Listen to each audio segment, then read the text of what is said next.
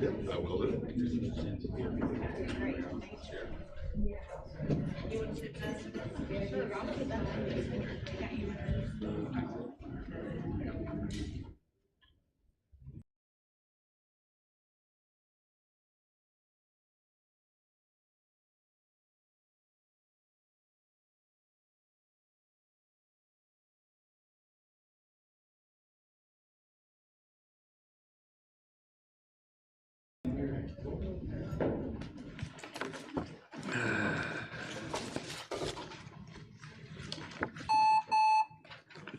So that was it. That was the 1 minute one.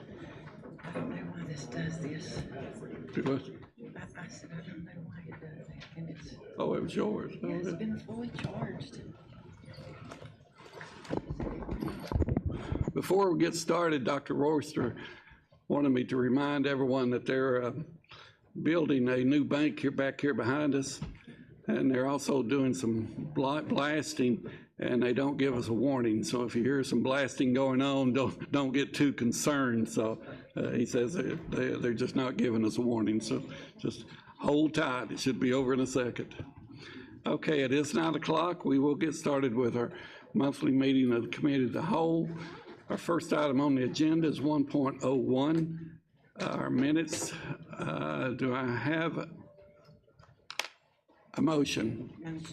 Mr. Chairman, Yes. I move approval of the minutes. We have a motion and a second. Any discussion? Hearing none, all in favor of the motion say aye. Aye. All opposed say no. Motion carries.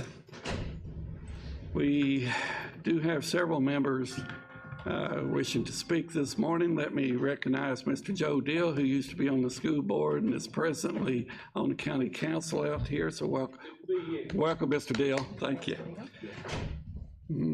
Dr. Stiles, you want to read the? Yes. Thank you. As each speaker's name is called, he or she should proceed to the podium at the end of the board dais, where there's a microphone and a light system. Each speaker has up to 3 minutes to speak to the board. The light system will be green for the first 2 minutes and will turn yellow when 1 minute remains on the speaker's allotted time. In keeping with board policy KCA, abusive language or personal attacks aimed at students or staff members will not be permitted. All speakers are expected to behave in an orderly and respectful manner. The board will not engage in discussion with the speaker or respond to comments. The superintendent will designate a member of the staff to respond to each speaker in an appropriate and timely manner. Thank you. Thank you, Dr. Stiles. Our first speaker is Roman Fuller.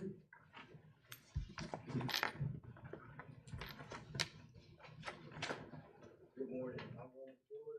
Thank you for the email and appearance for the HBCU Elite Camp, and your name was also mentioned during the March Madness practice at Bon Secure. And thank you for all of the Board of Trustees members as well. Transitioning sentence towards my main topic, which is about prayer in the public school systems, as well as the school prayer dispute that was in a 6-6 vote last year. Or 2 years ago in 2020. However, the specific reason why religious instruction, including prayer, cannot be taught to public school students is because of the 1962 Supreme Court case, Engel versus Vitale, interpreting the meaning of the First Amendment. In that case, the court ruled that prayer in public schools was an unconstitutional violation of the First Amendment's provision forbidding government to establish a state religion. There is some truth to that, in as much as the fact depends on the existence of the First Amendment to the Constitution, which James Madison shepherded into existence. The origin and spread of major world religions, including Christianity, is explored in 2 K-12s mentioned by Stephen Corsini in the Department of Education in South Carolina, which those courses are World Civilization, grade 6, and Modern World History in high school. No religion is placed above any other. They are examined through a historical lens. This is an elective high school can offer teaching. There is an elective high schools can offer teaching the high school and literature of the Old Testament and New Testament. Being an alumni of Christ Church Episcopal School in Greenville, South Carolina, the Bible has an impact for significance in my life, from the way I live to even the Old Testament scriptures to the way I articulate some sentences. Just wondering about incorporation of certain scriptures due to the Shakespearean moments in English class. Would be wonderful to hear a Bible verse in Old English. Transitioning from that, I have spoken to Kim Land, to the Regional Spelling Bee Director of Spartanburg Union and Cherokee Regional Spelling Bee, about opening a spelling bee as well as a bilingual spelling bee for Greenville County to up the English scores. I have the information, and due to a candidate of District 25, Wendell K. Jones, as a quoted about the Build Back Better Act, we'll be able to release a lot of funds. Power of Nine is still seeking funding for procurement of the regulation number 19 and 17 due to its uniqueness, as well as other services will bring, such as spelling bees, as well as opportunities for student athletes to be scouted for scholarships. Thank you. Thank you, Mr. Fuller. Our next speaker is Dr. Bill Cashin.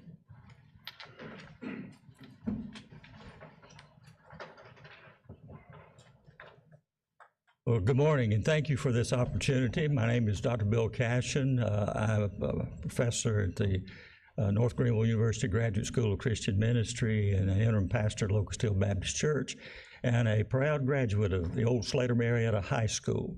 And I've come to speak to you requesting that in your long-range planning, you would consider placing a school in that community again. Slater Marietta, in the days of the high school, was a vibrant, unified community of friends and neighbors in the Mill Village and the surrounding communities, Marietta, Cleveland, River Falls, Gap Creek.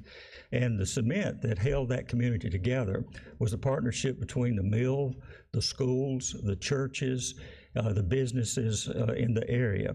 The high school gave us the opportunity to be part of clubs, yearbook, and newspaper staffs, bands, and choirs, and the legacy of sports was amazing at Slater Marietta, particularly in boys basketball. The school that I went to was built in 1951, closed in 1973, but during that short period, Slater Marietta won 5 state championships. No other school in South Carolina has that legacy.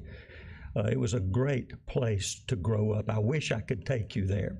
Many graduates, distinguished graduates came out of the school with distinguished careers in education. In fact, one of your elementary schools is named after my uncle, Robert E. Cashin, graduate of Slater, my dad's brother. Graduates in government, science, church, missionary work, law, medicine, among others. When the school closed, it was like the heart was ripped out of that community, and the downhill slide began. Numerous studies show that you can be a change agent to help that community. For example, studies, and these are from numerous studies, show that strong schools attract families and businesses. When students attend a school near their home, families can more easily connect with teachers and contribute as volunteers and teachers. If they have to come a long way, like the North Carolina line, they're not going to be that involved. Families build more and better relationships with families in the community. High schools have opportunity to serve almost like community centers through concerts and sporting events and plays and those kinds of things. Here's an excerpt from a recent report conducted by the University of Notre Dame within the Summit Network of Public Schools, and they asked people about their feelings on the schools. Here's what they said: the school represents the future, the school transforms our children. Without the school, our community has no hope. The school shines the community. These responses could have come from Slater Marietta.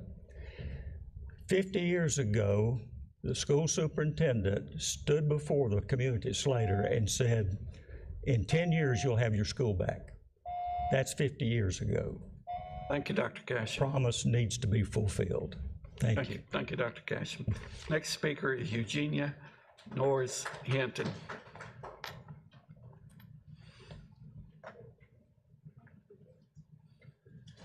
Good morning, everyone. Thank you for this opportunity to speak. My name is Eugenia Hinton. I am the president of the Slater Marietta Community Association, which was established back in 2019 with the purpose of building a better community for Slater Marietta and Cleveland.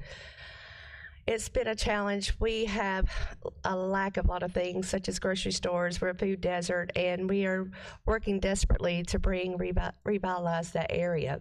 And then you guys here this morning play a key part for the future of our community, especially for the children of Slater, Marietta, and Cleveland. The future generation and the education of our children rely on you at this board this morning and the future planning for our community. We are in the process of creating an area plan for Slater, Marietta, and Cleveland.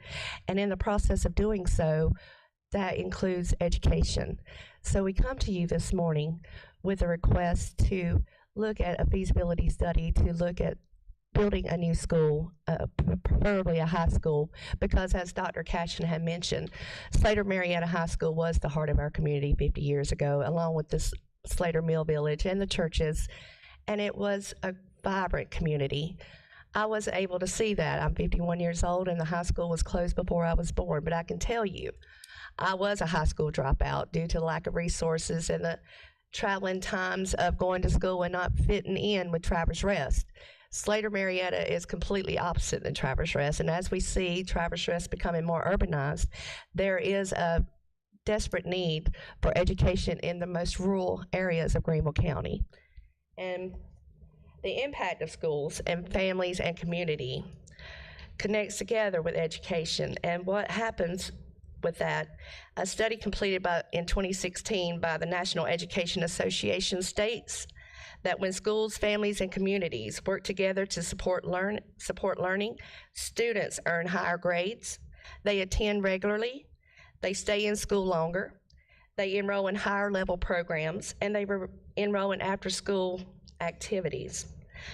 And as I mentioned, as we see the population growth in the northern Greenville County, there is going to be a need for future schools. And I know that you guys may not even have thought we were coming here this morning, but we are desperately asking you to bring our high school back. And we also have a need for a middle school, but our high school was the heart of our community, and it builds community, and it's a key element to revitalizing our community. So we ask you this morning to look at it and look at the children and their future, because we have children that are going to Traverse Rest High School that travel all the way from the North Carolina line. That is way too far, 45 minutes or longer to get home from school. So that creates a disadvantage to the children, to the families. So let's put a school back in our communities. Let's build a community for the Slater, Marietta, and Cleveland families and children. And I thank you for your time this morning. Thank you. Next speaker is Robbie Kubler.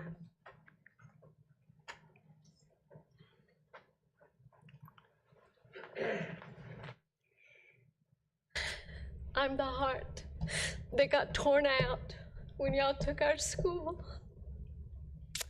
My brother, my older brother, was in the last graduating class. He was a part of the state championship basketball. We were sent down to another town. It actually was our biggest rival, and it was us. It didn't matter our ethnicity. We all stayed together and supported each other. And I dropped out after that first year. It was such a horrendous year. Kids were brought in from other areas, so it wasn't just the Travelers Rest kids. It was people from down deep in Greenville. And we all kind of got stuck together. I had really wanted to become a veterinarian. And Dad taught organic chemistry at Furman and convinced me to go back the next year. And I did. I got 6 study halls when I needed biology and sciences to be able to prepare my sophomore and senior years for college, and couldn't get them. They reduced my study halls down to 3 when I needed to be in classes. And so I went back to Dad, and the student body was still just as distraught, and horrible things happening in the hallways. I have a particular incident that occurred that I won't tell in public, but it was our people that came in to defend me in that. And so I went back to Dad, and he approved me dropping out of school. I went on to get the GED, and I joined the Army. When I come back to Marietta, it's a ghost town now. We had teachers that had taught grandparents, so they could call you down based on your family because they knew us, and we were cohesive. We were all a part of our town, and it was important to us. So I ask you, please, to take care of the kids today, because you're looking at one that life would have been very different for me if we had been able to stay in our town at that time. I don't know what caused those decisions, but understand that you guys have such an important role because you impact individuals, the kids, and our town is important. Our children are important. Thank you. Thank you, Ms. Cooler. Next speaker is Robert Cashin.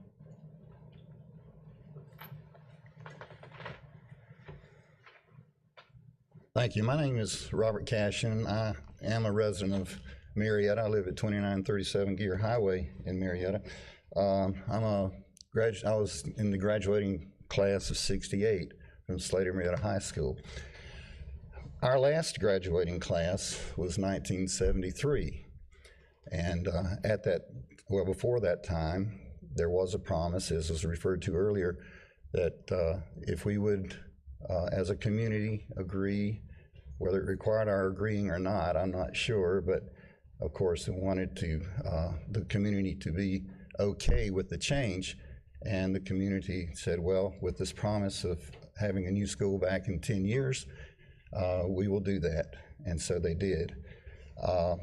This is a photograph of me standing in this same spot in the early 70s, pleading to keep our school. I knew what the results would be if they took our school away. It has decimated our community as far as a cohesive hub to rally around. My concern, and the main point that I want to make to you today, is the distance and the time that our children, many of our children, are having to spend on a bus or even in a car to go to Travelers Rest High School. There's also some concern about the middle school and the need for a middle school in our area. But this will somewhat illustrate, if you can see, this is Greenville County, and the pink area is the area that is served by Travelers Rest High School. Looks like almost a quarter of the county.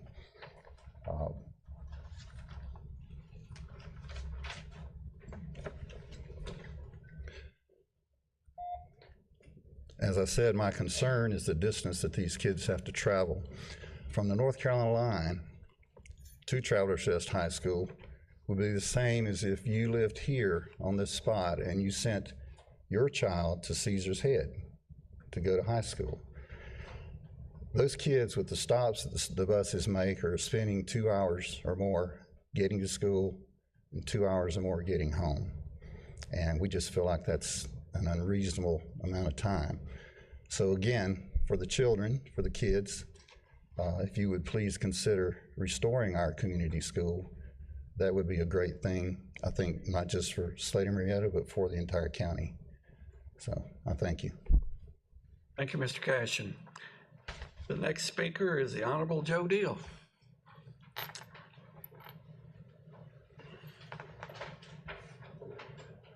You pass it up. Well, I'm glad to be here. Again. Had a lot of memories in this room. And I can't do anything in 3 minutes, so I'm gonna try. But I have 2 requests. One is this resolution I have introduced to council across the road to ask y'all to look at the possibilities in the future plan to replace the school at Slater. This has had first reading. It's in my committee now, the Planning and Development Committee. We make the determination as to where subdivisions will go in that committee, and we see a potential here and already see growth going on in that part of the county. And we think that we'd like for you, as this thing proceeds through council, I think it'll get unanimous support. And we're just hoping that y'all will look at it. And the second thing I'm here to talk to you about is in Marietta, we have a ball field. It's known as Jimmy Turner. It belongs to you. Greenville County Rec has been leasing it for years. And now Greenville County Rec is part of the Greenville County operations. They're no longer a standalone organization. And we'd like to, and I've talked to Ms. Bush and Mr. Roster and others about the possibility of y'all letting the county have this ball field. We need to spend a lot of money there and upgrade that facility. And that's the second thing I wanted to talk to you about. But now bringing all those together into one thought, that this community needs these facilities. And anything you can do in your future long-range plan to help this community, I would appreciate it, because I represent everything from Pickens to Spartanburg, North Carolina, down to Furman and over to Greer, a third of Greenville County. So I hear of pain, I hear of happiness, and this could make a lot of people happy. And I think it'll make you happy in the end. But thank y'all. Thank you, Mr. Deal. Okay, next item on the agenda is the instruction part of our committee of the whole, online resources and classroom instruction. Dr. Royster. Thank you, Mr. Meek. This item is on your agenda as a request from Ms. Mosley and Mr. Lewis. A series of questions that Mr. McCoy and his staff have answered, and I'm going to turn it over at this time to Mr. McCoy and ask him to summarize each of those responses, and then certainly we'll answer any question that you might have. Thank you, Dr. Royster. I think as far as summary responses go, Ms. Fitzer is pulling that up on the screen for us. But in general, summaries was asked about instructional resources in the classroom, and I'll kind of refer back to, it's been a little while since we've done this, but I think it was during the pandemic, we did a presentation on curriculum and how we do curriculum mapping and curriculum guides in Greenville County. And so a lot of the resources we do link into those curriculum guides that we do for teachers, and a lot of that's unit planning. That's not day-to-day lesson planning for every course, every teacher. So those are large units with learning targets paced out that we expect all teachers to follow throughout the year. However, as far as resources or whether they use that unit plan specifically is up to the teacher. They can use that unit plan, or if they develop some other unit plan that meets those standards and meets that pacing, then they certainly are welcome to use that as well. So within that, you will find, within those curriculum maps, you will find our online resources that we have found that we link to. A lot of that's going to come out of Discovery Education, which is purchased by the state, Safari Montage, which is purchased by the state, and then there's some other things specifically to content areas like, for example, Gizmos for science, which is virtual experiments. So we will link to those resources out to necessary. We don't always link out to websites, although there's some of that in there, but websites change so frequently, as you all know, so we don't always link to websites because of the intensity we would have to go through and do that. Newsela is another one that we purchase in county. Now that resource is more for literacy and science to read articles, and it can scale it down to the student's level, reading level, so that all kids can participate in the discussion. And then we went from there to the flipped classroom question. We did put a graphic down that'll probably help for those who may not be as familiar with that flipped classroom model, and that was pretty heavy during the, pre-pandemic actually, had to abandon some of those practices during the pandemic just because of social distancing and some of the things that had to make changes on.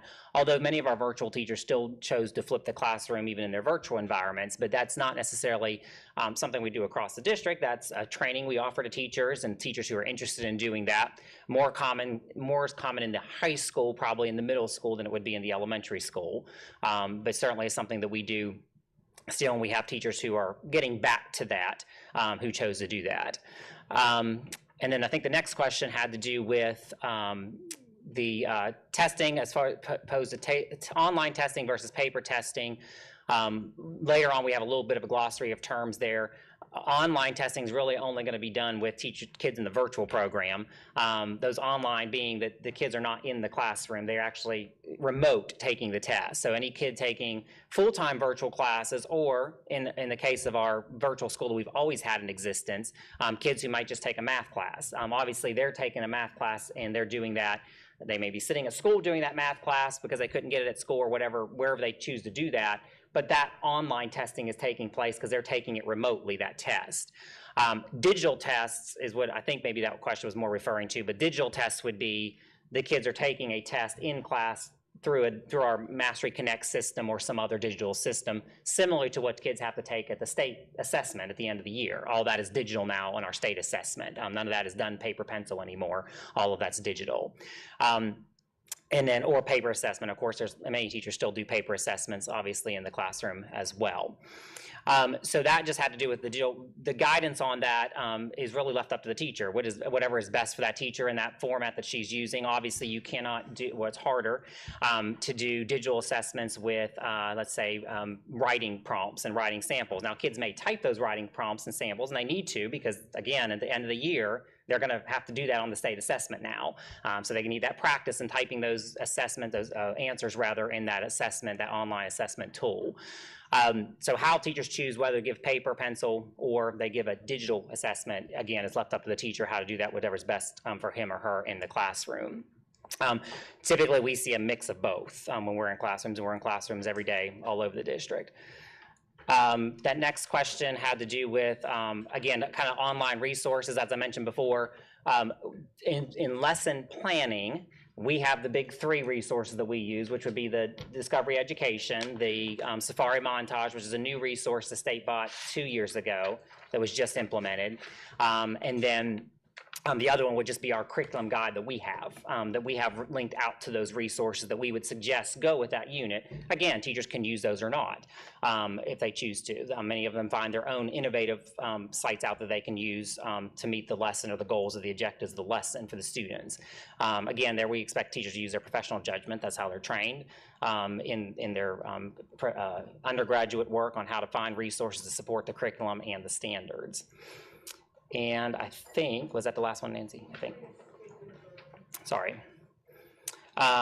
Okay, in the screen time. So for screen time, again, there's not a hard and fast guidance on screen time from really anybody out there. And as we mentioned there, recent research would indicate that it's more important about what you're doing with the screen, their technology, than what actually, as far as the amount of time spent in front of it. So we try to, our instructional technology staff, when they're working with schools, their goal is to go into schools and really work with teachers on integrating technology, and we focus on those tools actually create. So elementary schools use all kinds of timeline and video software with their Chromebooks to actually create content and media to demonstrate understanding. Same at the high school level and middle school level. But we focus more on that creation and kids doing than just passive, watching videos. Now, certainly they're going to be watching videos. There may be the Discovery Education, if you're familiar with that. Those are 5 to 10 minute, well, actually 10 minutes, it would be a long one, but 2 to 5 minute clips from Discovery Education that really hone in on a concept or a skill that students may or teachers may play for a whole class, or they may do in a center if an elementary school is doing a center approach in math or English for that. And then, finally, the blacklist of sites there that you asked about. There's the blacklist of sites would be blocked in our filter, so there are certain sites that we don't that we block. Typically, those are going to be because of malware, spam, or just inappropriate. There's certain keywords that we just block across the district, and our web sense filtering would grab and just say any kid that's searching for this is obviously going to block the results. But we do block certain sites. Teachers have ability to submit for blocking or unblocking websites. We get both. We get requests to unblock sites and we get requests to block sites. Typically, the sites we're getting requested to block are typically game sites on those kinds of things, which we usually do block when they're submitted. Unblocking sites, teachers can do that because, again, when you type in keywords in a filter, sometimes it blocks wholesale good sites that could be used for education and research. And so for those types of things, then we would unblock those sites. But academics reviews those sites to unblock or block, as does technology. If it's an issue with malware, spam, then technology handles that. From the academic standpoint, if a teacher wants a site unblocked, we would review that for educational value and determine whether we think that site should be unblocked or not. So I think that's kind of a brief summary. You can read the in-detail answers there, but that's a brief summary of those 5 or 7, I think, questions there.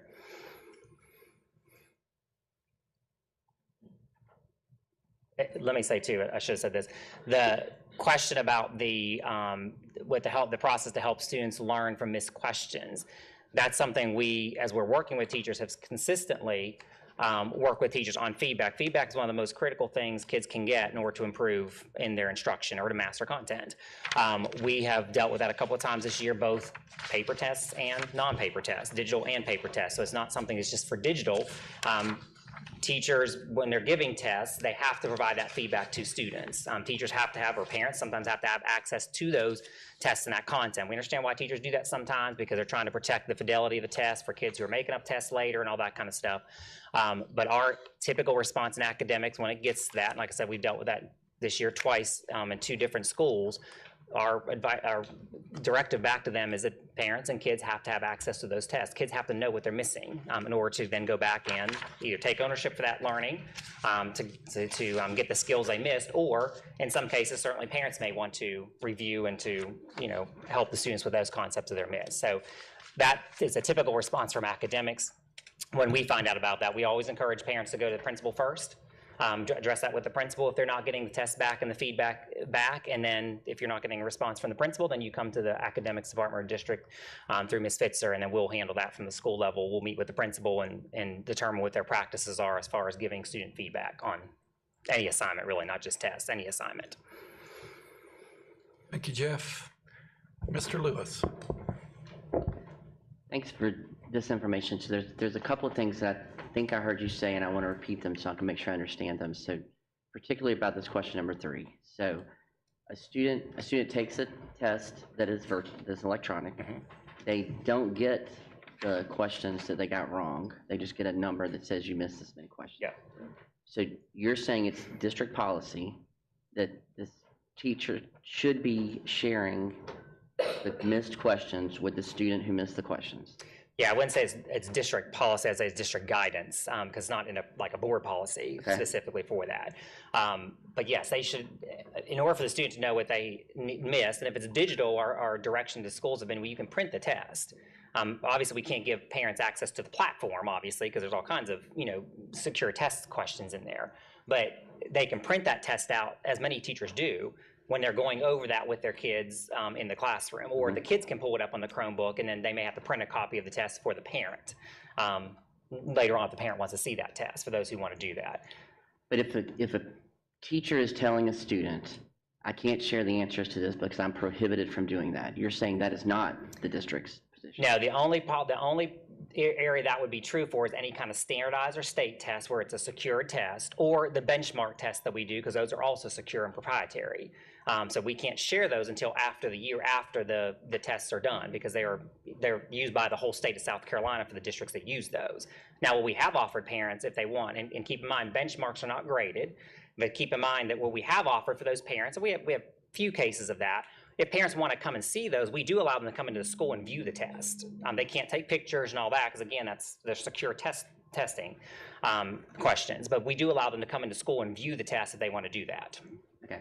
And if a parent isn't getting what they need from their teacher, then wouldn't we expect the principal to know? Correct. That it does not prohibit, that this district does not prohibit teachers from sharing this information? Yes, absolutely. And we're happy to clarify that with principals if we know again what school it is. And so you're saying that if a parent hears from a principal that it is district policy that they cannot share these tests, Yes. that the parent should contact who? Correct. They can contact our department, academics department. Okay.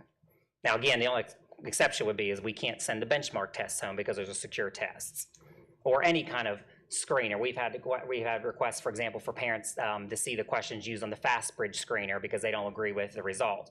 Well, we can't share screener questions with parents, but again, we can a lot of times make arrangements depending on the test, if it's a state test or district test, for the parents to come in and look at it. So can we maybe clarify this guidance with our schools? Because of all these questions, this is the one I've been asked the most this year, is why can't I get this information?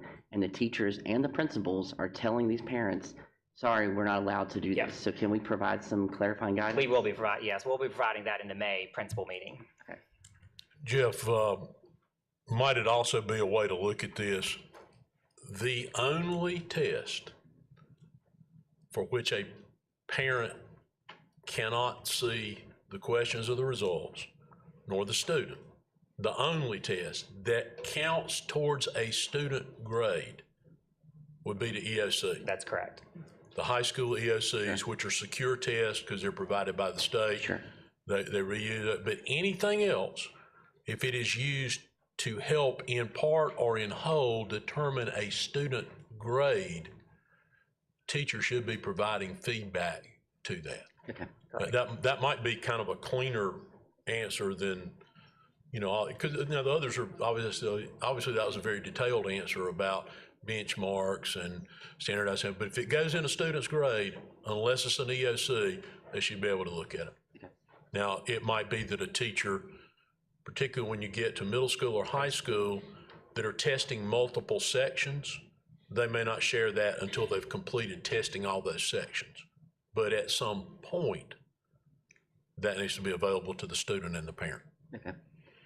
So the other one that I'd just like to talk a little bit more about is question number 5, which is about the guidance around screen time. Yes. And online instruction. So I appreciate the distinction between passive screen time and active work, and I certainly understand that there is a great deal of active work that can be done virtually. But even here, we acknowledge that passive screen time is not helpful for students.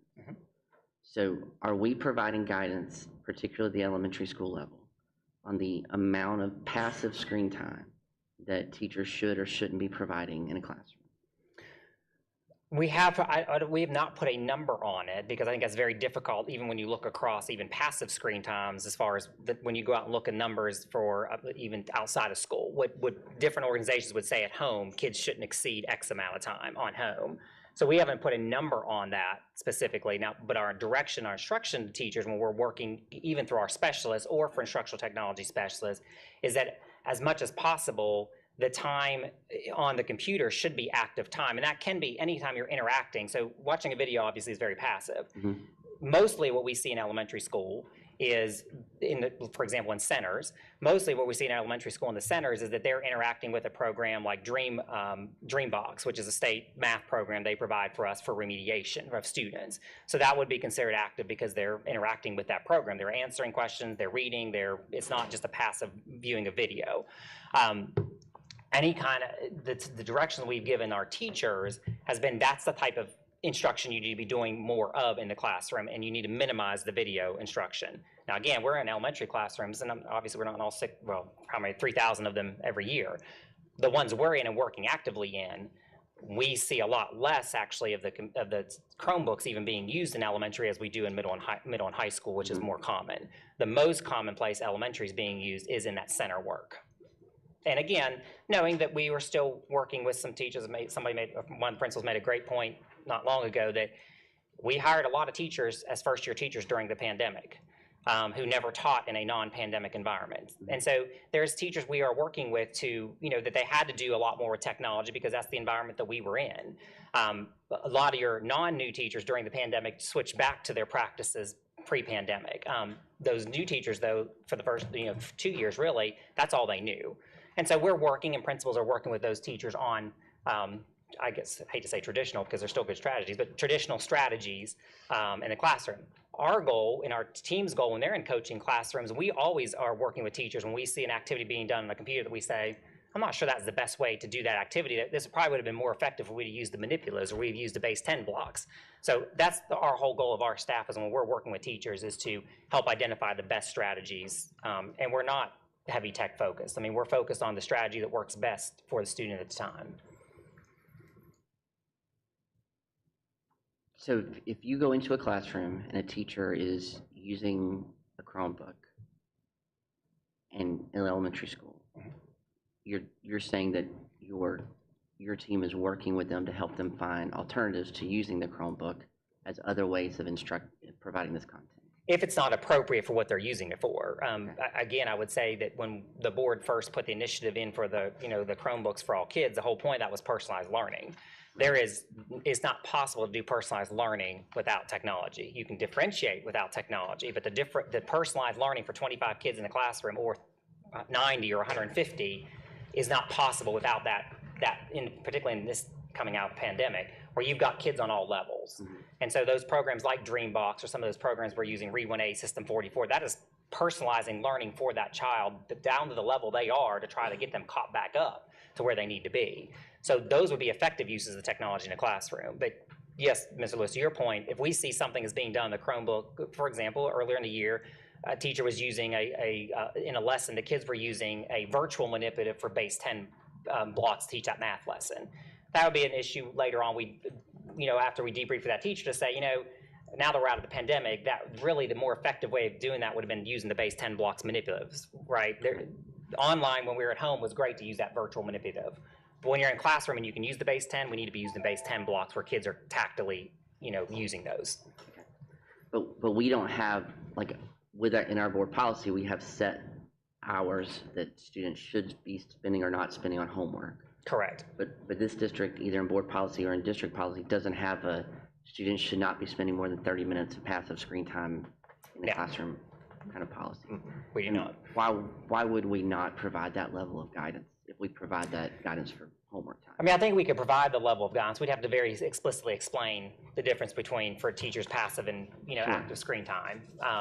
But I mean, we could provide certainly that kind of guidance, and it just gets a little hard sometimes. Although we could do it, we just have to look at it, how to do it. I mean, it just seems like, because I know in some classrooms I visited, passive screen time is offered as a reward for accomplishing a task. And so they're doing a task on their computer, and then they're getting rewarded by having additional time on their computer. And I don't doubt that the active screen time is a useful resource, but we've eliminated a lot of other rewards because they were linked to unhealthy behaviors in our classrooms. So it seems like we would want to at least clarify what would be appropriate uses of passive screen time and what are appropriate dosage for students to receive, at least in the elementary school. Yes, and I think we certainly could put some best practice times around that for teachers. Okay. Thank you. Thank you, Mr. Lewis. Ms. Mosley? Thank you, Mr. Meek. Jeff, thank you for the overview. Mr. Lewis addressed some of the questions that I had. However, I want to look at number 2, the flipped classroom. One of the concerns that was brought to me a lot last year was that students were teaching themselves. And this has been brought to my attention. I was actually forwarded an email where a teacher was explaining to parents in an email that he used a flipped classroom model, and the way it was described in this email, I'll be honest, I had a little bit of concern because it sounds like the kids are just always working virtually within a in-person setting, and he's there to provide support. Mm-hmm. So I would like to know how many teachers are using this flip. Do we know this flip model? Is it being used more at the high school level versus the younger levels? And then how do I explain to a parent, or I should say help a parent become more comfortable with this idea? Because we pivoted very quickly when the pandemic hit to a lot of online resource. And right or wrong, there's a perception out there that we haven't pivoted completely back to some of the, what I consider to be more Traditional. engaging, traditional, classroom, Right. teaching. So Yes. I'll stop now and let you answer those few questions, because I probably have a few more, but that's. Sure. Yeah. Well, and I would agree with you if what you described earlier was happening in the classroom, then we would have concerns with that as well. I think the danger with a flipped classroom sometimes is if a teacher has not gone through professional development for that, which we offer, trying to go out and do it on your own sometimes can result in not the most effective, or a perception from parents that it is just that here's a bunch of work that we expect kids to just teach themselves at home or watch a video. The most effective, now I'd have to check to see if those teachers are still doing it post-pandemic. The most effective ones that we saw pre-pandemic, the kids were going home, usually watching a video about the concept they were going to discover and do in class the next day. And then if this was a math classroom, and then in class the math day, they spent really the whole time engaging in the work and the problems of math.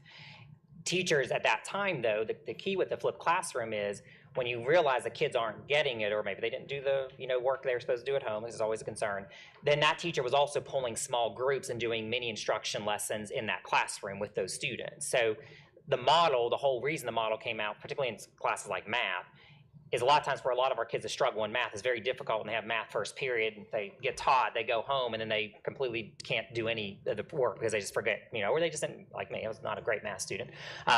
We struggled to go home and then redo my Algebra 2 lessons that I had, trying to remember from 8 o'clock that morning. The whole idea behind that is the kids get an overview of what they're going to be doing in class and kind of that being taught, so to speak, of that. But then they get to go to actually apply that in class when there's a teacher there to stand beside you or kneel beside you to say, no, here's what you're not getting, or pull a small group and say, we're all struggling on this one step. Let's come over here and do a conference and do a step. So that's how the flipped classroom should work, and it's, in the best practice world where it works. Done wrong, described like you did at the beginning, done wrong would be not the best practice way to do it. And we would, I think parents would need to ask those types of questions. And certainly, again, have that conversation with the principal, because it may just be a matter of that principal or somebody reaching out to us to say, if teachers want to do that, we have training available for teachers for us to go out and train teachers on how to do that model effectively.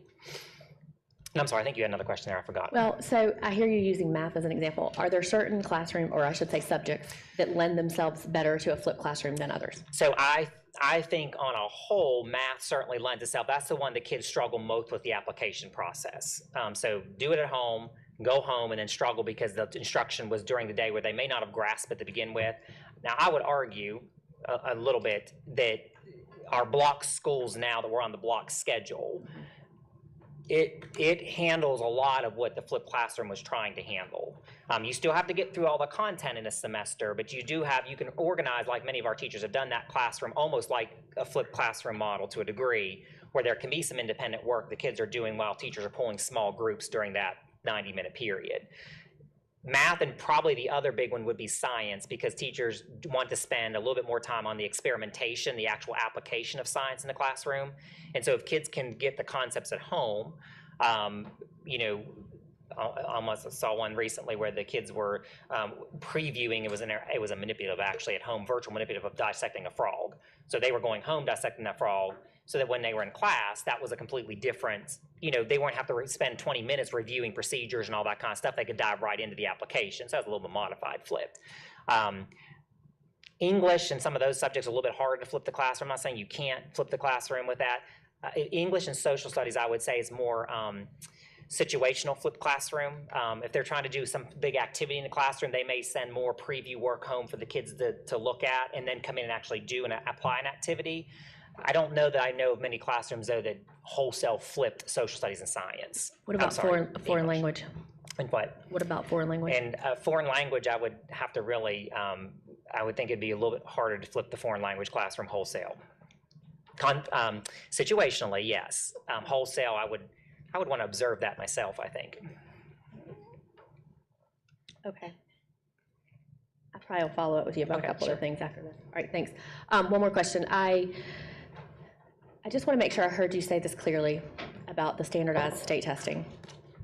And I think I experienced this as a parent myself when my son entered ninth grade, because all of his biology tests, for example, were online or on the computer. Digital, yeah. Digital, thank you. Which made it difficult for a student that maybe doesn't Yes. test take very well that Yes. way. But being in high school, some of those students, they don't want, my student, I'll be honest, has an IEP, Right. doesn't want to look different. Sure. So doesn't want necessarily the paper copy paper sitting in front of them. Okay. So it sounds like, if I heard you say correctly, all of our teachers are faced with the challenge of preparing our students to take digital tests. Right or wrong, that's what the state is requiring. Correct. We moved to that. The EOCs moved to digital 5 or 6 years ago, I think it was. There was a slower transition. Most of our elementary tests moved digital, with the exception of English, and we've just now moved English over to the digital as well. Okay. And part of that is the necessity of that. Part of it was with laws like Read to Succeed, you have to get those results back quickly in order for the kids to be able to go to, be identified for summer school. The digital, honestly, Dr. Stiles probably remembers this, I'm sure, in the days prior to digital, it was frustrating because we didn't get results back sometimes till October, November of state tests, which was frustrating because by that point in time, you're halfway almost through a year to do nothing with those results. So the one thing that digital has done for us in a positive, and I agree with you, I think there's negatives and positives. The one good thing it has done is speed up the time. By mid-July, really, we get those results back so we can actually impact the next school year for that. And I will say the state did a study on that maybe 5 years ago, 6 years ago, on the difference of the scores with digital and non-digital, because we had districts doing both at that time as we transitioned. After the second year of digital testing, there was no difference between the scores. There was no statistically difference in the scores. All right.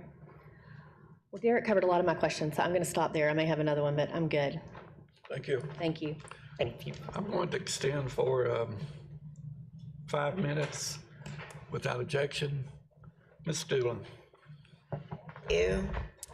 I'm really glad that Mr. Lewis and Mrs. Mosley brought this up, because I was going to bring it up also until I heard that they were doing it. And a big issue that I have had personally, and that I hear from a lot of parents, is what y'all talked about access to tests. I have, in the last 2.5 years, I have not received one test home where I could see what the questions were and what the answers were. Not one. And I've asked for it. It's been 2.5 years. I have absolutely no idea what the test questions were, and I have no idea what was missed. So I have no idea how to help at home or address or make up for whatever content my students didn't get. And so what I do have access to is the parent backpack.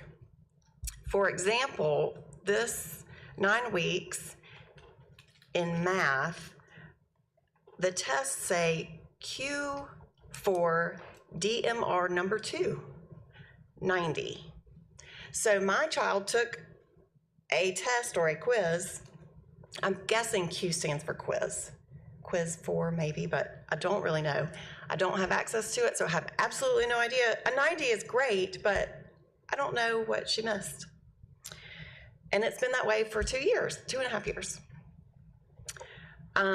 So on the elementary level,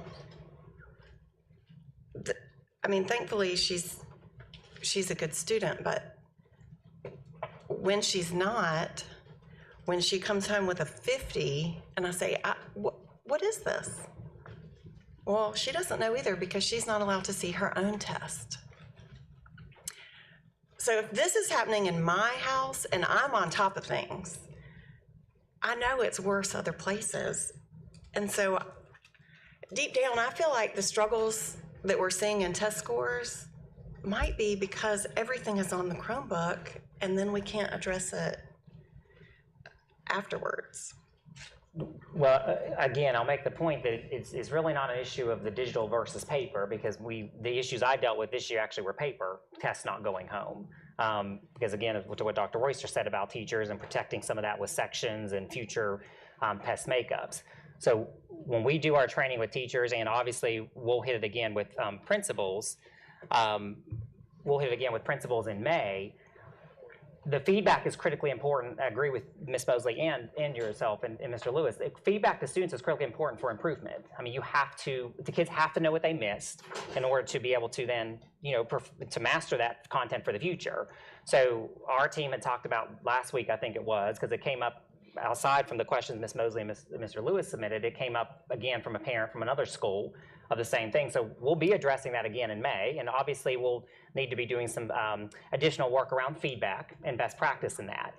Elementary school, I would always say that needs to go home to parents, because I don't know that the kids are yet at that age where even if you give the kids, some kids would take that and look and know what question they missed and try to master that, but that's not true for all kids, particularly at elementary level. So, we would say it's very critically important that the parents have access to that type of content. I don't know if we just got away from that during the pandemic when we weren't sending the folders and doing some of that, that paperwork home anymore like we used to. But regardless of how it goes home, even if it's a digital test, those tests can be printed, and the kids and you as the parent to know what they missed on that test. Quizzes typically and some of the other assignments are typically not done on the Chromebook. I mean, it depends on the teacher, obviously, but a lot of that's still being done paper pencil. Regardless of if it's paper pencil or digital, it needs to go home. Parents need to have access to that so they can help their kid. We don't disagree on that point at all. My kids haven't had any paper tests at all. So I think that's a big issue that needs to be addressed. They also brought up screen time. I just did a quick Google search. I saw that for 8 to 18 years old, the recommended screen time per day is 2 hours. I don't even think that's realistic. I don't know any teenager that's not on their phone for less than 2 hours a day. But I think that if we're contributing in the classroom to exceeding the screen time recommendation for their developmental levels, plus they're going to have more at home, I wonder, is it possible for families to opt out of using a Chromebook? Because I would think, especially on the elementary level, there are families that just don't want it at all, would be happy to turn it back in. No, there's not a way for somebody to opt out of using a Chromebook. To the point it's already made, we need to make sure that... Without objection, I'll extend for 10 minutes. We need to make sure that our teachers and our principals understand what parameters ought to be around those things. But we still need to set things and structure them in such a way that teachers can utilize appropriate professional judgment, for which sometimes some teachers may need guidance. We also would expect and would hope that if a parent has a situation where they're not getting feedback from tests, that they go first to the teacher, then to the principal, and then to Dr. Skipper, the ombudsman, or Dr. Fitzpatrick, who's right now out on leave, but one of the ombudsmen, or directly to academics, because there is no reason not to return test information to students. But we can't set up a system where a teacher is required basically to operate in two modes for part of the, one mode for part of the class and a different mode for the other part of the class. The other is, as Jeff had already mentioned, where we have situations that require, beginning in third grade, that all the testing that occurs for our students that they're required to take by the state, and we're required to administer by the state, is online. We do them a disservice if we don't do work leading up to that online. Now, you will recall that before the pandemic, we did not provide individual devices for pre-K, kindergarten, first or second grade. The only reason we did that was because of getting through the pandemic.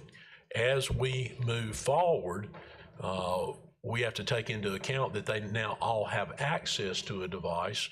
If for no other reason, we have the approval to no longer have to make up snow days or inclement weather days, so they have to have a device on which to do that.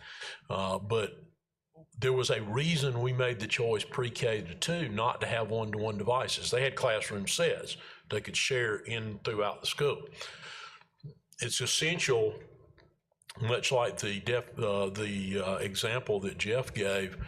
Why would you have a student doing manipulatives on a computer when they have the actual blocks to do the manipulatives in the classroom.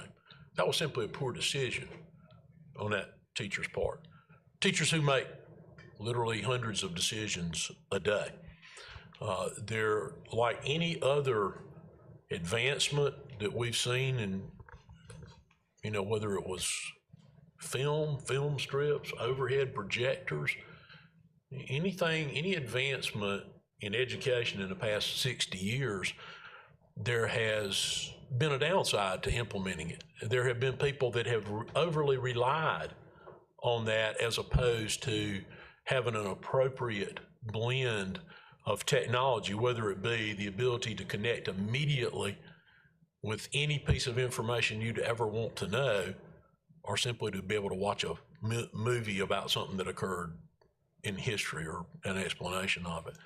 That will become and has become even more of a challenge because of the ready availability of technology and the wealth of information that it provides to a teacher and to a class that all of the libraries in the district combined would have never had that level of information. There's more information in that phone than in the Library of Congress. So we have to continue to make sure it's used and applied appropriately, but we don't want to end its use because perhaps there's some people that are not exercising appropriate professional judgment in utilizing it.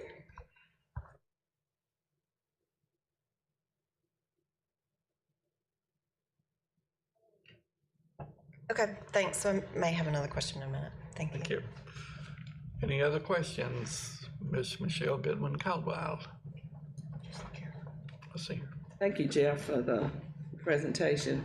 Angie asked a question that it kind of related to what I had down here about the flipped classroom. How successful is the flipped classroom? Do we have any data on that? Well, I think it's like anything else. It depends on the teacher. The ones that we saw pre-pandemic, those teachers we worked with pre-pandemic, I think was very successful. And again, that was a math classroom. Mm-hmm. And that teacher implemented specifically because the kids were struggling. It was a little more advanced math class, struggling so much at home when they got home to do the problems. That's why that was her goal of flipping it. But again, it's going to depend on, did they have the proper training? Are they utilizing the proper practices in the classroom? Just kind of like any other teaching method they may choose to use. Do you know how many use the flipped classroom and how many are successful with it? I do not post-pandemic specifically, because again, a lot of that ended because they had to stop a lot of the hands-on type stuff during the pandemic. So we would have to survey teachers to find out how many are utilizing that model full-time or situationally in the classroom.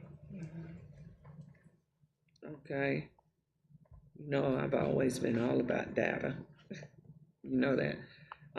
With the virtual tests, are they on camera when they're taking the test, so you know that it's the student taking the test? How does that work? Are you talking about in the online environment? Uh-huh. In the K-12 school, it would, yes, those are, because that's direct instruction all day. If it's a test that a teacher is proctoring that way. Now certainly they could give a kid assignment that they wouldn't be watching the kid. For our virtual Greenville and state, those state assessments are done via a proctor, online proctor. Okay, and you mentioned something about, and I had it down here, on direct instruction. Are they still responsible for doing so much direct instruction during the day in the classroom? I mean, I know we have the Chromebooks and everything, but I'm talking about direct instruction, differentiating instruction. Are they responsible for so many minutes per day doing that? We typically tell teachers they need to do that by the age of the student. So, typically it's whatever age the student is, about what limit you need to do for direct instruction. So if it's kindergarten, 5-7 minutes of direct instruction and an activity, and then back to 5 to 7 minutes of instruction and activity. So yes, that guidance is out there based on the age of the students in direct instruction. There's also required minutes for Read to Succeed for how many minutes of English you have to spend in the elementary classroom. Is that only in reading? The state only dictates reading, yes. English and reading. Now, we have our guides, we have our models that we have put out for elementary specifically on how many minutes a day, there's multiple schedules, but how many minutes a day they should spend in each subject. Okay, you kept saying passive screen time and active screen time.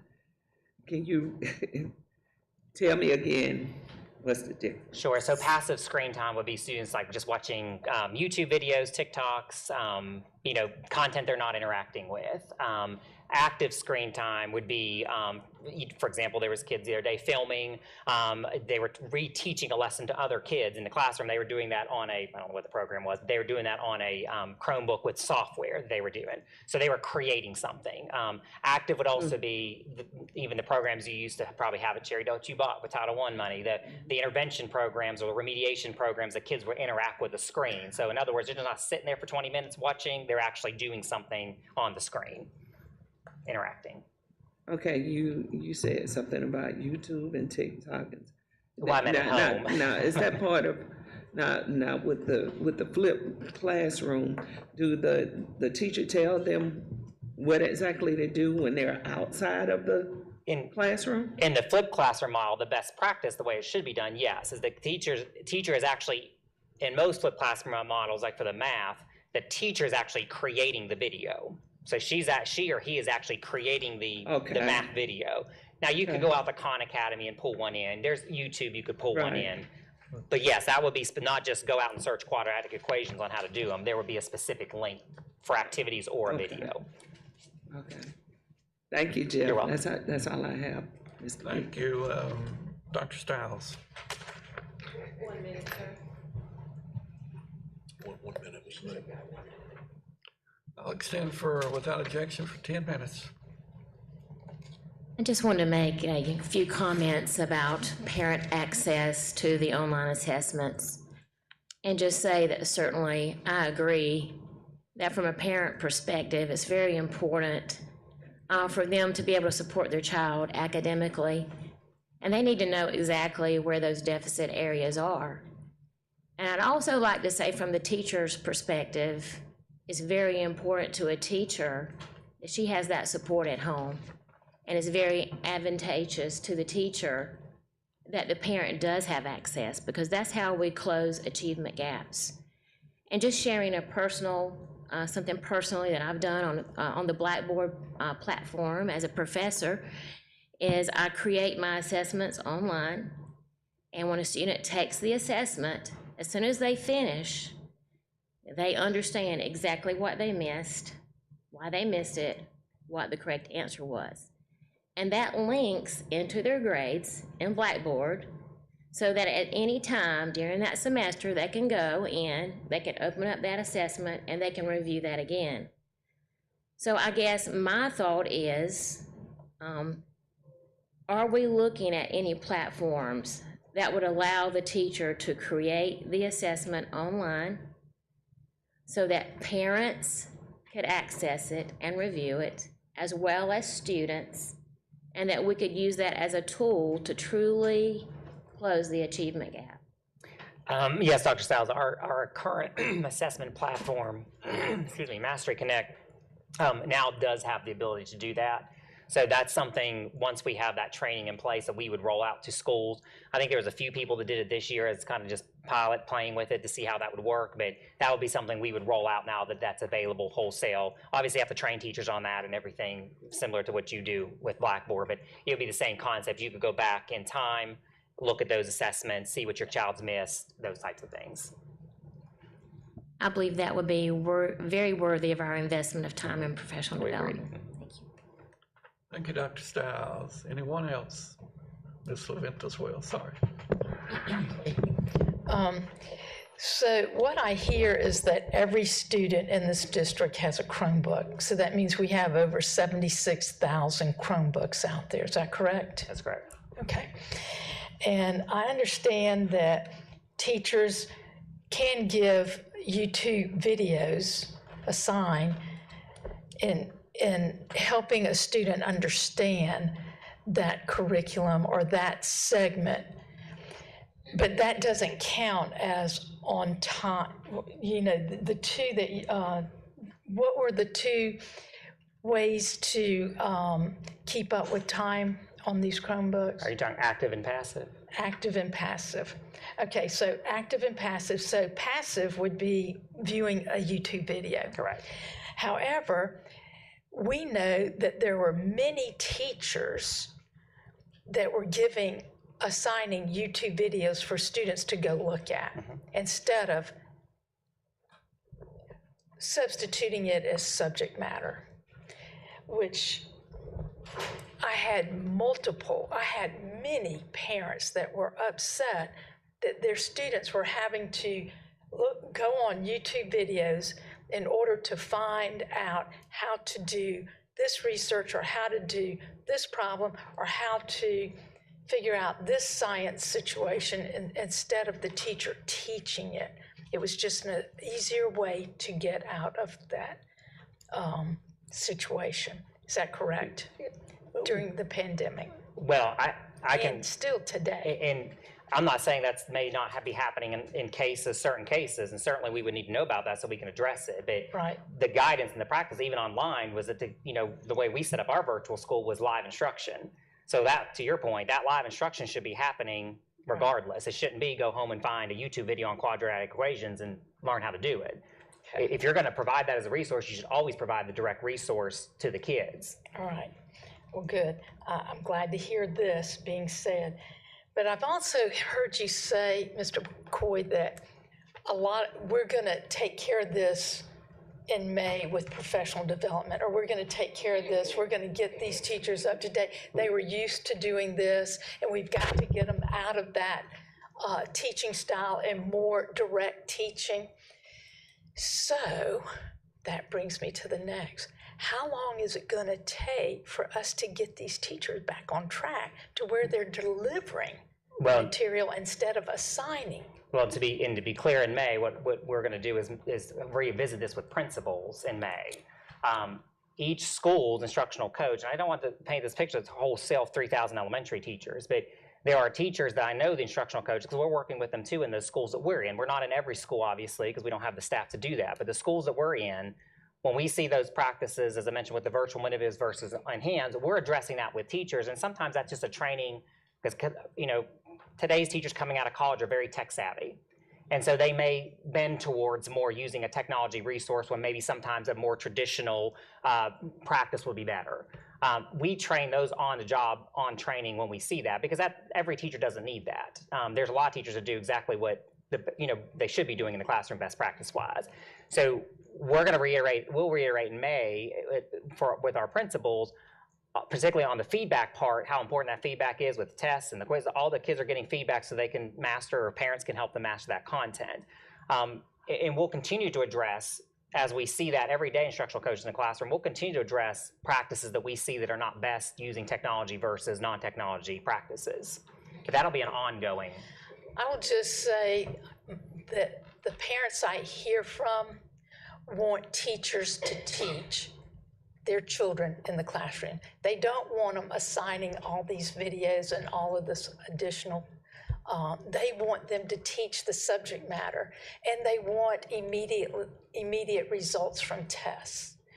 And I think that's a major problem, because a lot of parents, when you talk about all of these things that are on parent, this, that, and that, parents can't keep up with everything because they don't have that knowledge.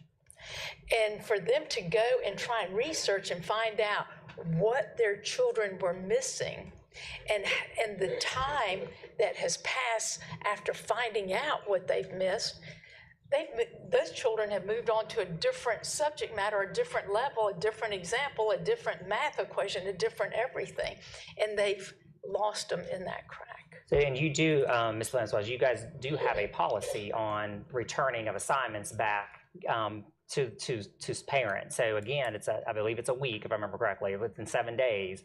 That if you give a test, that assignment has to be graded and provided feedback back within 7 days. It doesn't have to be a grade if the teacher's not grading it, but the feedback has to be within 7 days.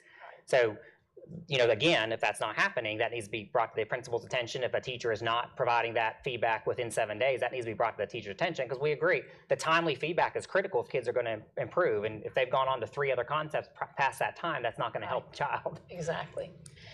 Well, thank you. I hope you can get all of this professional development done before the school year starts in August, because these teachers really need to move forward and not at the expense of our children. Thank you. Thank you. Ms. Doolin. Thank you. I just have 2 other quick things. Since you just mentioned the grading or feedback needs to be within 7 days, with testing on a Chromebook, the grade is instant, and the teacher doesn't have to do anything. It just spits it out and then it says, oh, you missed 7, you get a 40 or whatever. And then the teachers can just plug those numbers into the parent backpack or their online grade book or whatever it is. And so, I mean, that doesn't take 7 days, that takes like a few minutes.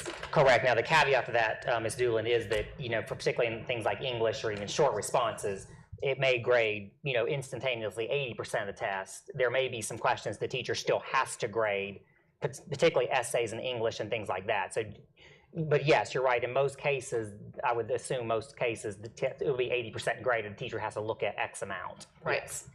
I just wanted to read one other statement that I received when I asked about the use of Chromebooks in the classroom and why I couldn't have any access to it. And the response I received was, because of COVID, 90% of all students' work is on their Chromebook. I understand it can cause frustration for parents not to see anything. That's the response I got from the teacher. And for older students, I can see Chromebooks have a great place, but for the younger ones, I wish that it was flipped and that 10% was on the Chromebook and 90% was in-person, individualized learning. Because 90% for a small child is, I mean, why am I even sending them to school? I can do that at home. I can put them on a computer at home, and we can stay in our pajamas all day. Well, honestly. And for 2 minutes. 2 Unless minutes. anyone else has anything. No objection. Thank you. So, again, Ms. Doolin, I assume you brought that to the attention of the principal, who can then address that with the teacher, because that would not be a typical response. I can also only go off of my experience in classrooms weekly, my team daily in classrooms. I can only go off my own experience where in elementary classrooms, particularly in K-1-2, I see very little Chromebook use in the K-1-2. 3 to 5, it's hit and miss. There's times I run, but their reading instruction, for example, the entire reading curriculum and program is not online. I mean, none of that. We don't even have intervention tools for, we don't even have intervention programs for reading. So that at least 90 to 2 hours a day is all hands-on, either guided reading groups, interactive read-alouds, whatever that happens to be. I rarely, if ever, see anything in math. The times I see in elementary of kids on the Chromebooks is that intervention time when kids are on Dreambox, on reading A to Z, on whatever those programs are that the kids may go on for their personalized learning, so to speak, path, for lack of a better word. And middle and high is a lot more. It is a little bit more because it's part of that student choice. Some students choose to take notes on the Chromebook. Some choose to take it pencil paper. That's their choice. But elementary classroom, again, my experience, I'm not negating your experience, but in all my experience being, again, doing this every day, do I walk in the classroom, sometimes I see an imbalance? Absolutely. And I address that with the principal when I see it, to say, I think you need to do a little more observing in Ms. Doolin's class because she's spending an awful lot of time, it seems like, on the Chromebook every time I'm in there. So we address that but the only way we can fix those individual situations is if we know that's occurring, or address that with the principal. And if you don't get somewhere with the principal, then you personally going through Nancy to, that we can address it with the principal wholesale. And we don't do that in a way that's, that's more of a support way to say, can we come in and coach or provide some professional development to your teachers on how to put that balance back in check for that. But my experience has not been that, and my team's experience has not been, because they're much more on the traditional side than they are on the technology side. That's not been their experience of being wholesale across the district. Now, again, not arguing there's a couple cases of that, certainly. Do you feel like it would make your job easier if there was a clear policy about Chromebook usage? I do not. I think stifles innovation for teachers. I think it gets down into the weeds of what is active versus what is passive, and it is as active, and I got to count up this amount of time and this passive. I don't think it is useful. I mean, since Needs more time, Ms. Dooley. please, 2 more minutes, please, without objection. We'll extend for 5 more minutes without objection.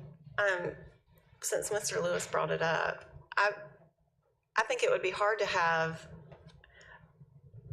a black and white policy that says students can only use their Chromebooks for 2 hours a day because they've got 8 different teachers or 4 different teachers in high school, and nobody knows what they're doing in the previous classes. So I think that would be difficult, but I'm disappointed with 90% of my child's work being on a Chromebook, honestly. Well, and Ms. Doolin, I wouldn't disagree with you on that. And again, if that's something we need to address at a particular school, we're happy to do that. I don't know how, I'll just be very transparent, I don't know how in the elementary curriculum and classroom you could spend 90% on the Chromebook, because I know the reading curriculum inside and out. You can't do guided, now unless you're talking about online school, you can't do guided reading on the Chromebook. You can't do interactive read aloud on the Chromebook. So that 90 minutes to 2 hours a day, it cannot be done on a Chromebook. You would have to be completely doing a completely different curriculum, and they're not in that. So, I'm happy to address that particular situation if you want to give me the details. Well, I mean, I use my personal situation as an example, but I know that I'm not alone. Most parents that I've heard from with elementary age children feel the same way. But they're pleased for middle school and high school. They feel like that's the great direction to go in because they want their children to have access to that technology. So, again, we're happy to address that in those situations that you come across, because we certainly address it if we find it in schools. And if it's a certain school or schools that's a widespread problem, then again, it would be helpful for us to know that so that we could go in and offer some professional development, offer some support to that principal on, how do we balance that tech use versus in traditional use. Okay, thank you. Thank you. Jeff, no other questions? Lisa, you have one? Okay. I have a 30-second comment. I think we should be looking at research, following research, which I know you guys are doing, and how do we balance this? I absolutely believe that touching tactile instruction is important, but I think we got to be really careful we don't translate what we would be able to give our kids in terms of digital technology and resources with what other kids are getting. So to say, well, don't put them on the computer because when I get home, I can put them on the computer. We got to be sure we have the kids that aren't going to get that they have the skills they need. So if we have to build some of that and have them do it the right way in kindergarten, first grade, second grade, so that they can really use it as a tool in third grade when they really need it, that I just felt like I had to say that just as a follow-up. Thank you. That's it. Thank you, Ms. Wells. Anyone else?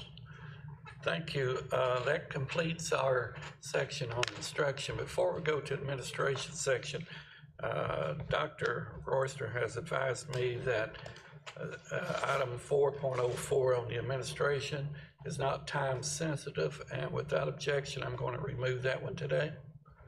Is there any objection? Hearing none, the item is removed. Ms. Mosley, I turn it over to you. Thank you, Mr. Meek. So we are on item 4.01, the 2022 District and School Strategic Plans Update. I'll turn it over to Dr. Royster. Thank you, Ms. Mosley. As Dr. McCreary's coming to the podium, I don't want to give a long introduction to this in the interest of time and the fact that you all are certainly very familiar with our strategic ed plan, and then there's another item following this regarding the next one. What I do want to point out, on your cover sheet, there's a regulatory requirement and a facts and impact statement. And I simply draw your attention to that. If you look at the facts and impact statement, there are 1, 2, 3, 4, 5, 6 different statutory and regulatory requirements. Most people would look at this strategic plan, myself included, way too lengthy, goes way too deep. Generally speaking, you want a strategic plan to be an overview, a document that could be on a couple, 3 pages. But many of these detailed measures of reporting and establishing of goals down into the subgroup areas of testing are required by state oversight, for lack of a better term. So obviously this thing is extremely lengthy. It has to be completed and updated as far as the reporting by a particular date in April, the end of April actually. So today, Dr. McCrary will go over with you where we stand this year as far as the report that would be submitted. Now, at any point of time throughout the course of any strategic plan cycle, which they're 5-year cycles, goals can be amended, changed, removed, or added, but you still have to include those goals that are required to be included. Dr. McCrary? Thank you, sir. It's good to be here this morning. Dr. Royster, let me give you an amen. Our strategic plan is quite lengthy. I'll talk a little bit about some of the components which guide us as we're planning, but I'll also tell you places that, and I'll tell you up front, that as we move to planning for the next cycle of the strategic plan, one recommendation would be to focus on those most important components that's going to drive us for the next few years, because what we've seen over, and this isn't just our district, but across the state and across the nation with strategic planning, we know that if everything becomes important, then that washes away the importance of what's really important. As Dr. Royster stated, we are driven by state statutes and regulations when it comes to the process of strategic planning, particularly what it looks like. So that does provide some drawbacks when we want to be flexible or agile in the look, the performance of strategic planning. And I'll go briefly into talking about those. But overall, strategic planning is a best practice. We want to prepare, we want to plan, we want to set our vision, our values, our priorities for the next few years. And we've been doing this for some time. Really, the impetus began with legislation in 1998 from the Education Accountability Act and some other statutes. We've been conducting this type of process across the years and decades, and having feedback provided from thousands, literally thousands of stakeholders over the years. And I'll show you from our last strategic planning process how many were involved. But we renew, part of that statute is renewing the district education plan or strategic plan and schools strategic plans every 5 years. Updates begin whenever data comes forward. So this strategic plan update is actually based on the 2021 school year, 21-22 school year, and any other information or data we have up to the end of March when we submit this to you. So a lot of times, as you already know, updates begin as we get data, as particularly test file information, test scores, whether one of our executive cabinet members presents in front of you, whether it's a testing workshop, which we have and have had annually. That's where you get most of your testing information. So this presentation isn't about going over that information again. We provide testing workshops, provide other workshops, whether that's budgetary, operational, achievement, provide other information via email on our district's website, all for you to get the most up-to-date information. Now, as that information comes in, all of the portfolios, we call them school portfolios, it's just the strategic plan, those are updated. They begin generally, formally, when we have the district's template completed with our updated student achievement information and some other operational information. We send that down to schools, and then schools use that template because we want to have all the arrows focused in one direction.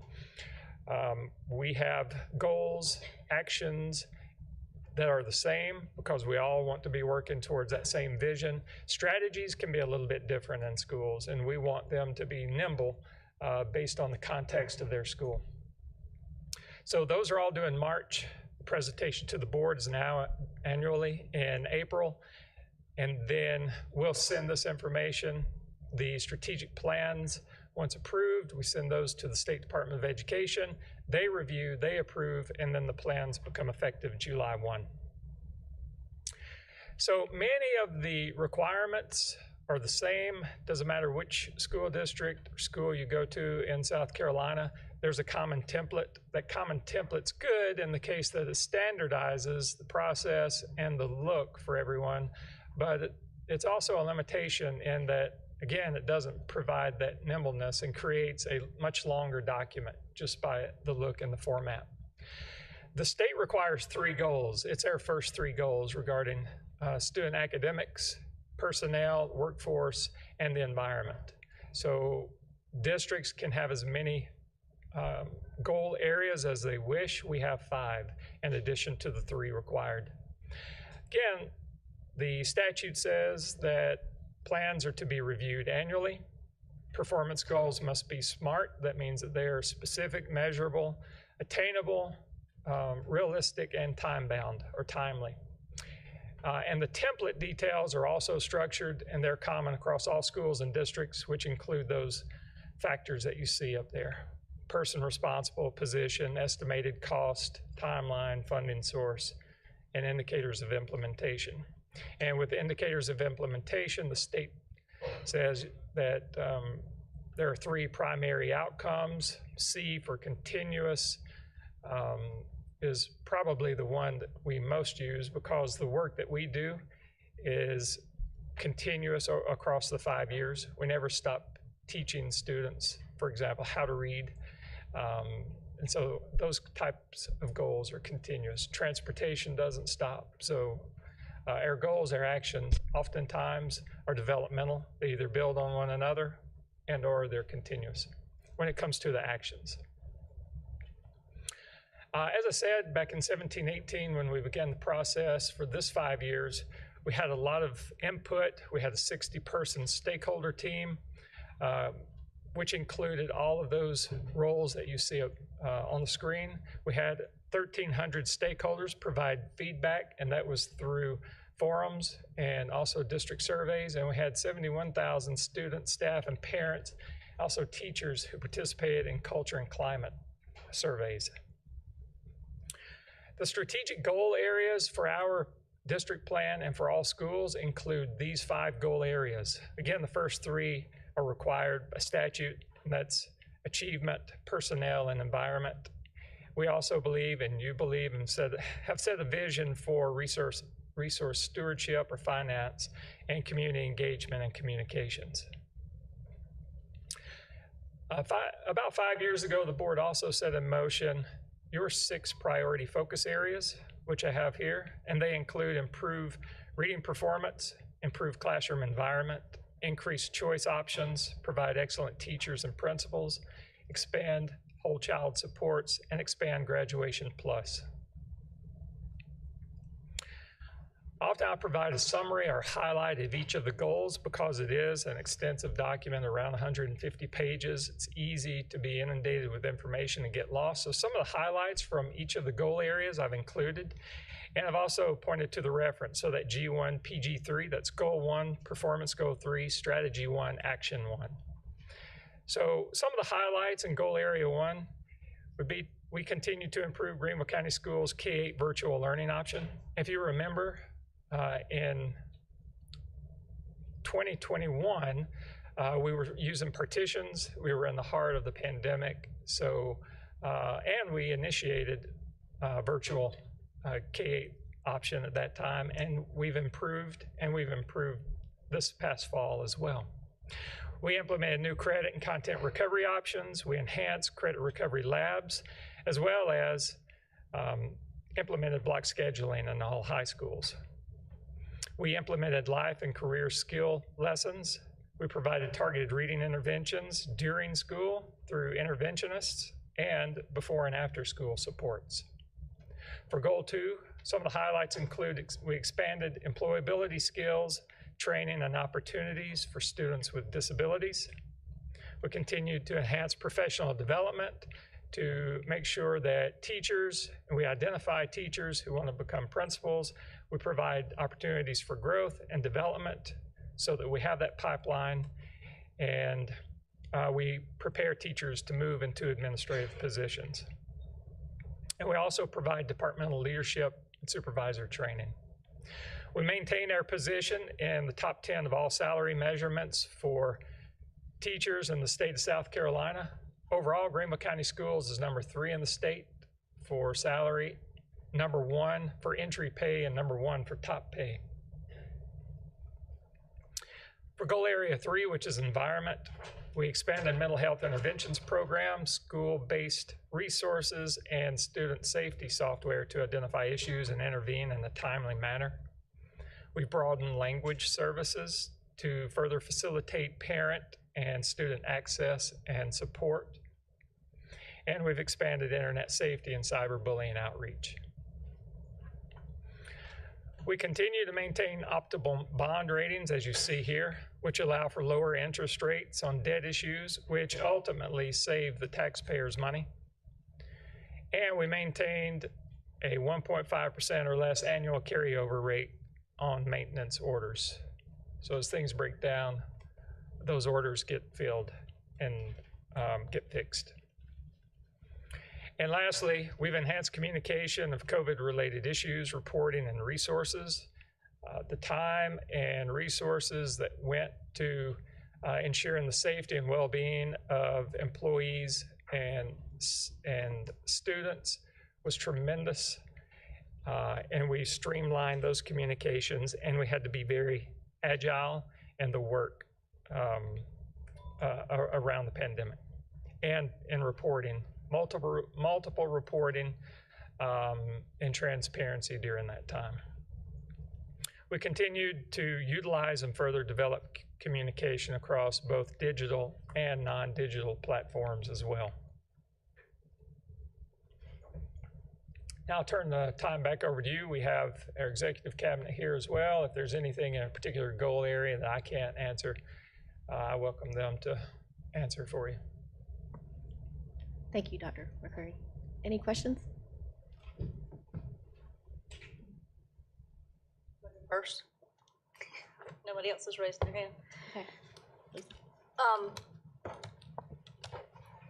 So I was a little surprised, Jason, you had some items up there, things we've done, but there's what we did and then there's what it got us. And I don't see any data there. So right. So I reverted back to that painful 189-page document to go through and see where we are, because to me, if we're updating the plan, we're revisiting it every year, then as a board, what the board should be seeing is, well, where are we in this plan with the results? So I was disappointed that was the way it was presented.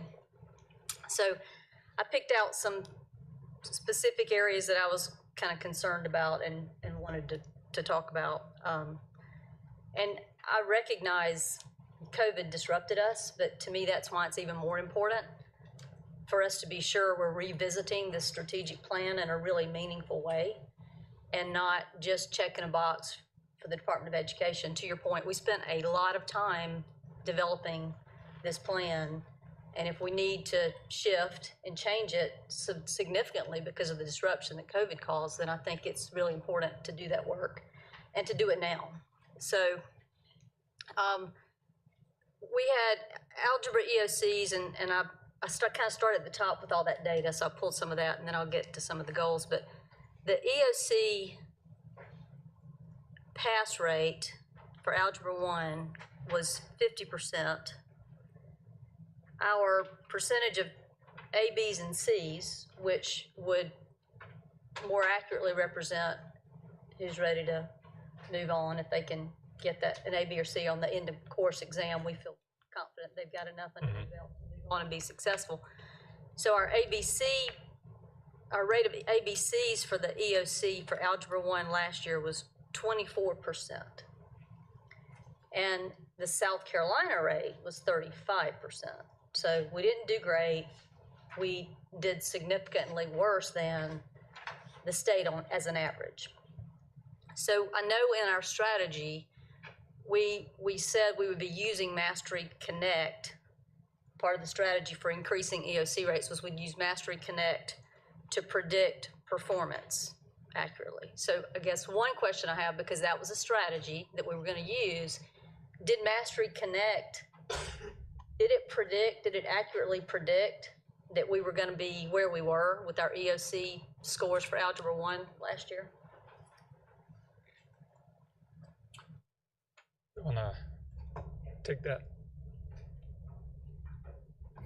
Yes, ma'am. In most cases, it did. It's always school by school, but yes, overall average predictability was. But average predictability was, particularly on the ABCD, yes.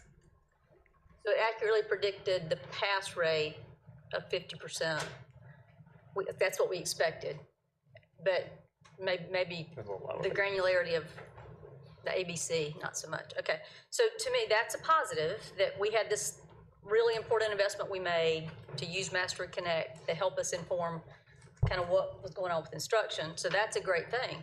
Not so great that we had a 50% pass rate, you know. So I recognize we're pandemic, I get that, but it puts us in a bad spot, particularly looking at 24% with A, B's, and C's. Those students are now sitting in Algebra 2, or not, if they just felt like, oh, I'm not going there. So I think in our strategic plan, there's the part of how did we do on that metric, but then the part of what does that mean for all the other goals that would build on being successful in that. Yeah, so I'll remind, now we would love that to be 100% of pass rate, obviously, that's always what we're striving for. For the ABCD, the 50%, I'll just remind that we are, we're always improving or trying to improve that curriculum so the students can achieve at a higher level. I think we're number 13 still in the state, so that's a statewide. I think the state as a whole is struggling with algebra, or math in particular, because we're 13 out of 86 districts at the top as far as the math, Algebra 1 score. I think it's 13, Jason. It's around it's near 10 on that. I agree with you. I think last year was a just different year. We're seeing better results this year from the EOC first semester benchmark. That's only a third of the kids to half the kids, depending upon how it's scheduled. So we are seeing an improvement of that because we did have a good bit of disruption last year in 23,000 kids in virtual too. So I'm much more confident this year where we're sitting going into the final EOC coming up than I was last year. So, and I have a note kind of specific to a subgroup that I'm going to say, sure, so I can kind of walk through my notes. So the other thing that kind of in the beginning and all that data that's summarized, we had SAT scores, which we have fewer and fewer students taking SAT and ACT, but we had 7 schools that fell below the state average. So one of the strategies we said we were going to use was provide more access to preparation for our students. So did we do that? Did we just not do that last year because of COVID? What does that look like right now in that specific arena?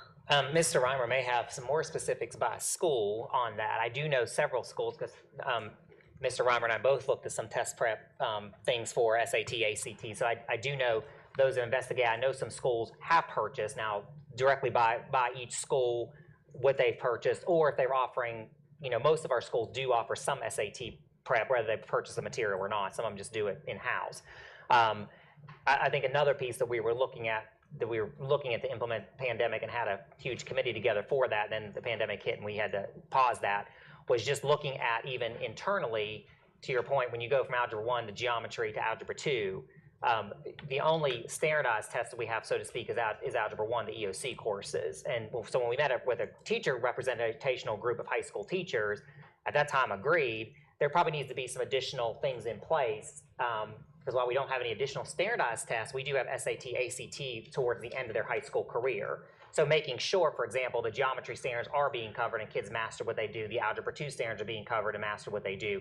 And that would help if we had some additional across the district tests to give us some metrics to say, we need to spend a little bit more time on building curriculum for this standard because kids aren't getting it, because ultimately that relates to ACT, SAT. So there's a couple strategies there. So I heard what you said, Dr. McCrary, and I take it to heart that it's a big document. We had a lot of stuff in here and we can't focus on everything. But that's why I tried to pull out the things that I remember us talking about specifically in 2017 as we were developing this plan about what we were going to do. So, you know, I don't want us to use the disruption of COVID as a reason that we don't hit some of these things that we talked about that were important. So is that something that you have? The other thing I didn't see is I didn't see where we added in maybe one or two places where we had added strategies or we had changed strategies or things that we had in the strategic plan. So what I hear you saying is that we're talking about those things and doing those things. We're just not reflecting it in the plan, that it's still something that's a priority for us to, a target for us to hit, and something we need to address. Yes, and I forgot about this until Dr. McDade reminded me. All high schools actually have access to test prep for multiple tests, ACT, SAT, EOC, through Edgenuity, which we now own because we purchased that. So actually all schools do have test prep in place. Okay. And so we put that in place. Is it being utilized? And is it working? That's back to, you know, the strategic plan said that this is what we're going to do, but is that working? So what's the evaluation of that? What does that look like? Yes, I think we'd have to work with Jason's department on that to figure out, you know, part of the problem can be sometimes is fitting that. You've got to have the time if you're going to do that during the day. You got to have the time in the kid's schedule to do that during the day. It'd be fairly easy to track those kids, though. If they're in an ACT prep class, it's easy to track those students. But I guess with the 7 schools that fall below the state average, which again is also below the national average, right, those are the kids that are going to need more direction for, hey, you can take the SAT, you should take the SAT, and you should get some prep for it. So, I guess that's where do we have some attention placed on that? Or are we just saying, oh, yeah, we're not going to mess with that in our strategic plan? No, I think now that I can't speak to the future strategic plan, but I think for the future, now that we have across the district, we have something in place that has ACT, SAT prep available. I think a lot more schools and I think have jumped on the ACT, SAT prep because now it's available. They're not having to pay for it. We're picking that up at the district level. Well, I think a point to be made too, and I wanted to mention it before I forgot about it. Earlier this year, Mr. McCoy and the appropriate assistant superintendent and Dr. Turner and I met with Jeff 17 schools that had experienced the most significant deviation from past performance. And upon reviewing their benchmark data later this fall, I think we've moved from about 17 to 2 that had not shown a marked improvement. But I simply mention that example is that's 17 out of nearly 90 schools. So their strategies needed to be more individualized to their school as opposed to a district-wide strategy. That goes back to your comment that the number that had dropped below in ACT, SAT. So they came in, we had a in-depth discussion with them about where they were, where they had previously been, and what their plan was moving forward to return to the levels of achievement they had been experiencing previously. Well, and I know it's a heavy lift, especially for the schools that were already striving to get, we set some lofty goals and they were striving to get there, and so it's a step back. But that's my concern with not spending time, with the board and in this document helping us understand where we are. Are these strategies still the right ones? Are they working? With the ones that are done, should we not be replacing them with 3 more? If I look and there are 5 strategies and we've implemented 3 of them, 3 years ago, and there's no strategy, but the score and the performance has gone backwards significantly. We haven't changed the goal, so I got to get to the same place. But now, instead of driving my Prius there, I might need to go rent me a Ferrari so I can get there a little faster, right? So it's understanding. It just seems like it's a great time to stop and really pivot. And so my big concern with the next agenda item is that not only do I feel really great that we know what it is, how we've needed to pivot, and we've incorporated that so that I can see it, so the board can see it, and this is what we're going to do for the next, to get us through the next year. We're now saying that needs to get us further. So, I guess it would help me to understand. We're checking the box. We're completing this, but I know you've evaluated this data and you've looked at it. How much kind of meaningful conversation that I know you're having has then been incorporated into something that maybe isn't here, but it's on the side that y'all are working off of? I think, one of our challenges in academics, and we meet a lot about, the performance, particularly coming out of the pandemic. I think one of our challenges has been we don't have baseline data coming out of the pandemic. We have this year is the first year we are getting back data that we feel is valid because we've had most of our kids in school, and we put the supports in place from CARES money for remediation, in-school, interventionists, all of that to try to fill in those gaps that we experienced during the pandemic. So even today, Dr. Stevens sent me some data from our FastBridge testing or spring testing to look at some schools that are on a list that we were trying to get off of a state list. Even that data is preliminary, and we've got to triangulate that. We never take one data source. And so triangulating that whole year's worth of data is what we typically do with benchmarks, FastBridge, Fontes and Pinnell scores, to triangulate to get a good picture of where our kids' performance is.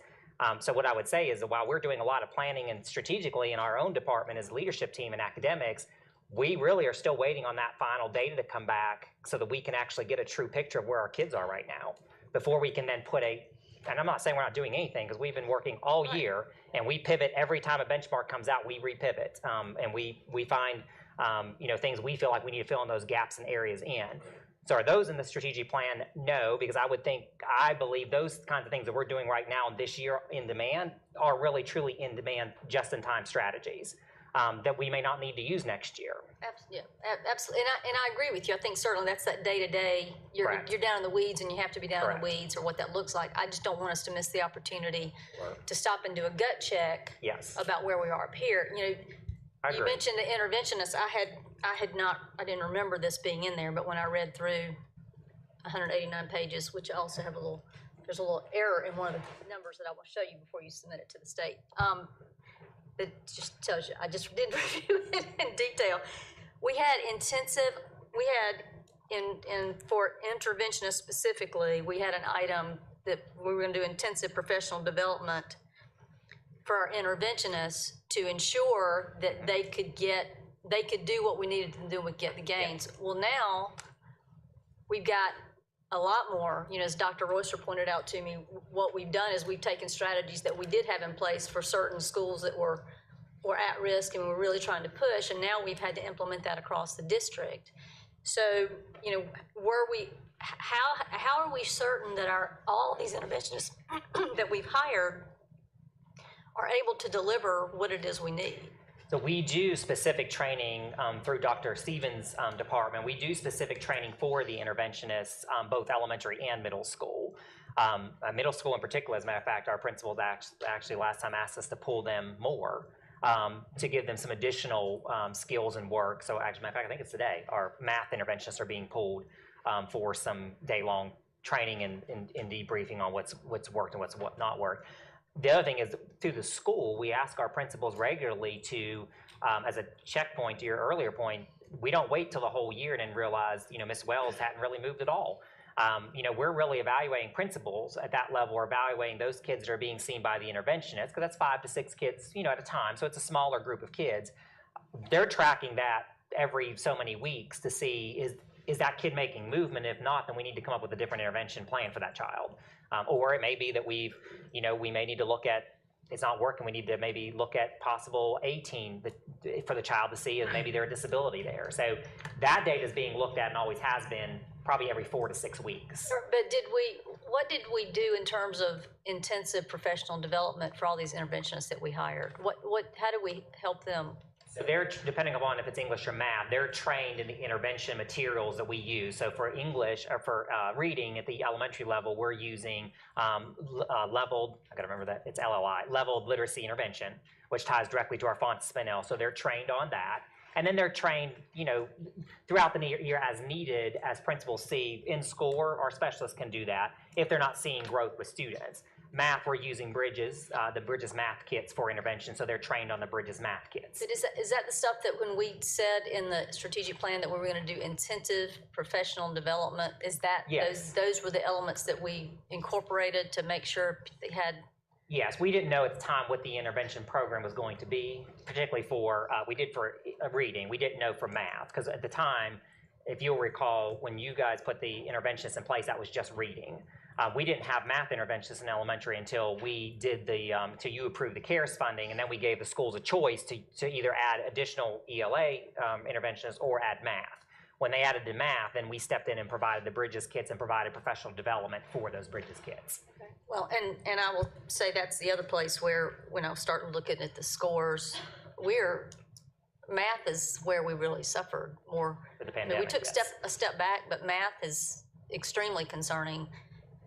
And because it does build on itself the whole continuum, it's really concerning that we are, you know, where we are with math. And that kind of gets back to where is it that why don't we have a piece in our strategic plan that is new, that we're doing this different thing to address where we are with our math scores?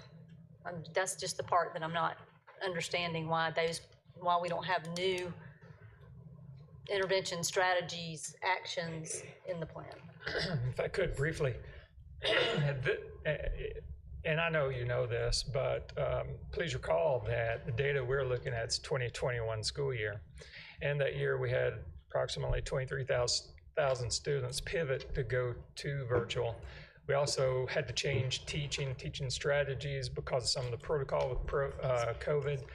The dividers were a hindrance, but they were necessary. The number of days students went to school was not normal. So we've never seen those types of unprecedented challenges and opportunities.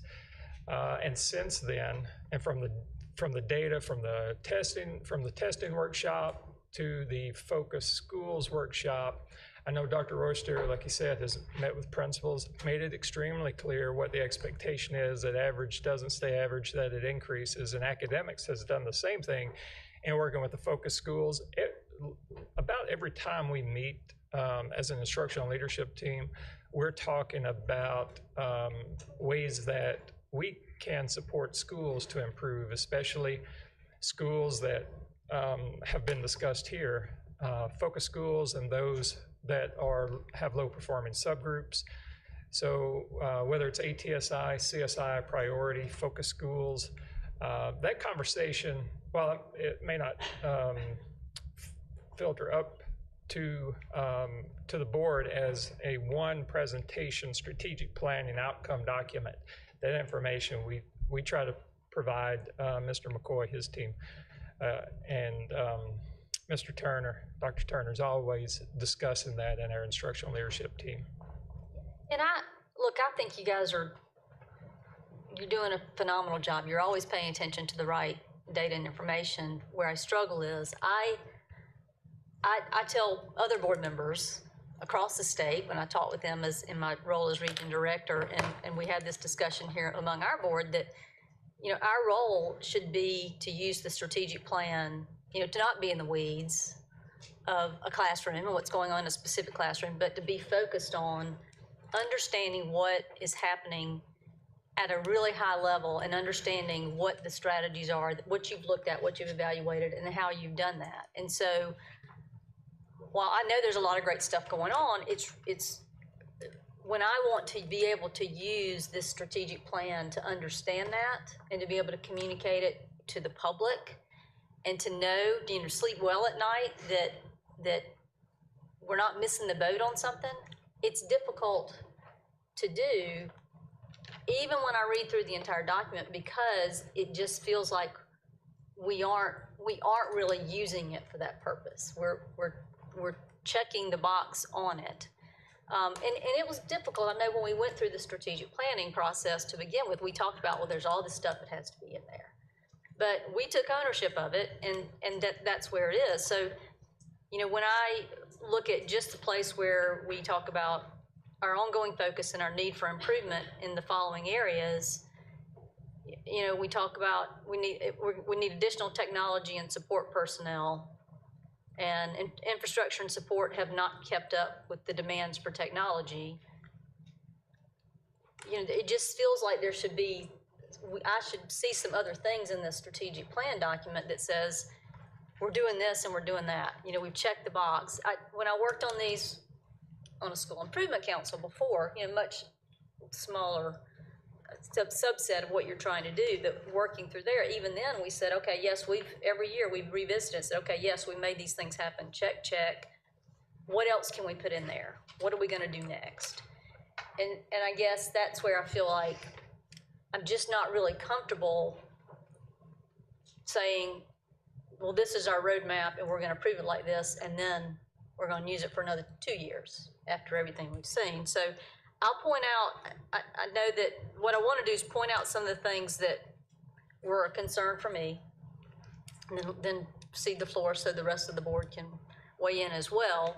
But maybe I'll point these out, and then if it's something that you guys can offer now, fine. If you can't offer it now, but you can provide some information back about what we're doing, what we're not doing. Maybe there's some other things you can put in the plan. So one thing I'll set bright spot, our AP scores were better than the state and the nation. So they did slide backwards, but we did stay ahead of the state and the nation in our passing scores for AP, which is great, because that means kids were still able to get those college credits that they need. We know we were preparing them for that in some way. So I think that was great. The performance goal 1 student achievement on our actual academic rank, so that goal is for us, with all those measures we looked at, to be ranked in the top 10th or higher in districts in the state. So comparing ourselves to comparing ourselves to all other South Carolina districts, right? That's what that metric was, right? So all South Carolina districts, our goal to be 10th or higher. Our elementary rank slipped from being 4th to being 8th. Our middle school, we want to be 10th or higher. Our middle school rank was at 13th, and we've now slid to 17th. So again, that's comparing ourselves to other districts in the state. That's a concern. Now, some of that is in the weeds. As I've reviewed some more of the data, you can see where that's coming from. But from a high level, well, I'd like to kind of hear, well, what happened? What were the big drivers for what that did, and then what are we doing about them? Again, don't have to answer that question now because I don't want to belabor, but that's the question I would like to have answered. We had the whole section about we want to close the achievement gap, right? So it's all these subsets of students that we're looking at what their scores look like, and we took a big step back. All but one subgroup slid back from 2018, right? So not only did we kind of stop or pause or step back, but our subgroup numbers slid back below the 2018 first year of the plan numbers. So now we have to make up, if we stick with what we've got with our goals, we're gonna have to make up shrinking that gap at twice the rate of improvement. So some of these are the at-risk, right? So these are the ones that were already getting the interventionists. How are we gonna do that? We're just gonna have an interventionist spend twice as much time? So it just seems to me like there's got to be some conversation at least about what else that looks like. limited English proficiency, the algebra EOC performance for them, we have an end of course goal performance of 45% was our goal for them. They had a 17% passing rate. So that's a concern, certainly, to work with that subgroup for the ones coming up. But the bigger concern is those kids now have to move on to something. So what do we do in the damage control associated with that part? We had this section about high schools, wanting all our high schools to have at least an 80% graduation rate. And we had a lot of conversation about what that should look like. We don't believe that if we set up a system where 100% of our students graduate, we had the conversation, we're concerned about the rigor if everybody gets a diploma, right? But we knew it was really important for us to be sure that we had some marker. So we set a marker of every high school should have 80% or more. Southside High's graduation rate was 67% last year. It was to 76% in 2018. So again, do we still have those kids? Hopefully we do. Hopefully they're fifth year, and we're going to capture what that looks like. But what does that look like for those? For those, what kind of strategies do we have that might look different? Because again, now you got to catch up twice as much for those students to graduate. So that's on the academic part. I similarly have a real concern that while better pay certainly will help keep teachers at a living, hopefully get them to a living wage and something where they are willing to stay in the profession. But everything I've heard from teachers in the last year, it has nothing to do with what's in their paycheck. And so, in our strategies for keeping teachers in the classroom, I think it's really important that we take a pause. And, I'd love to see the board initiate a survey like we did when we were doing our policy work probably 5 years ago now, to really try to get some feedback from teachers about what's burning them out and what's running them out of the classroom. I know we've done a lot. We tried with the planning periods, which I think, I've heard some commentary about that maybe we don't have that quite right, and we could tweak that some. Maybe there are other things in the way they're delivering instruction, the technology piece that we were hearing about earlier, maybe that's a pull for them. So I think in that goal, if we wait 2 years to really revisit and dig in to what do we need to do to keep teachers in the classroom. Lisa, let me extend without objection. How many? 15 minutes? I'm gonna wrap up so somebody else, other people can speak. 15. That in particular, to me, is a huge issue that we should be dealing with, and we should have some strategy, some strategic plan pieces for that. I'll say one thing, Ms. Wells, and I think it's a balancing act in where we are sitting right now. And this is a national conversation I've had at every national place I've been in the last year, is that balance between when we talk about test scores, catching kids up, doing all of that, which we're all focused on doing, that comes at a tremendous burden to teachers. That is their job. That's what we do as educators. But what we hear back when we're trying to ease for teachers the best way we can, that's why we put the interventionists in place, that we put some of those things in place, that, to any teacher you talk to will tell you they have a larger range of kids in their classrooms as far as where they are sitting than they ever have had before. That was amplified during the pandemic for our kids in poverty. So when some of those schools you named, in Southside and some of those schools like that, the pandemic was amplified those kids' learning gaps. I mean, that's we know that, national research on that.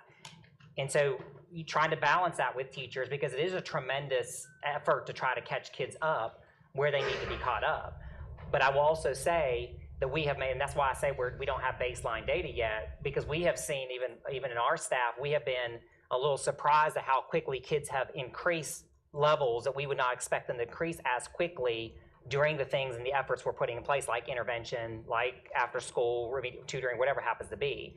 So we, and again, I think you acknowledge this, so I think you're not saying this, but we have been working to pivot strategies constantly.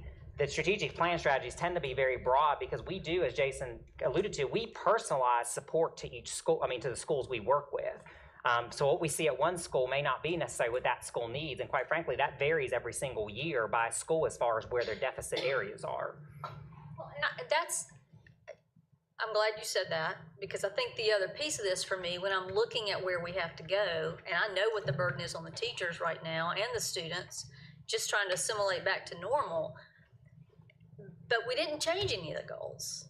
And look, I pushed, I'll say I did, and other of my colleagues, I'm not gonna, maybe I pushed too hard on some things to say I wanted us to have this achievement, but y'all spent a lot of time looking at that and saying, we believe we can achieve this. I mean, Dr. Royster was very, very vocal in, no, we're not gonna push that. We don't think we can get there. We don't push the envelope that far. So we had some really good numbers, but we didn't expect COVID, right? So maybe those numbers are too much for teachers to bear, because if we needed to say we need to dial back on some of this because we just have to reset, I would be perfectly okay. Yes, I would be okay with it, because we can't ignore what happened in the last 2 years. We can't. And so it's, I've heard somebody say recently, these people that say, well, you can be anything you want to be, dream anything you want to dream, and you can get there. It's just not true. And so we have to stop where we are. And so if it is creating additional stress for teachers to not be able to deliver their best, or worse, to leave the classroom because we have a set of goals that we have in place that we're not changing, we're not backing down on, but we're not changing how we're going to get there or what other supports. All I've heard is the interventionists. That's been the big piece, right? Having more of those. I'm okay with us changing it if it's going to help, especially if the board takes action to move this strategic plan and say we're going to keep it in place for another year. I think we need to revisit those. So if you're saying we don't have baseline numbers right now, then maybe we revisit this. If we have to submit, then we submit it with the understanding that as soon as you can get some baseline numbers, the strategic plan can come back to the board for adjustment. I think that's important. To follow up on some things that Mr. McCoy said and some things that you said as well. In your last comment, you talked about when we get back baseline data, because really the data that's in this strategic plan follows a quarter of the year where we were told you're shutting schools down. And we implemented, not overnight, but within 2 days, online instruction throughout the district, within 2 days. Then based on the parameters that we had to work within for the pandemic, over a summer, we built a virtual school that served over 23,000 students. The test data that we got back that Jason's reporting on today is that which follows that quarter that everybody was ordered home, a full year of virtual. He talked about gap populations. Unfortunately, those gap populations disproportionately selected virtual last year. So I don't think it's surprising to us that they would then be disproportionately represented in some of the results that we receive that are not what we wish to receive. I think at this point, it would not be wise to reset goals based on that kind of data. In my opinion, what we might want to do, if some additional goals are needed, and as you saw at the beginning of this, there's no shortage of goals and strategies. That's part of the problem. There's way too many of them to make this a succinct and actionable plan, but we do what we have to do to meet the requirements. But for me to recommend to you that we take this data and we lower our expectations for 5 years based on this, I'm not going to recommend that. What I would say to you is if you believe some change needs to be made, it's our intent, and we'll go over the reasons for that in a few minutes, that we move this strategic planning process by a year. If we need to change this plan we're currently operating under, the board can amend that at any point in the 5-year period.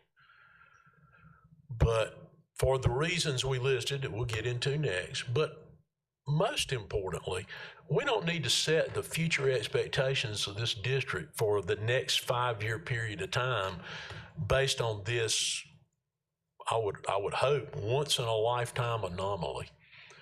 And it can, I'm concerned about the burden that teachers have. Now, I'll disagree with you on one thing. I hear plenty of teachers talking about pay, and that's why a lot of them leave. A lot of them leave because they don't believe they have enough time to get done what they need to do. Some of them leave because they believe they have expectations placed on them by perhaps their school leadership or the district that they can't meet. Some of them, quite honestly, leave because they can't meet the expectations that they've set for themselves.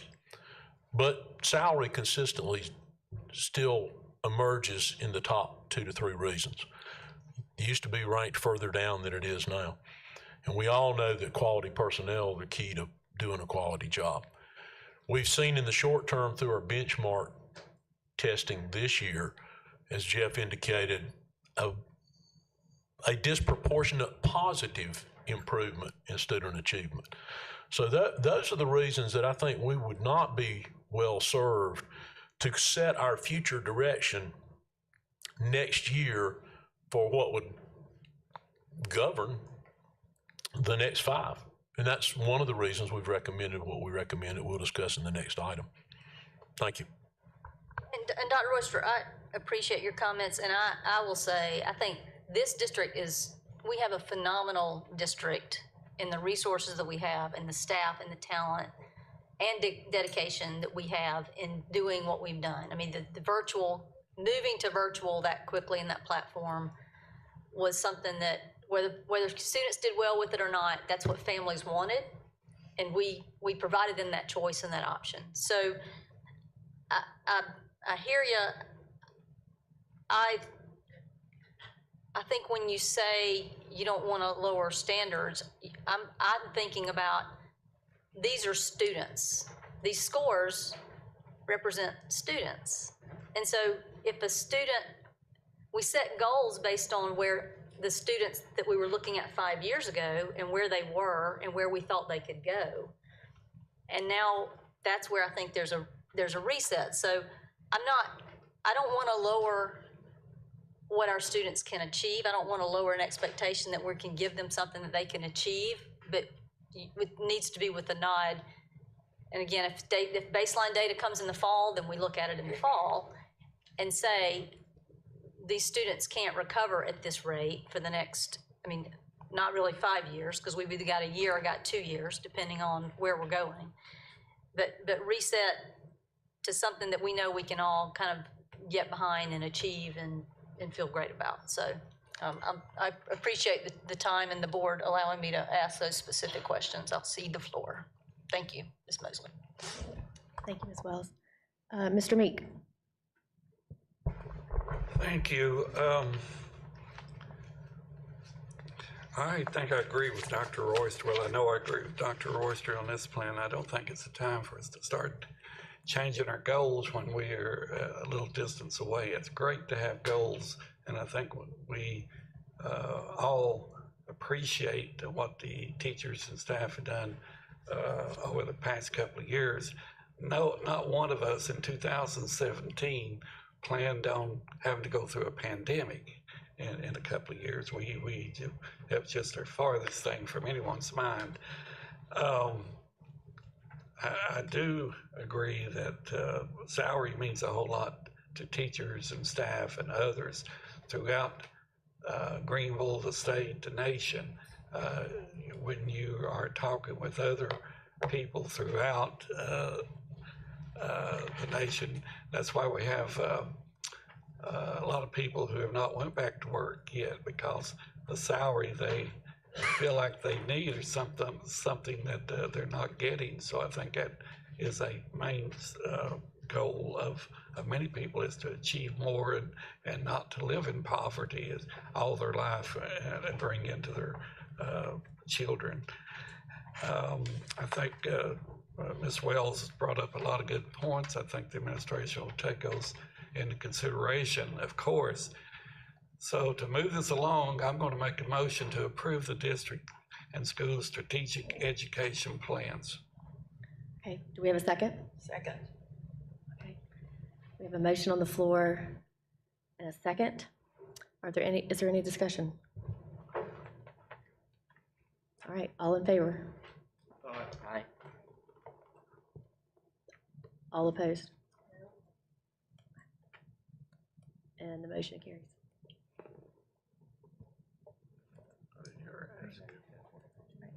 All right, we're going to keep moving on. 4.02, administrative waiver for 2023 strategic education plan.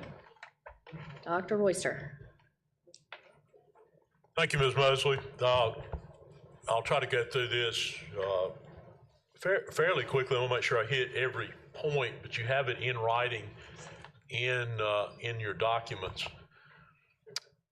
The reason that we wish to waive our strategic plan timeline is by doing so,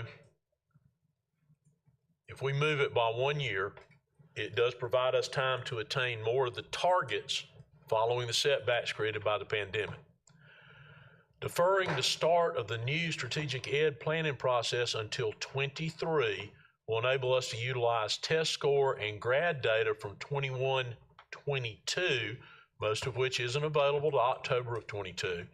This provides a more accurate picture of our current areas of strengths and need,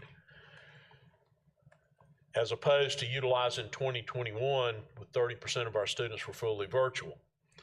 Cognia, the accreditation organization, releases updated standards every 5 years, with the next update scheduled for the summer of this year, July of this year. The proximity of the release of the new standards to the initiation of our strategic planning process creates significant challenges for our team in preparing and responding.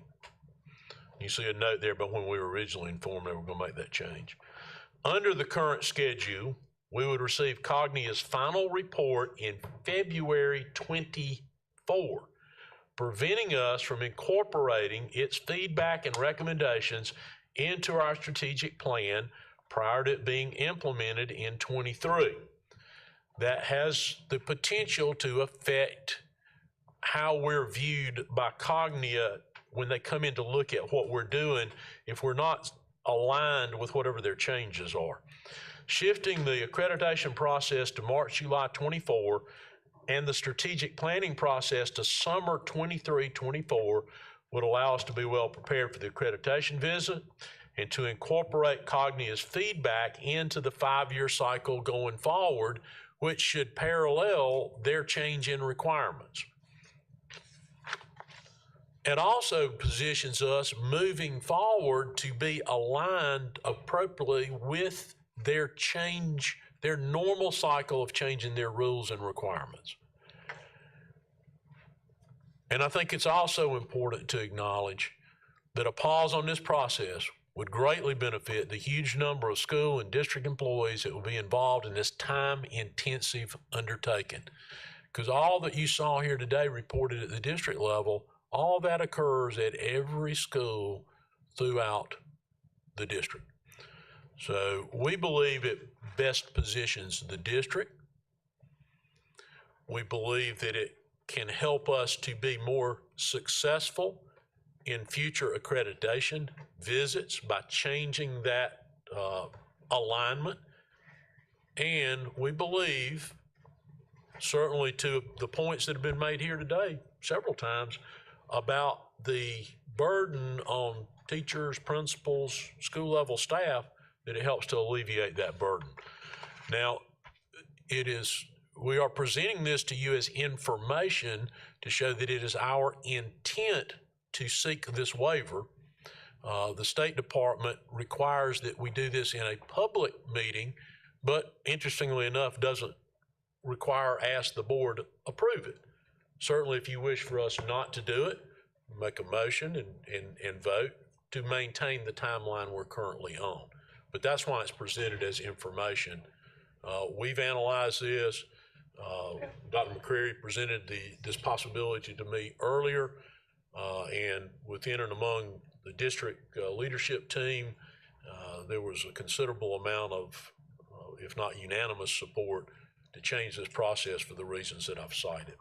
So we provided at this time for your information, and I'll be glad to answer any question that anyone might have, or Dr. McCreary would be glad to answer any question. And we attempted to give you a graphic representation that might perhaps make it a little easier to follow than the narrative, which you see up on the screen now. Thank you, Dr. Royster. Are there any questions? Mr. Setta. I agree with what we're trying to accomplish, and I understand, Dr. Royster, to move it forward. What I keep trying to ascertain on my own, is there a way that we can look at the 2020-21 school year and compare it with the 2021-22 school year and to see where we stand and how well we're doing or not doing? Yes, sir. When we get that data back in the fall, we can provide you a report on that, which I would suggest that would be incorporated. We've been for several years doing a test score workshop with the board, and I think that would be the time that we would suggest that be done, but the answer is yes. 2020-21 school year, we changed the way we do school. And so the way that we evaluate the school, we had to change that also. So I'm still trying to, this present school year that we're in, the wanting to move forward, I have no problem with that, Dr. Royster. I'm just trying to understand the last school year and this school year, the comparison between, and where we're going to be able to do a legitimate educational way to compare, because we've never had anything like this before. And I keep looking at all the data, but every time I look at the data, that data is flawed to me because it's happened during a pandemic. I think your valid comparison will have to be, or more valid comparison would have to be when we get this year's test data back in the fall, and you look at this year versus the pandemic year, and then I would suggest that we go back and we look at the last non-pandemic year, which is really means you jump back 2 years. I'm keeping that straight, aren't I, Jason? And then you look at, this is the last regular year we had, then we had these 2 disrupted years, and this year should be more of a regular year. So I think you're gonna have to look back over time to draw that comparison. And that's something that you would be able to do to the degree that you can compare unlike years next fall. When will be the time to compare, Dr. Royster? Next fall, when we get the test score data back, that generally we have all of it back at the end of October. So October, November. That's what I'm looking forward to, and I certainly agree with you on that. That's all. Thank you. Yes, sir. Thank you, Mr. Setta. Ms. Wells? Yeah, so you originally said one of the reasons for moving this was because Cognia wasn't going to get their new standards released until July of 23, but now they're actually going to release them this summer. Yes. So we'll have the new accreditation standards this summer. We will have new baseline test score data this fall. Yes. So. And you see where that would place you on that timeline. We maintain that. whether they change a little or a lot, we have to go through that and see how the changes affect us and what we might recommend. That's the center timeline.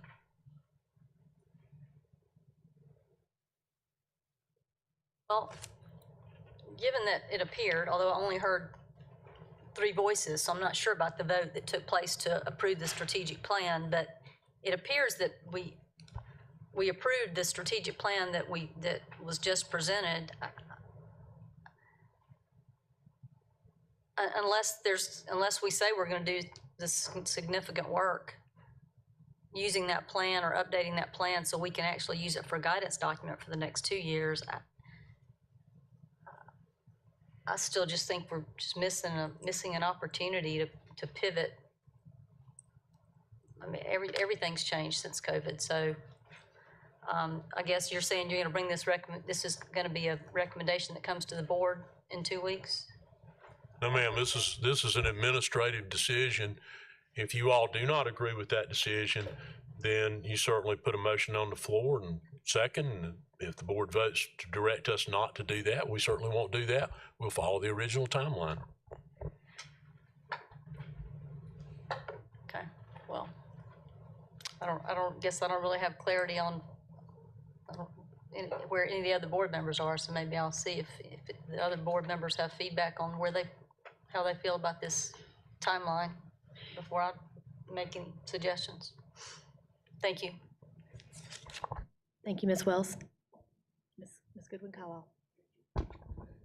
So Dr. Royster, the timeline is changing from, instead of us starting this year in the spring with the strategic plan, you planning on starting in when? In winter of 2023? When? If we... That's correct.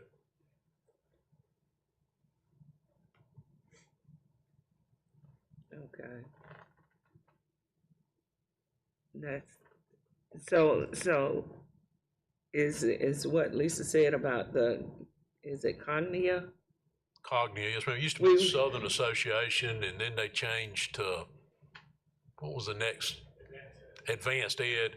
Now it's Cognia. It's still the same thing. So they're updating their standards this summer. July, yes. And then we get the data in October.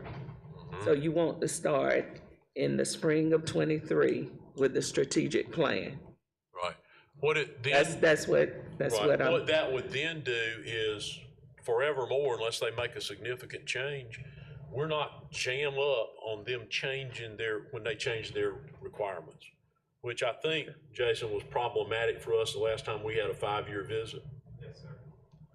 We were expected to have responded to their changes, and we had not, because we didn't have time to respond to their changes. Okay. So that helps in the future. This isn't just helpful for this 1 year point in time. Assuming they continue to follow that alignment is helpful for the future. So between now and spring of 2023, should the board be looking at the strategic plan and pivoting like Ms. Wells said? I think should we be, because I've always said that we needed to look at our goals and pivot if we needed to. I think the time to do that would be in the fall when we have the test data back. You can change once we get the test data back. You want at that point, but then you're only making a change for a year.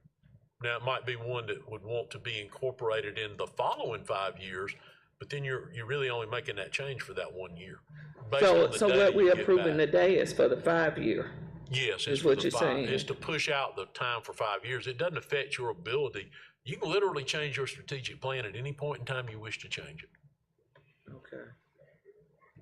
I just needed clarification, and you know I'm a straight shooter, and I wish that some of my colleagues would straighten up their faces whenever somebody else is speaking, as a part of respect. That's all I need to say. Thank you. Thank you, Ms. Goodwin-Caldwell. Ms. Morrison-Fair.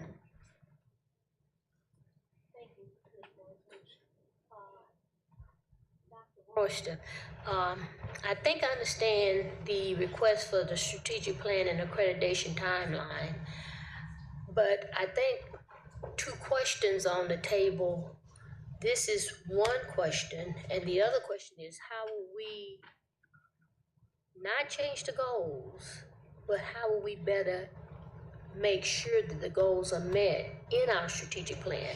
Did I just hear you say at any time we can change that strategic plan, but it hasn't?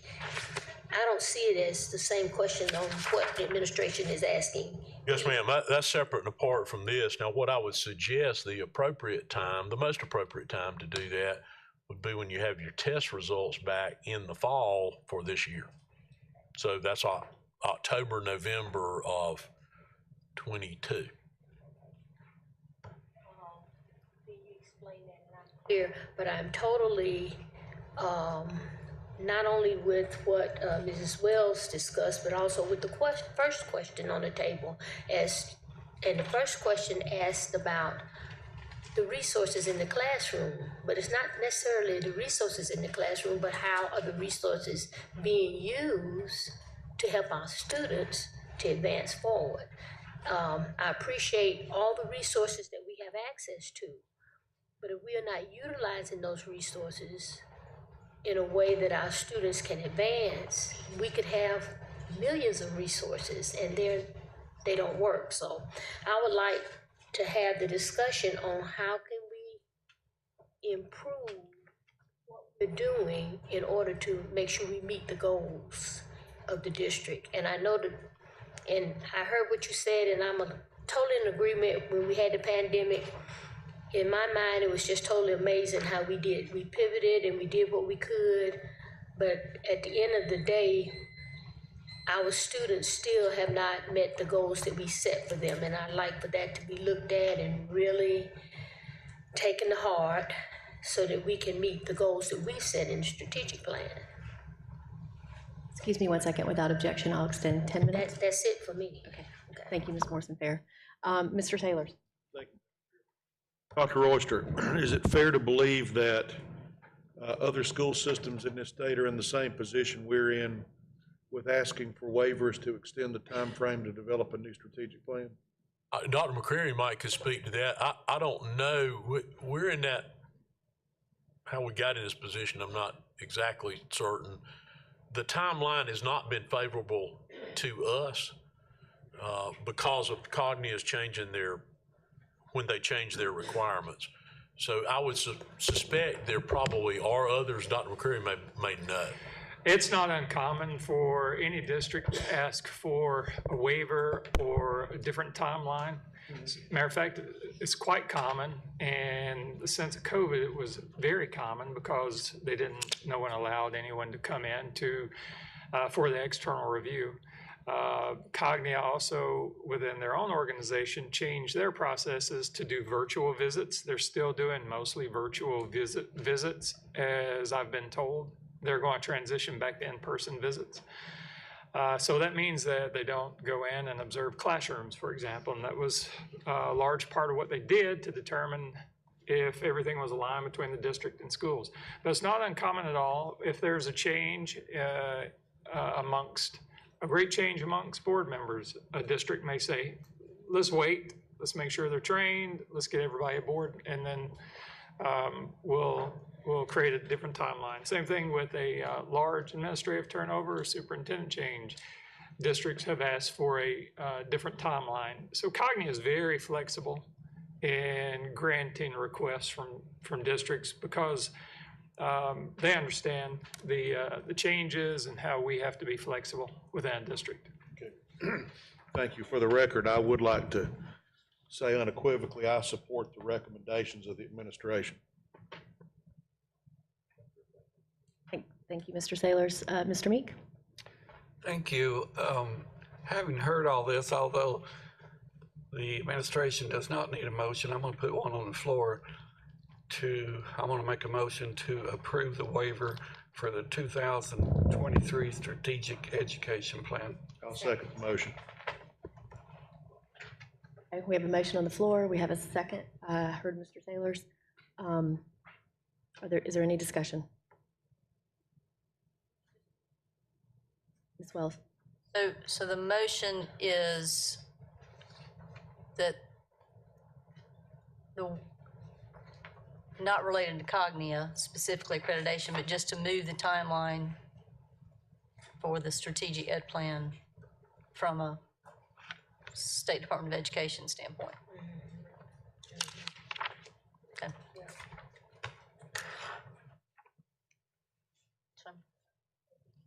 Sorry, Ms. Goodwin-Caldwell. Question, so we're doing a motion instead of it just being for information only, Roger? Yes. Madam Chairman. Yes, ma'am. Am I talking to her? Okay.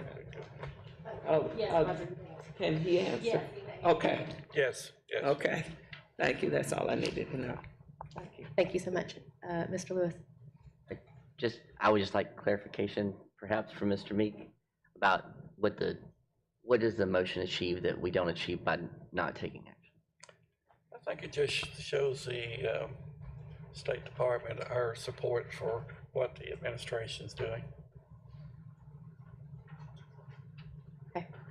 Any other discussion? Okay, so do we need to restate the motion again? Nancy, could you read, or, I'm sorry, Lisa, go ahead, sorry. Well, so we determined the State Department, I don't imagine the State Department is going to be provided that there was a board action to request this. So I imagine it's really just so that if board members have concerns about this, rather than work with the superintendent to address the timeline, it would have to come back to the board for action. That would be the reason for this motion. That would be the effect of this motion, right? So we're voting on this so that it becomes a board action that can only be addressed by bringing it back into the boardroom. Just for clarity, thank you. Okay. Any other discussion? All right. Nancy, could you restate? I believe the motion was to approve the administrative waiver for the 2023 Strategic Education Plan. Okay. Take a vote. All right. All in favor? Aye. All opposed, or any opposed? No. Okay. And the motion carries.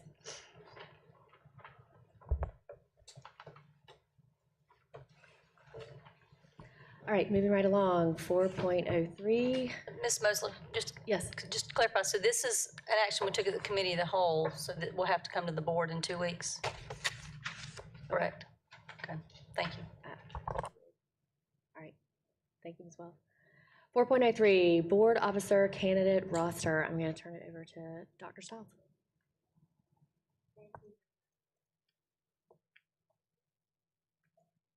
As the secretary of the board, it's my responsibility during the month of April to prepare a roster of candidates seeking board office and to include their respective letters of intent. Before you, you see some facts and the impact statement, as well as the candidate rosters, and I will announce those out loud. For chair, Roger Meeks. Vice chair, Debbie Bush. Secretary, Carolyn Stiles. And you will see their letters there for your review.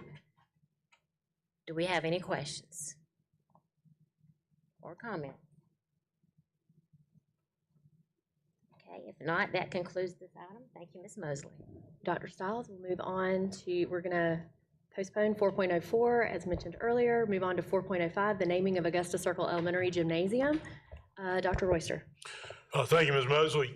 You have in your packet various letters of support, along with a recommendation from the administration to honor and recognize Coach Kish's service of 42 years, I believe, if I have that correct, at Augusta Circle as a PE teacher, as well as having held numerous coaching positions throughout the district at the high school level.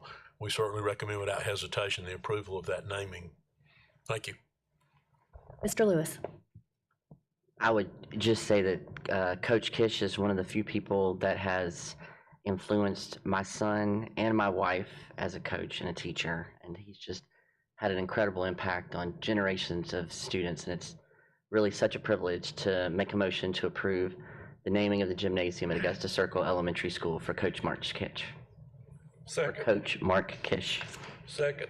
Second. I believe there's a motion and a second by Mr. Meek. Any other discussion? Okay, all in favor? Aye. Any opposed? All right, the motion carries. Thank you. Moving right along. 4.06, letters responding to agencies and schools, district, and staff. Mr. Meek. Thank you. I am proposing to send a letter from the board thanking all those responders to the tragic that happened at Tanglewood Middle School. We do not have the number yet, but I think we're up to 15 or 16, which you'll see there that is various different agencies. I know that there was, as we all know, there was a big response then. So, Doug, do I need to make a motion to do that or not?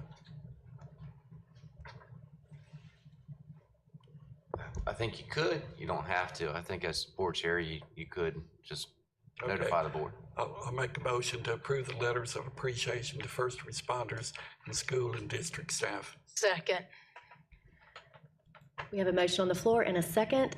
Any further discussion? Has the letter been written? There's no attachment. Okay. All right, cool. Thank you.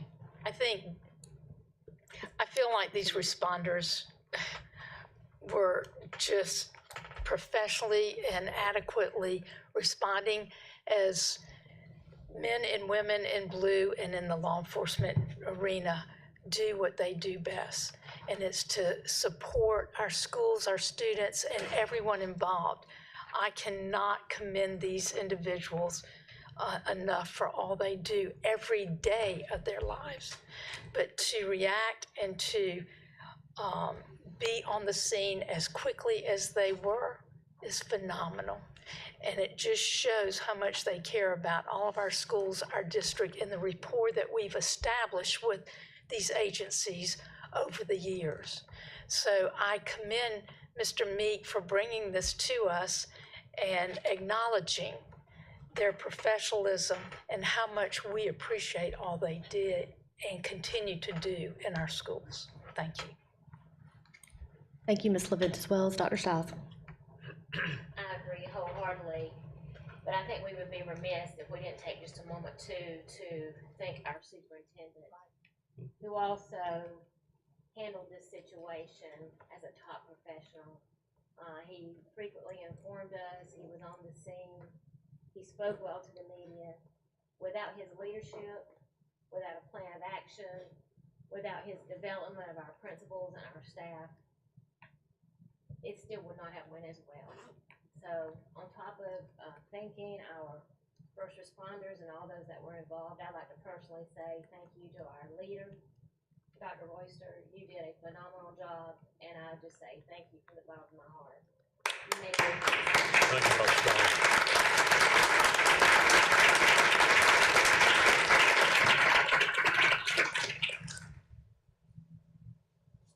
Thank you, Dr. Stiles. Any others?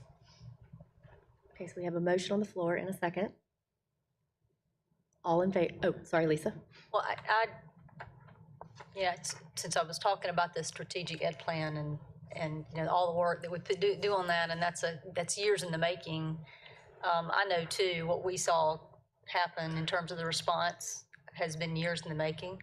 And Dr. Royster, I will say, I think I said it about COVID, and I'll say it about this. You know, you are built, and you have built a team of people that are built to respond to things like this and to really help, you know, be what the community needs us to be. We had all these people speaking about what it means to have a school in the heart of their community, but to have you at the helm, a leadership, and have this whole group of people at the helm every day, and to be prepared for tragedy like that, and when you're not prepared for things like COVID, for those things happen, what you guys do every day is phenomenal. So I know that all of these relationships are ones that you have focused on building to be sure we could respond when needed. So I appreciate that work, because that also takes time away from, you know, what you can do in the classroom. So I appreciate that responsiveness and you guys being prepared. Thank you, Ms. Wells. Any other discussion? Okay, so we have a motion on the floor and a second. All in favor? Aye. Any opposed? Okay, the motion carries. Moving right along, security briefing. Roger? Madam Chairman, I would make a motion to go into executive session for a security briefing. Second. Second motion. We have a motion and a second. Any discussion? All in favor? Aye. We will go into executive session.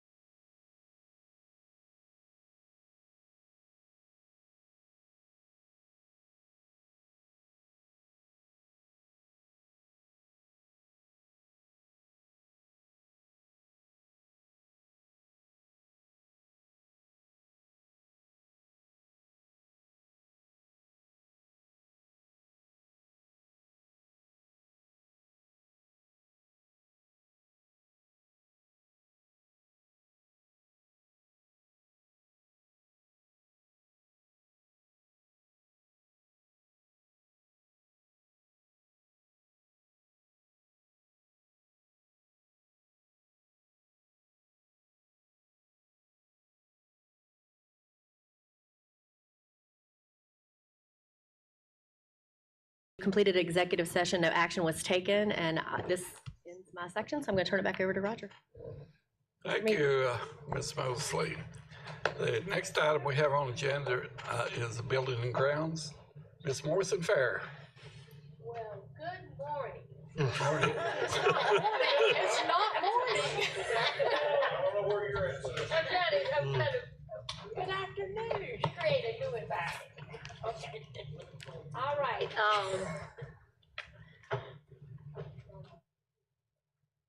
okay, that's, okay, it's not looking right. Okay. All right, buildings and grounds, 5.01, the facilities project report. The presenter will be Mr. Scott Carlin, and this is for information only, and so I will first turn it over to see if Dr. Royster wants to have any comments before we start. Thank you, Ms. Morrison Fair. The only thing I would draw your attention to is one change on it. The completion date for Hillcrest weight room goes from spring of 22 to summer of 22. And Colonel Carlin's here and available to answer any question you might have about that or about anything else that's listed on the project report. Okay. Are there any questions, ladies and gentlemen?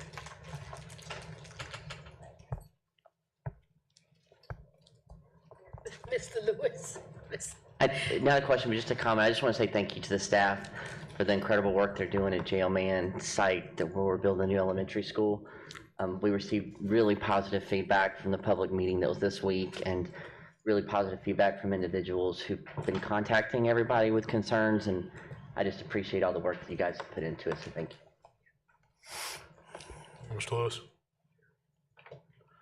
Thank you, Mr. Lewis. Any other additional comments?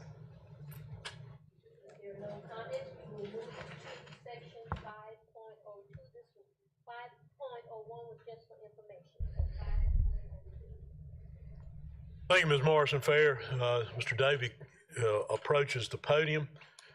As a reminder, this is a follow-up to the workshop that we held earlier.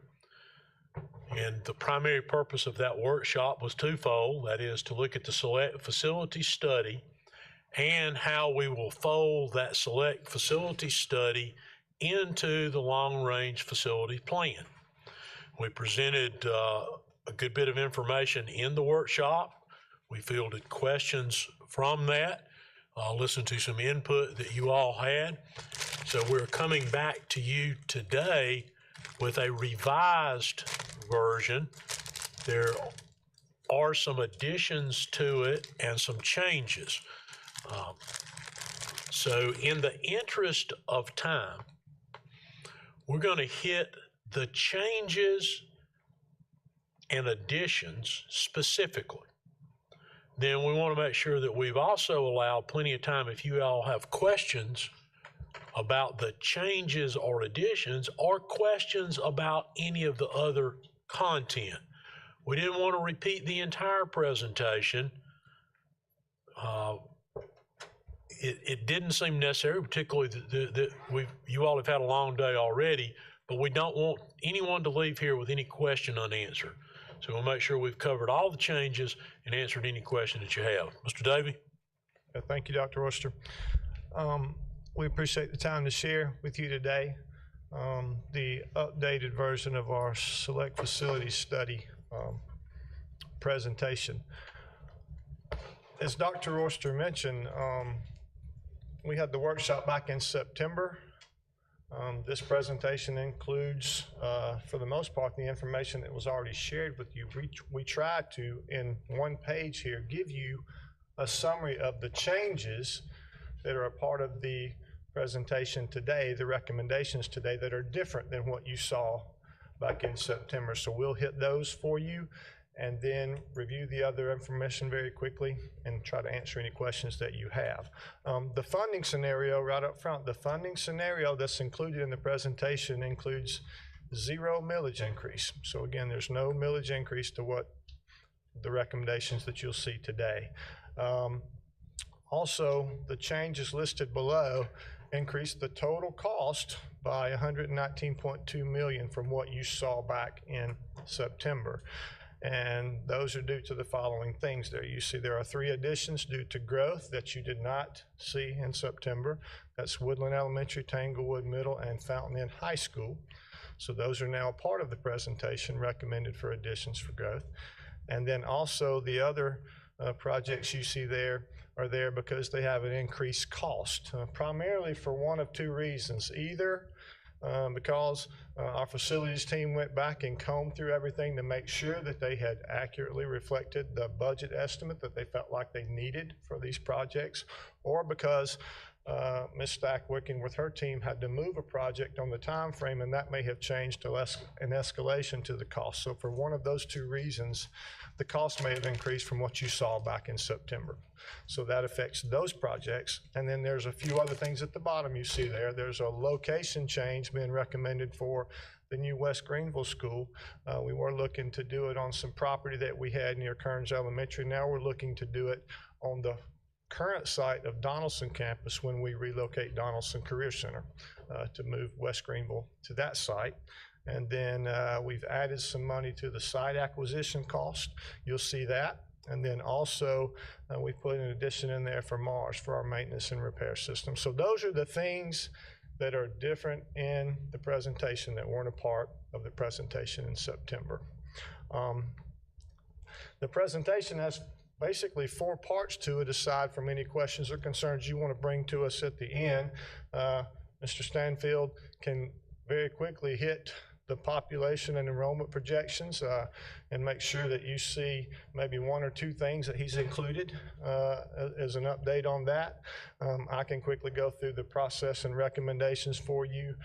Colonel Carlin can hit a couple of highlights for the projects that were already in the capital improvement program in addition to our select facilities study, and then Ms. Stack can update you on the timeline and basically the budget for all these projects.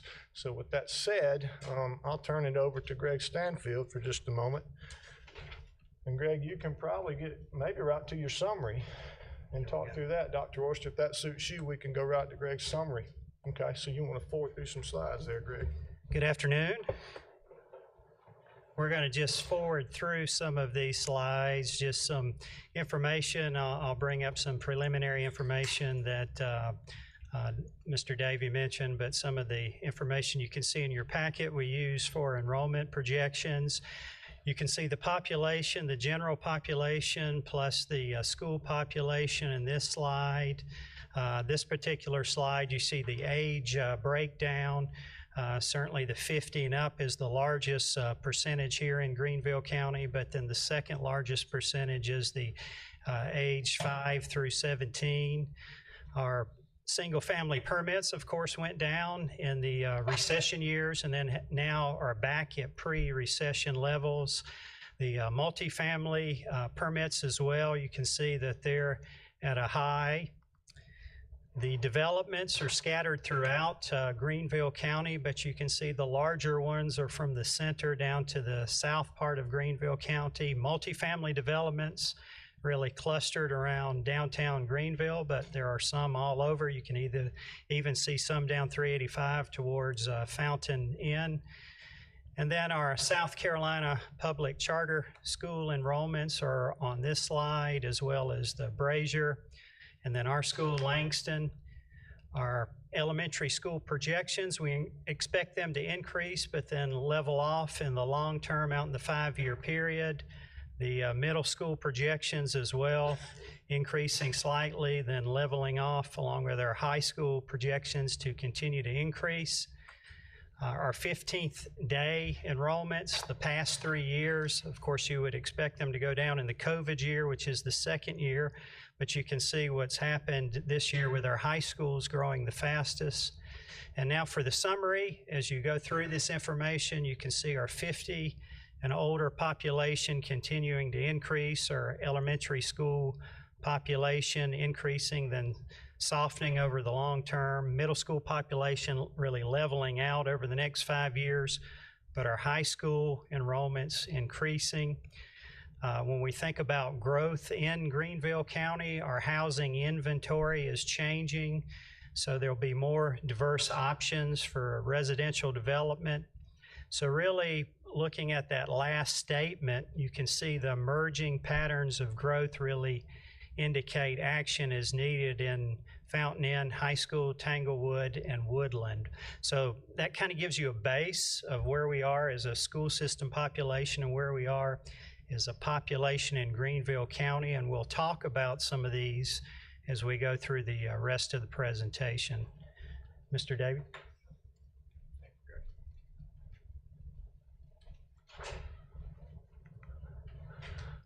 I can, again, review quickly the process recommendations that were shared with you before in the select facility study. Again, try to, just to set the background and scope, as all of you already know, at the end of best construction, our board made a commitment that we would make sure that we had appropriate facilities moving forward. So as a part of that whole plan, this select facility study was approved to get us ahead of that payoff in 2028 so that we could do those things, acquire land in order to do the things we need to do with our facilities, to use MARS funds efficiently, to plan for the future with revenue streams, and to be transparent to our school communities. These are the schools that were a part of the study, and our goal today is to provide you information on the ones we recommend to be a part of our next capital improvement program cycle, to recommend a general scope in terms of work and estimates, and to give you timelines and budgets for those things. We just want to quickly recognize our partners. Deanna Newman with Public Pathways was very helpful working with our team around educational adequacy. That's one thing you'll hear us talk about. Also, GMC, Goodwin Mills, Kaywood was very helpful helping us to evaluate the physical condition of our buildings. Mark Warren with GMC is here with us today. If you have questions about any of their work, we appreciate Mark and his work and being here today. And both of these partners worked with us to complete the study. As far as our evaluation, ranking, and scope, we looked at the utilization of the buildings, again, the physical condition, and the educational adequacy. I'm going to move through this slide. These are the things that GMC looked at, basically the physical condition of our buildings, and you'll see in just a moment, they ranked those facilities, as you've seen in your presentation and your information. They ranked them by the physical condition. And they used this rating scale, which can be converted to kind of an A through F grade scale, where if they gave it a 10, it was an A, maybe a 9 or a 10, so forth and so on as you move down. This is just an example of what you'll see in your complete packet there. Your report has this report, has summary information, has educational adequacy information, has physical condition information, has recommendations and options for every single school. You'll see those in your full report. This is just a sample of what you'll see for a particular school, how it was rated in the different areas, and then a little summary about that. Again, this is a ranking order of physical condition from worst to best of the schools that we looked at. So we rank them by physical condition, and then you'll see at the bottom this educational adequacy. We used that rating to help us drive the scope of the work and recommendations, if that makes sense.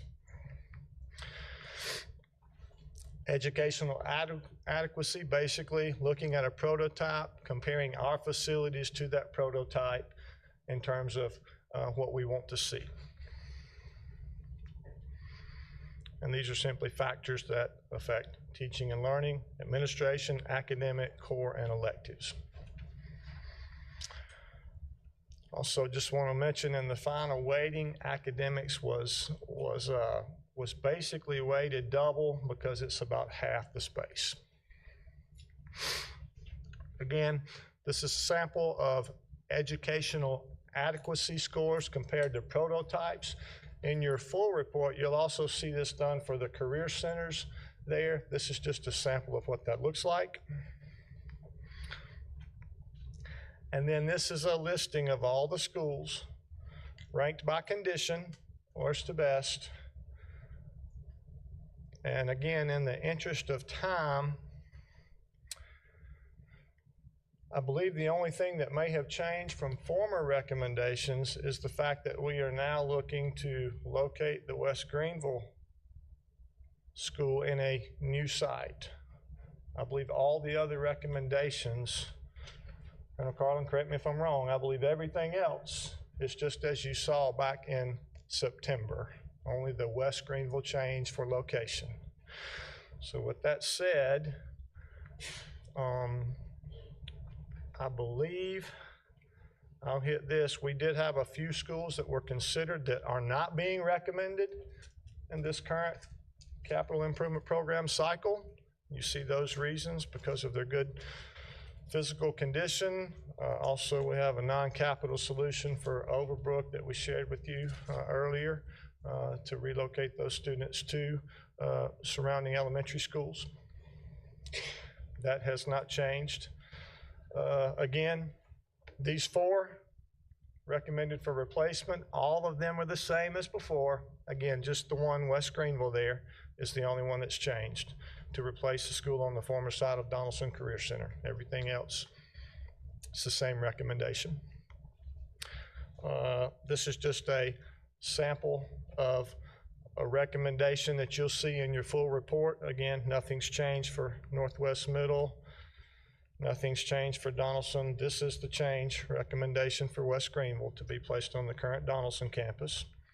There was no change to the plan for Bryson Middle. One thing I do want to say about Bryson Middle, that is a replace Bryson Middle on a new site, and at the current Fountain Inn Elementary, add a 6, 7, 8 wing to make it a K-8 school.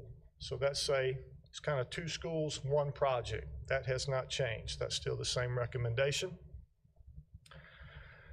This is just a sample of a budget sheet that you'll see in your full report for every single school there that was studied. You have a budget report. These are 3 schools, no change, recommended for a partial replacement or a modernization. That's, of course, Hughes, Welcome, and Crestview. Those are all information about those 3 that you have in your report. Nothing's changed there. Nothing's changed for the option we are recommending for Alexander. All of you will remember that we are looking to consolidate this school and to add space at Montague Elementary to consolidate Alexander with Montague.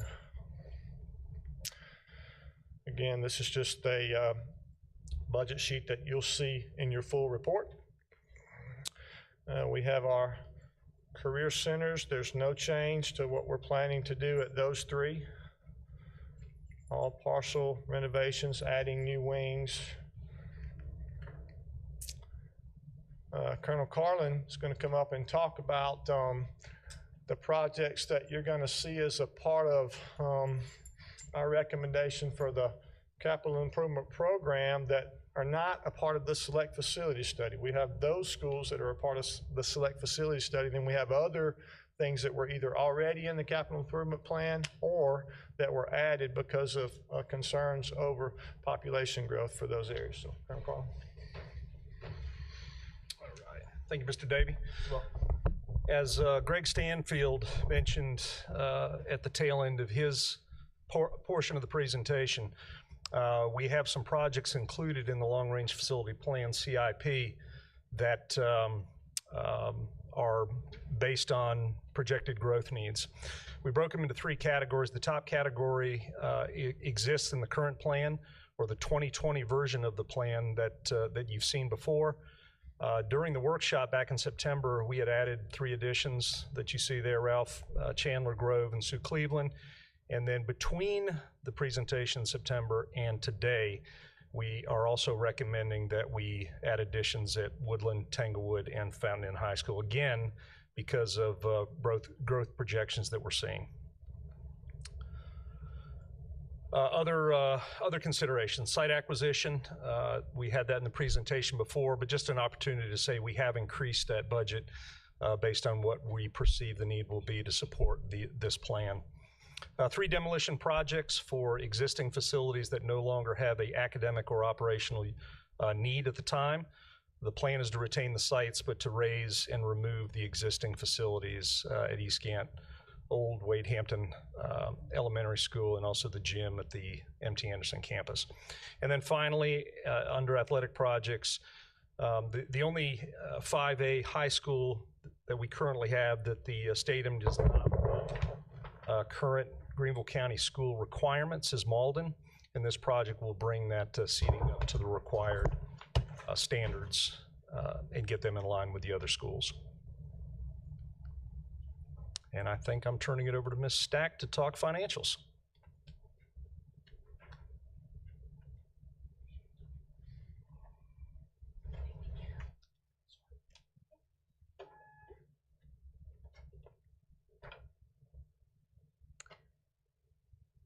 Okay, so just as a reminder, the plan that you see does not include a tax increase, but it does project the value of a meal for debt service to increase 2% a year.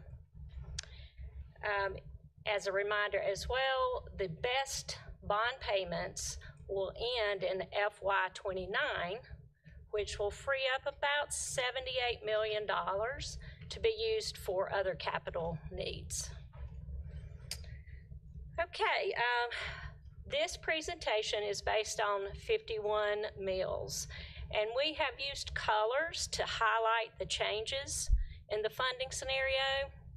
And this first page is all of your facility study projects. And you will see green, which signifies that there's been a change in either the cost and or the occupancy date. And there are 5 lines here that have the color green. And 4 of those lines, Northwest Middle, Donaldson Career Center, the Montague Alexander Project, and the Golden Strip Career Center, their occupancy dates have been pushed out by 1 year. Now, West Greenville is also highlighted, and its occupancy date has been moved out by 4 years because we had to coordinate that project with the Donaldson Career Center project. The second page includes all of the other projects added or included in the scenario. Other facility projects added to the CIP, these are your projects due to growth or programming changes. You'll see both green and yellow highlights here. The green ones, let's see if I can see it better here. Ralph Chandler, Grove, Ellen Woodside, and Sue Cleveland have all had increases to their costs. Their occupancy dates are still the same. And then also you will see green for the site acquisition line, as we did increase that cost as well. And then we have some new additions here, new project additions, and they're highlighted yellow. Woodland Elementary addition, and you can see that it is split funded, some with bond proceeds and then some with the general fund balance at the bottom of the page. Tanglewood addition, a Fountain Inn High School addition, and then the Mars addition. As previously stated on the very first page that Philip talked about, these changes increase the estimated cost by $119.2 million when compared to the September presentation. And that concludes the funding scenario.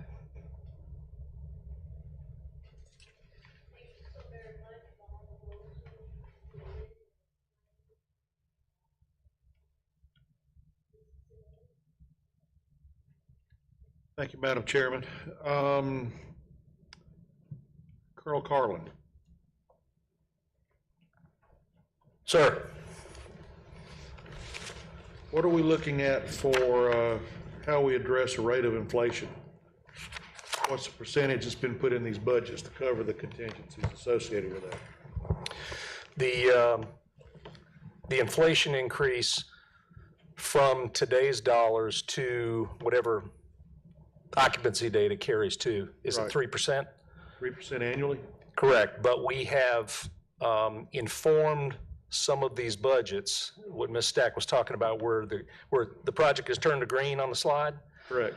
To try to get those, what we thought would be a problem for us, in line, so that, at least at this point, we think we've got the funding necessary for all these projects, based on what we're hearing and seeing is going on in the construction industry right now. Right now and tomorrow's two different things. I understand. Yeah, okay. I'll ask this for any one of you, either you or Philip.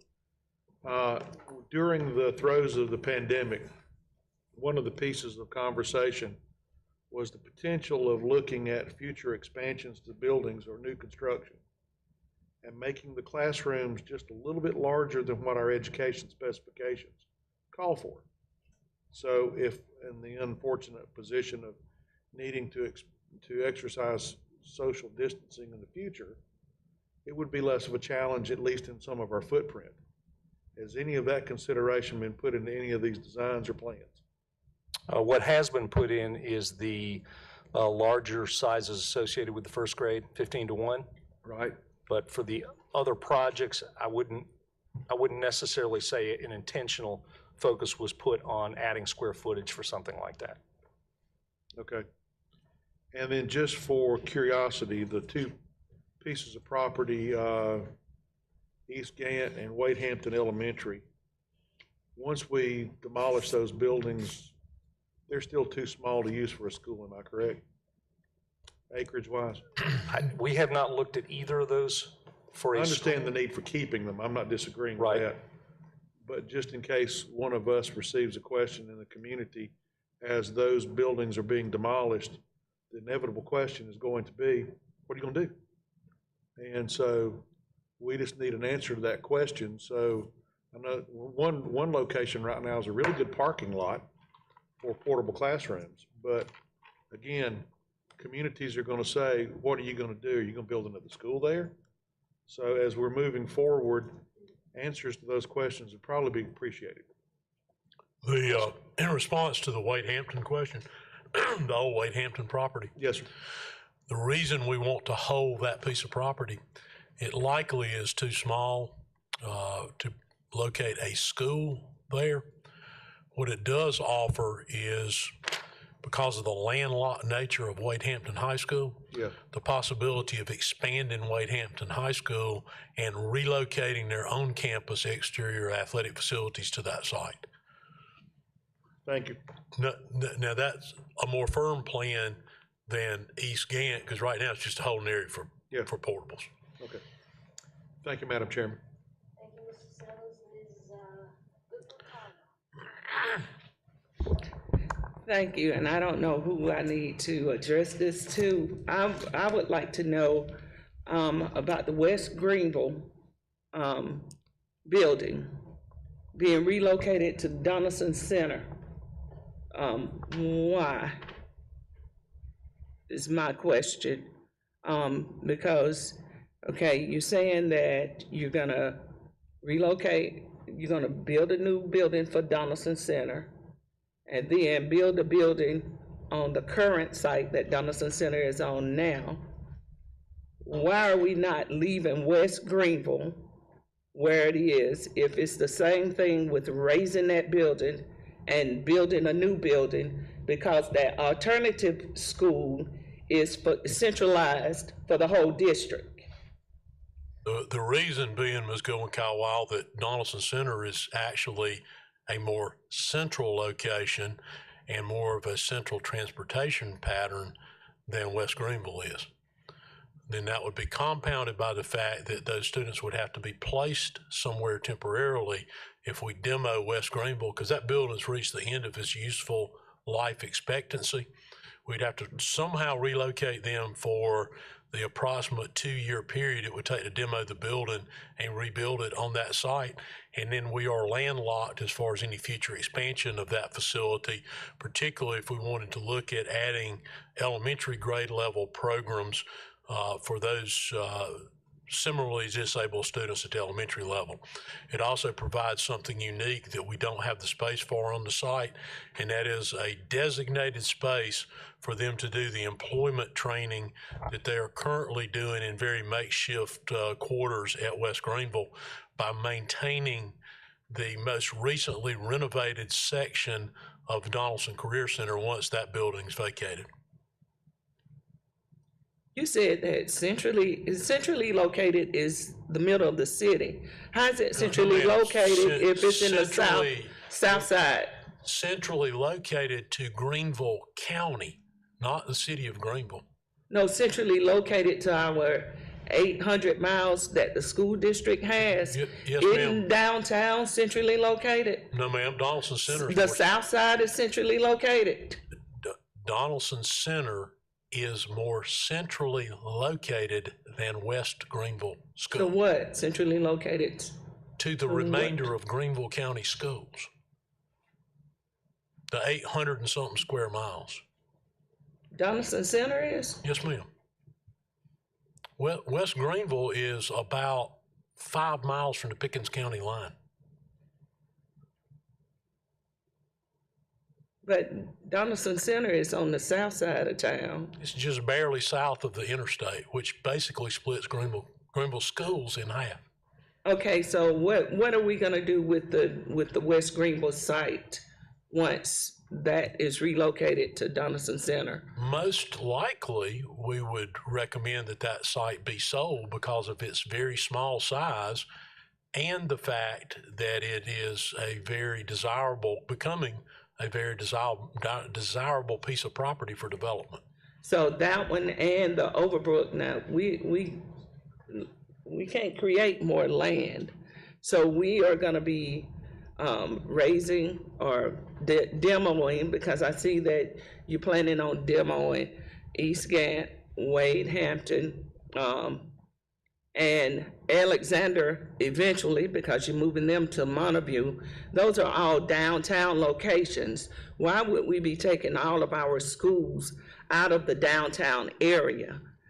Well, for one, we're only talking about, I believe in that list you gave, only one actual school, and that school would be Alexander, and our intent is to demo that building, which at least half of that building has reached the end of its useful life, and retain the site because we are experiencing growth coming from downtown out the West Greenville direction, and that gives you a future site to utilize for a school. The Overbrook site is too small to utilize for a school. We've got a building there that I believe has, Susan, 8 rooms in it, 8 classrooms. And the topography of that site and the size of that site, it would never be a viable elementary school site. And the cost to acquire adjacent property, were it to be available, is skyrocketing. We have, as you know, over time purchased the entire block at Stone Academy, which allows for expansion of that city school. We just expanded Summit Drive by acquiring a very small parcel of property adjacent to it. Now, the other elementary schools in the city limits are landlocked. But again, when you got sites that aren't big enough for a school, it doesn't behoove us to keep those sites, particularly with the cost of adjacent property.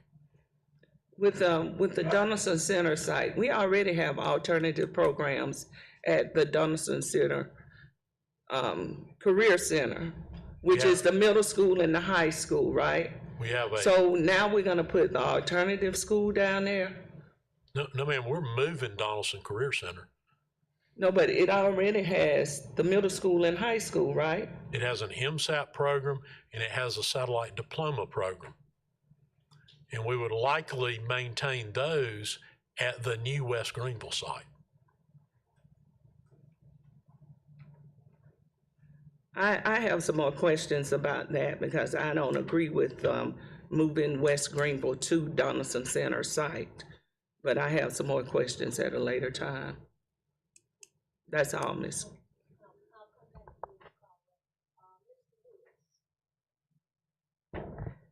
Thank you, Madam Chairman. This is great information. It's very exciting that we're thinking through FY36, and especially that we can do all of this growth without really projecting a millage increase. I think is really exciting. I have a question about a couple of the plans, just to make sure that I fully understand them. So maybe we could start with Fountain and High School. So this addition is to accommodate growth that's happening in the Fountain Inn area. Is that? I don't know who's answering this question. Yes, sir. That's correct. And so we didn't have this on our plan that we saw in the fall. So what's happened between when that plan was presented to us and now to kind of move it up in this level of urgency? Because it's moving ahead of other projects that were on the plan. Yeah, we actually have the largest development in the county currently in that area. It's over in Lawrence County, but is in our Fountain Inn attendance zone, has over 1,000 lot neighborhood planned. We also have another one that's about 600 lots as well in that area. So it is one of the fastest growing areas, and obviously the school is much smaller than our other high schools as well. These are all developments that have been planned since we constructed this school. Correct. Okay. The other question about Malden High, the stadium expansion at Malden High School.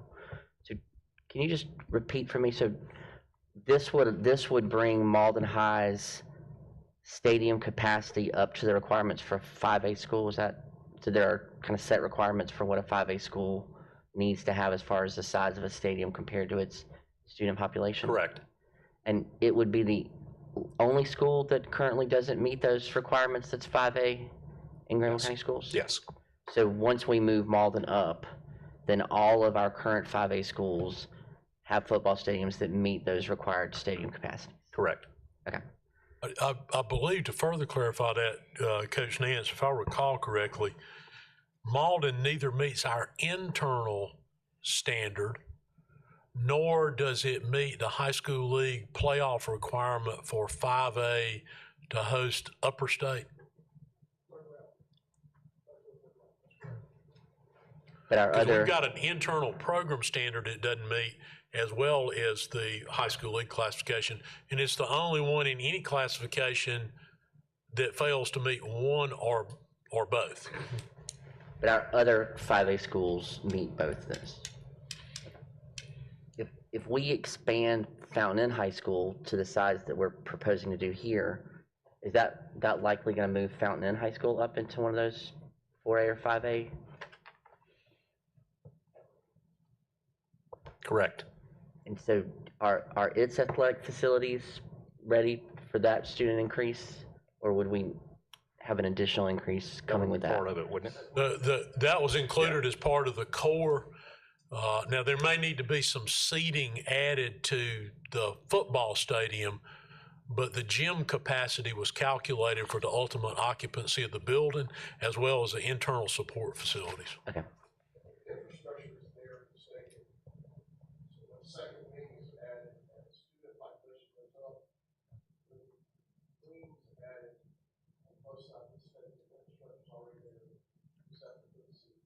Okay.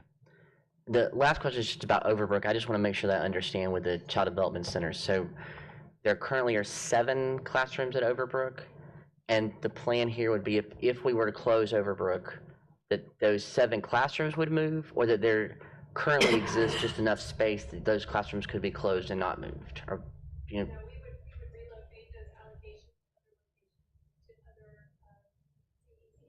Susan, you need to come up to the microphone.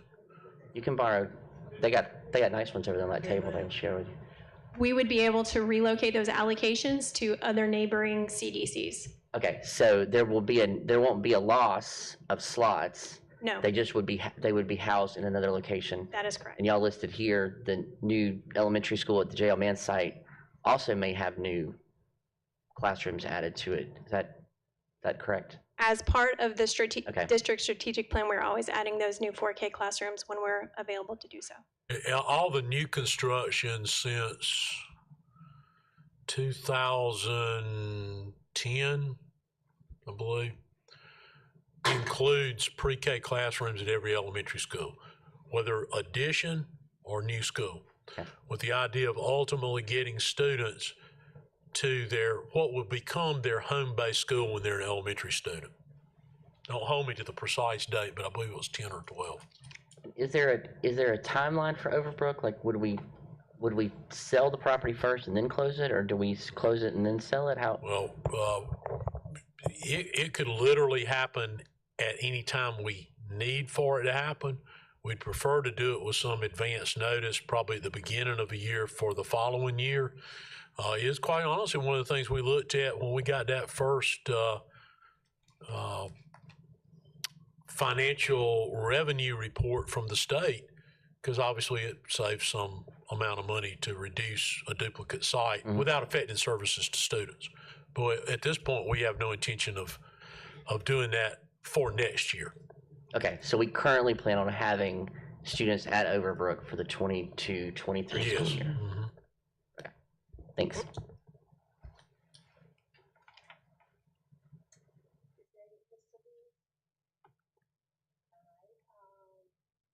Push. Talk about that northern part of the county now a little bit. Northwest Middle School. Yeah, we've been the best kept secret, that northern part of the county. And I'm afraid that Swamp Rabbit Trail has let our secret out, because now everybody wants to live around in that Travelers Rest in that northern part of the county. Northwest Middle School, that I've looked through here and I don't see if it's separate. Is that 77 million? Is that just for the school to be built?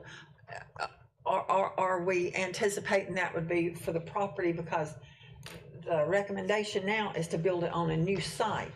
So Yes, ma'am. The property is contained in the line item on the second page of the financial spreadsheet for site acquisition. So this would be the cost to build the building. So we are looking at property.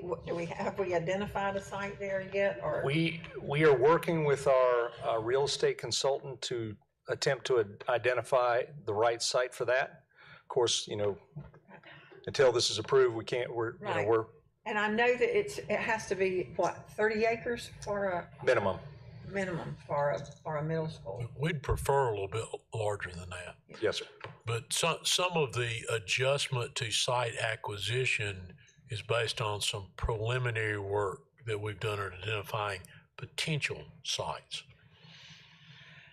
Well, I know that especially in that area, living in that area, I know that those big sites like that are just going really fast. So that makes me nervous. The two things that would immediately follow your action on this, demo and what we need to demo, because price goes up. Yes. And simultaneous to that, telling our realtor we need some contracts on these locations. We want to acquire the sites. That's the reason we chose to recommend it be funded from fund balance. We want to acquire all the sites now, not when just prior to the school being built. So no matter where it is on the timeline, we want to acquire the property now. Okay, great. That eases a little bit of my nervousness about that school. But and also looking at the fact that we are not just about the age of Northwest Middle, but also the growth. It only would go to speak to the fact that And I don't know if that growth is between TR and getting down into Greenville, or if it's becoming more. I know there's a lot of retired people that are purchasing and moving to the mountains, which is technically that technical term for that area up in there, that Cleveland and that area. But if we're seeing the growth that we're going to have in our middle school students, and of course then our goals that we want to increase our graduation rate, so preferably they're not going to leave us in the 8th grade, they're going to go on to high school. So that to me would just naturally lead into the fact that either we would need to be addressing a high school in that area. And I just want to make sure that, especially because of my constituents that were here this morning and the concern for the Slater Marietta, that we look intensely at the growth that's in that area and the next steps beyond. We've already identified the concerns we have with the middle school, but also the concerns that would follow as those students move on into the high school, and making sure that the community is well prepared. Yes, ma'am. I think that's something we want to specifically look at as you know, we revise this every year. We got, as so many other things, we got disrupted by the pandemic. I don't recall from memory, but there was a core at Travelers Rest that would allow for some amount of expansion. I want to think maybe the ultimate capacity for that building was 1,600, maybe. But I'd be afraid to speak to that from memory. We did increase it. We did. It was supposed to be when it was originally on the plan for, and we came back and increased it by a couple of hundred. So that's something for us to specifically look at, I think, as we move forward and what the patterns of growth there. Because as you noted, the growth is skewed in geographically. I think right now the primary student population growth is occurring right around the high school and south of it. That doesn't mean that will continue to do that. Okay. Thank you. Yes, thank you.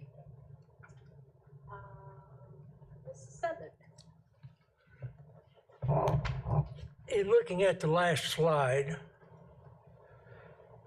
these projects that we've got are going to have to be occupied in August 2024.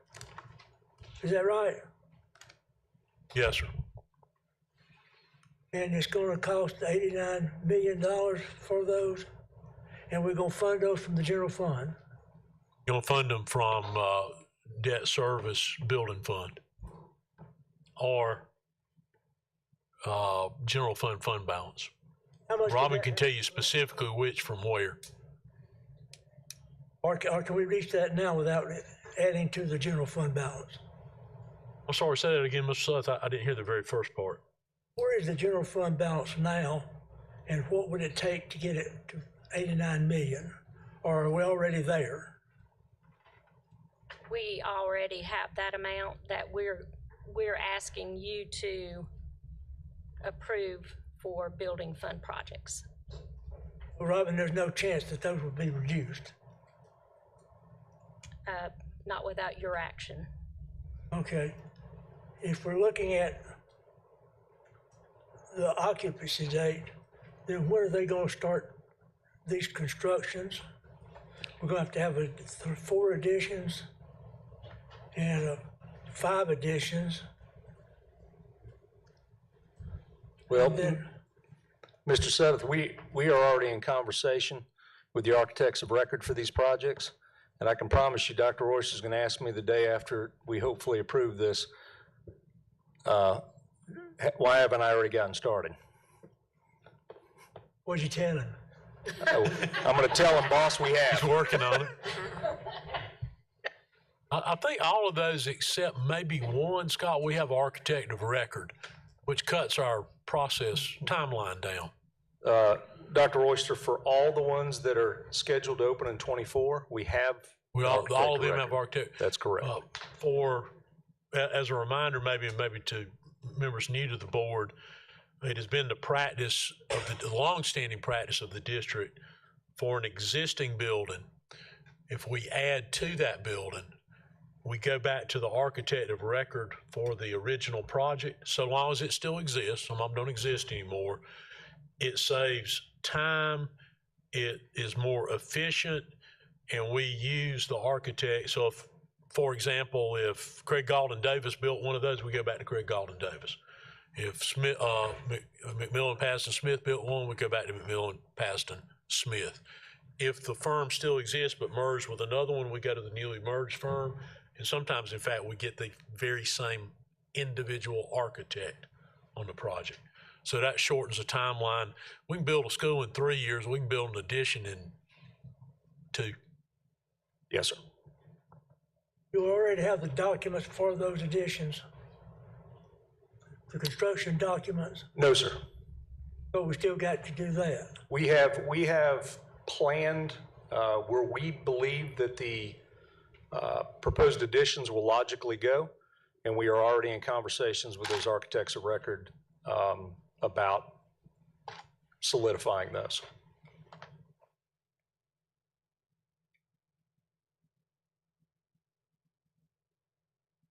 That would take care of any student growth that we may have.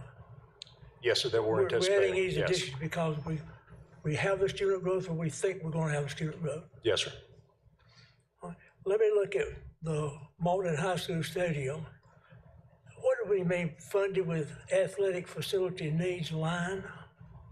So on your on the 11.5 by 17 spreadsheet that Ms. Stack included in your board packet, I think there's a line item in there for athletic projects, which is not a new line item. You've seen that in the previous capital improvement programs, and it's on that spreadsheet, sir. When is the earliest they would have these 1,000 seats?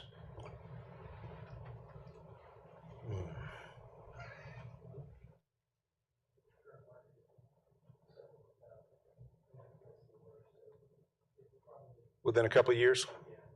Within a couple of years. So we don't have to wait till 2028. We're okay funding on that one now, right? Okay, yes, sir. So we could get started relatively quickly.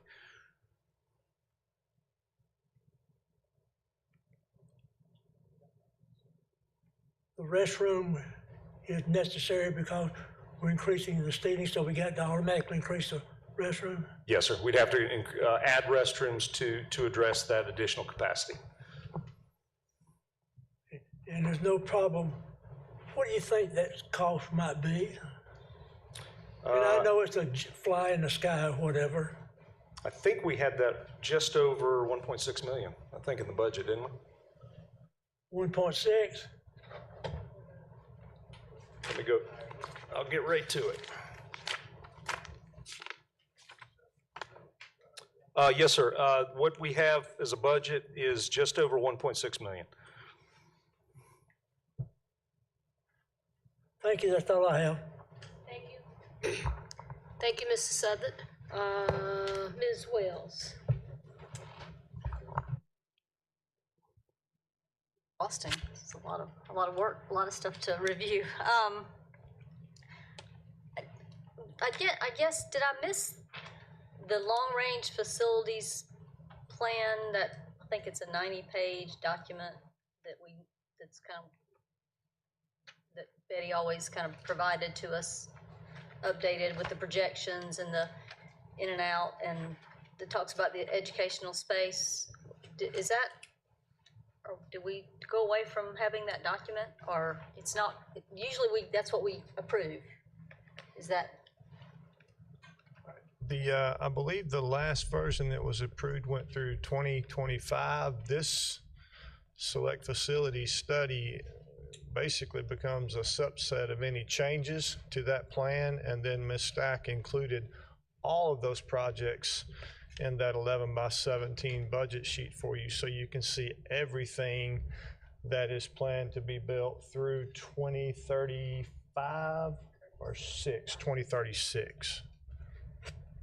the document itself that was in more, like it had the map that's there with the, the map that shows the developments with the red and blue dots and the number, lots to go, and it shows the number of students, what the capacity is for each high school, and then how many students we have enrolled and all. Has that been updated? That's in the very first section. First section of this. Enrollment projection components. In which document? County school district population. There's a table with that information in it. In which document is that, Dr. There's West? a Census Bureau yearly single-family permits, yearly multifamily permits. You get the Which, well, just tell me which, we got 3 documents, so it's in the select facilities. At whatever point you all approve this, in whatever form you approve it, we will fold in all the adds to the original document. The things you're specifically talking about are at the very front of the presentation. Yes. Get back to that. You mean, it just says summary of updates? Is that what you mean? Yeah, the first. Therein lies the things including the one. Here. Here we go. Yes. Yeah, and I was, right, so this, you're saying this document is going to be updated? Then this takes the place of whatever's in there tonight. Okay.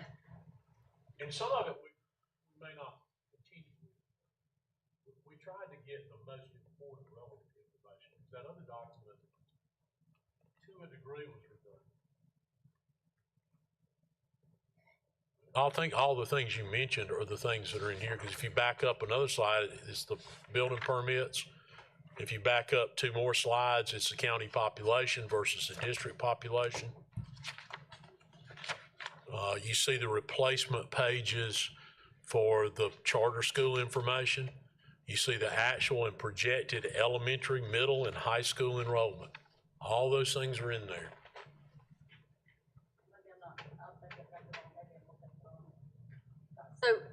So I guess my question was sort of related to the fact that we're already now building on to, or projecting to build on the Fountain Inn High School, which. In 2027, I believe. So the data, I'm interested in the data analysis that we're using right now for enrollment projections. I think what we have relied on for a really long time was, subdivision approvals and building permits and lots to go and those kinds of things. And then now we know we have this consideration for multifamily because there's so many more multifamily. So I'm just curious, how much of that do we use versus using, planning and zoning data around future build out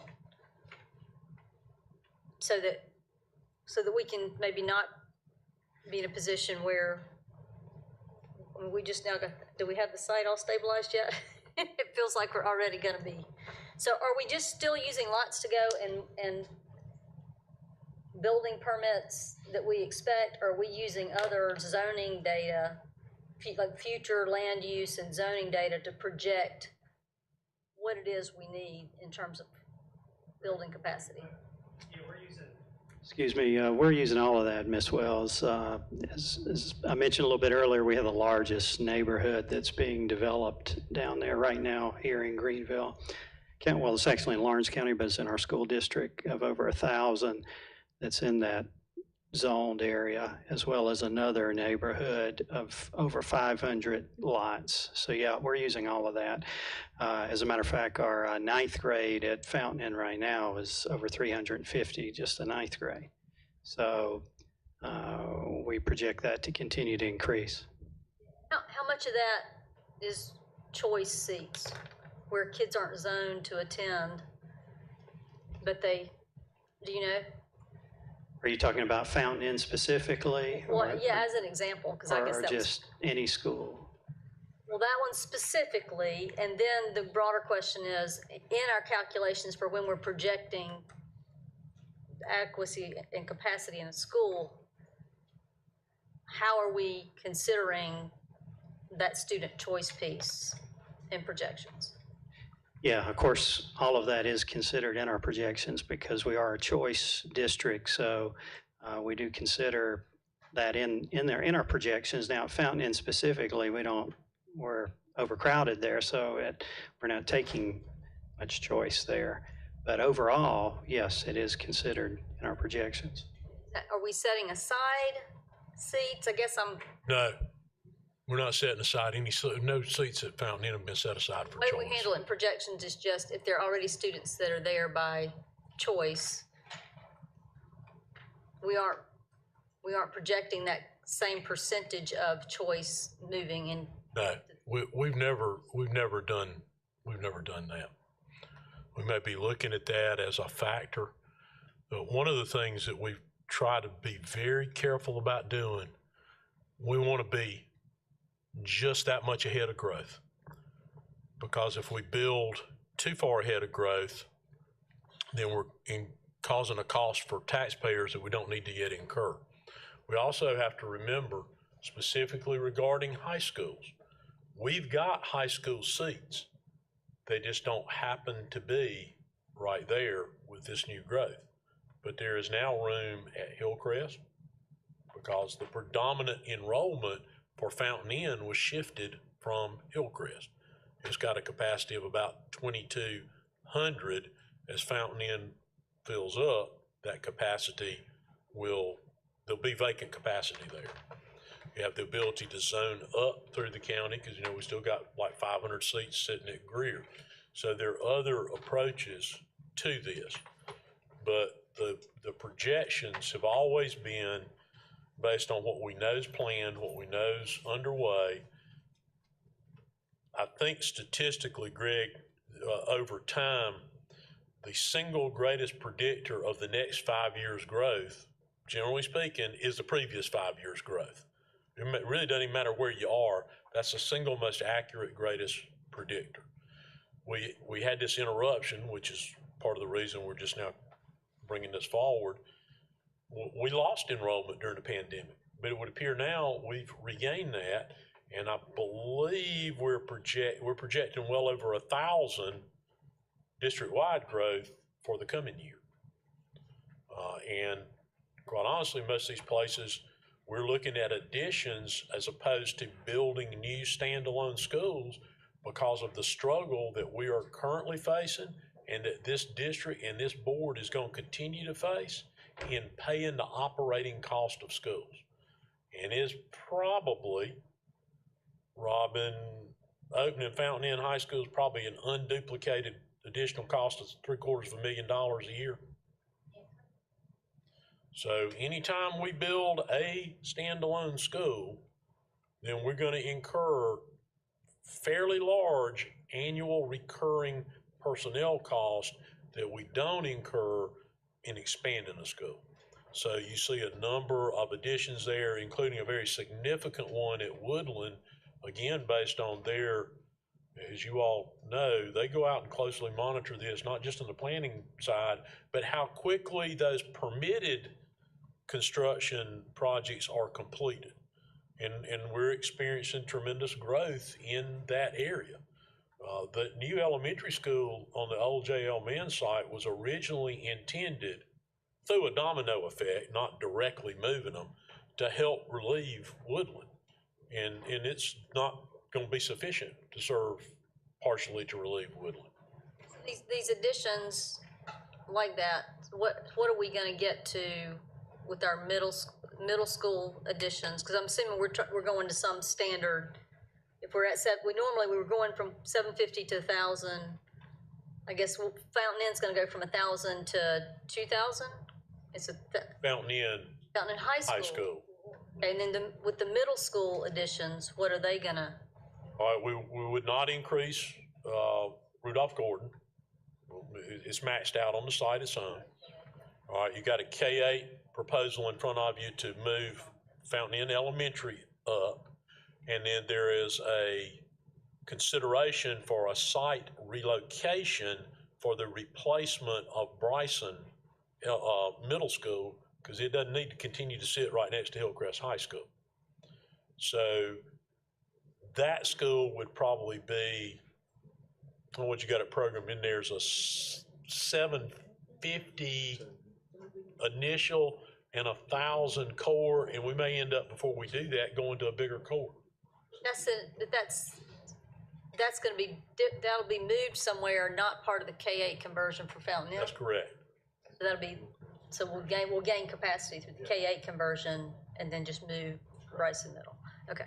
And then, so I guess, you know, when I was a little surprised about Woodmont Middle School and the facilities assessment,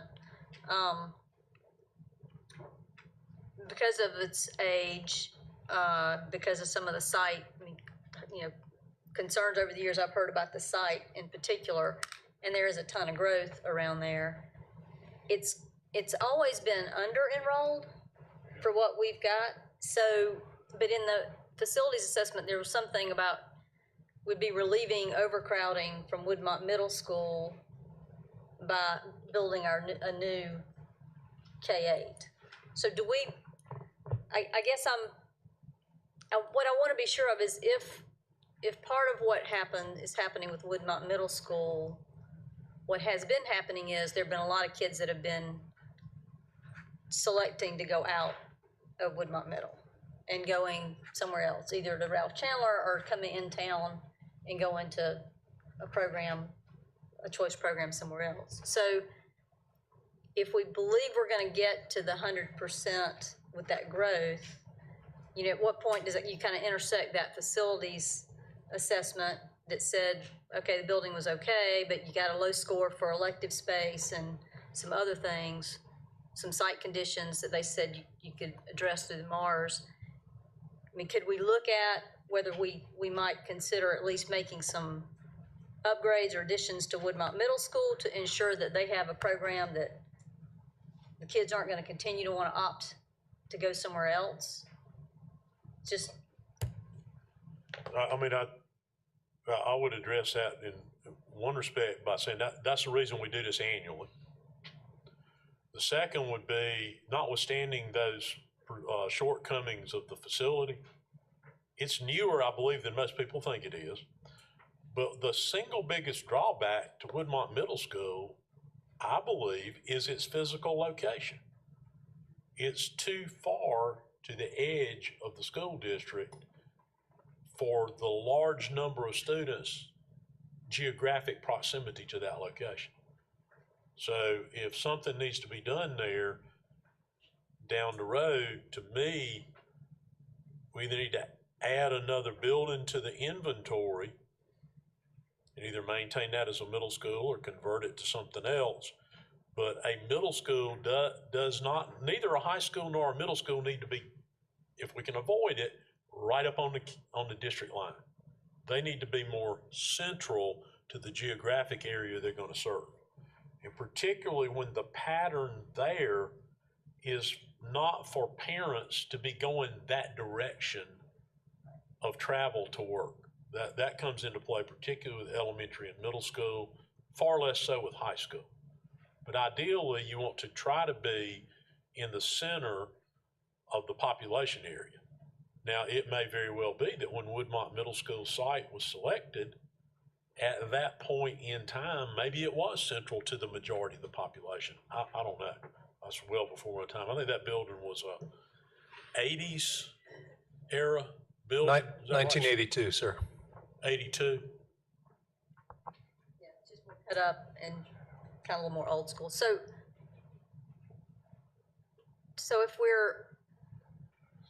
that's something we'll look at on a yearly basis. I guess when I see that Sue Cleveland, Ellen Woodside, Robert Cashin, Fork Shoals Elementary are all getting additions, then I would hope all those students would stay at home, you know, stay between Ralph Chandler and Woodmont Middle. So to your point, I guess that's something that y'all have on the radar to kind of continue to evaluate.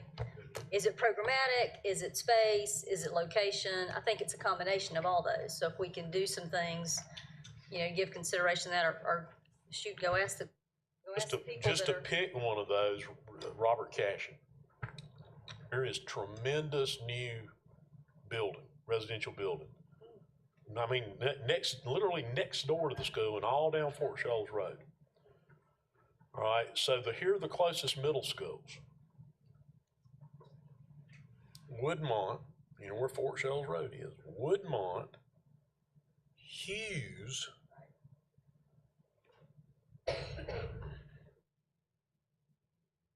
Hillcrest.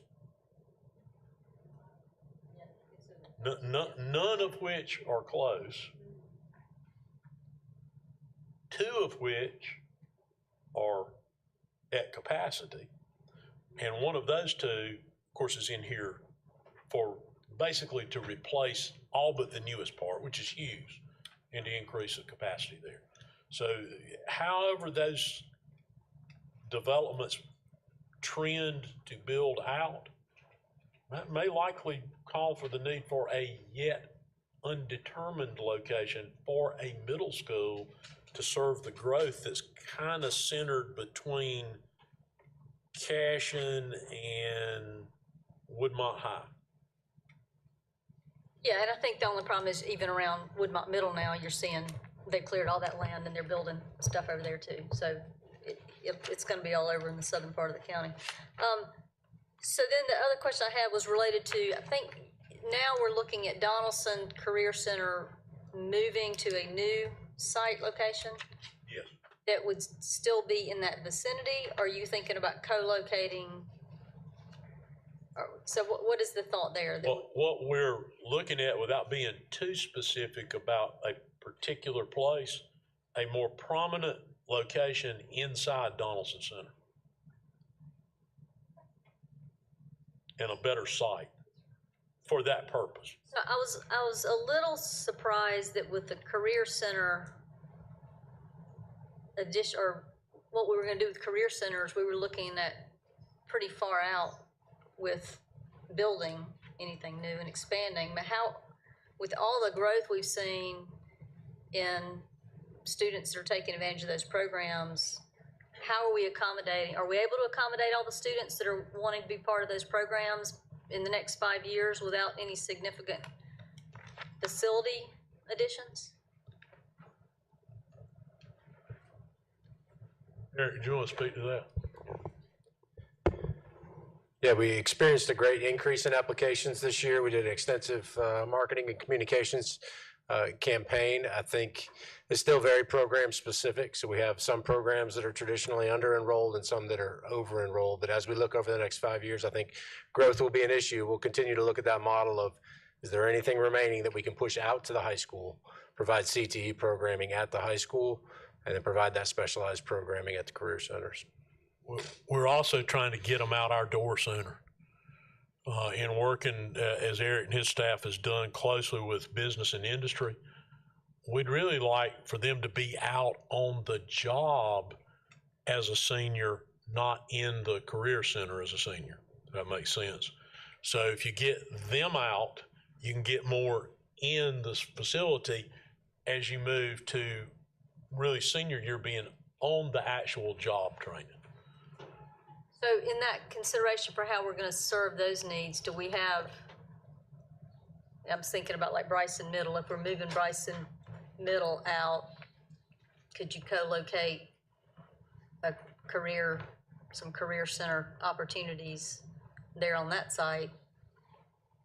Or could you know, can you do that where we have more of that Fountain Inn model where kids are adjacent to where they're getting their career opportunities? That's a possibility. There's a pretty large ag horticulture program there now. Ag, horticulture, small animal care. Eric, did I leave something out? That's correct.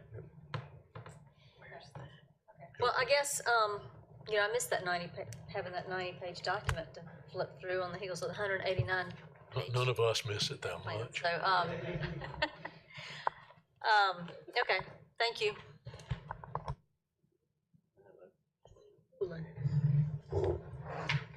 Thank you. I have questions about Fountain Inn High School. Also, and sorry if I missed it when I stepped out. Did y'all talk about the projected enrollment for next year? No, I mean, it's projected to be 700. Between the freshman and sophomore class? Yes.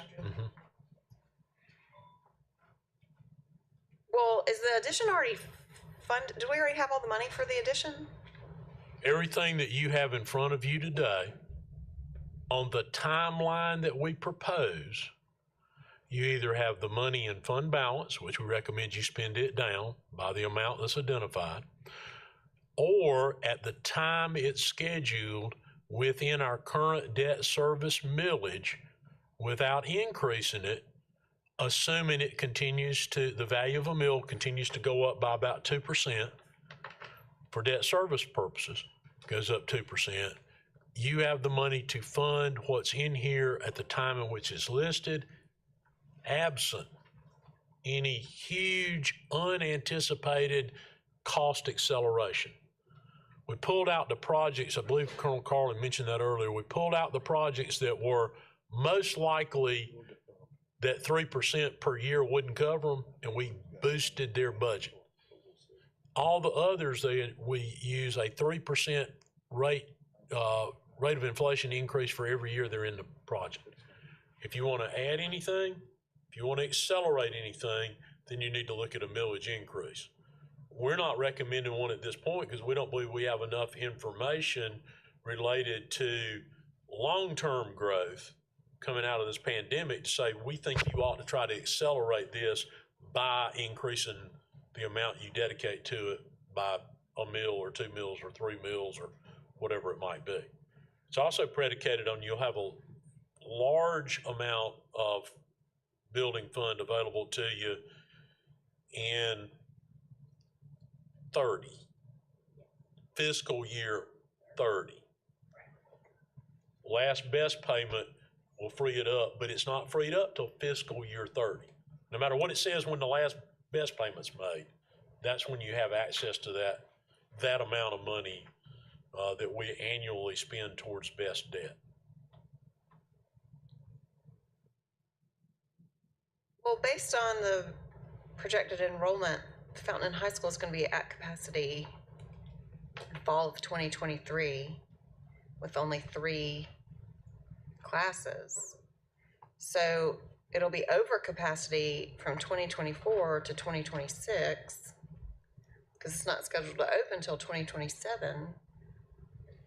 And if it's at 50% over capacity for 3 years, that's a lot of extra students there. I'm not sure I'm following that. Greg, can you speak to that? It will have a higher growth, obviously. I'm not sure it'll be 50% over, but it will be over capacity. Well, at 350 students per class, that's almost 1,500 students. And it's only scheduled, it only holds 1,000? Capacity at the high school level is calculated on every student being in every class period offered every day, which doesn't ever happen in a high school. So there is a buffer there of size for a number to exceed the capacity. That makes sense. And there's plenty of support core facilities there. So y'all feel confident that the existing structure can hold all the students in Fountain Inn until 2027? As confident as we can be in 2022 to say that. It may be in 2 years we need to say to you, you need to either go up a mill or 2, or you need to take fund balance, because we're going to continue to generate fund balance dollars, and you need to accelerate that project. None of this is set in stone. That's why we do it every year, generally speaking every year, last 2 years being an exception. Well, if we did accelerate it, how short are we on funds if we don't wait until 2027? Does anyone know? Well, it would depend on the time frame in which we wish to accelerate it, what the current construction market is at that point, and do we want to build it all the way out to 2000?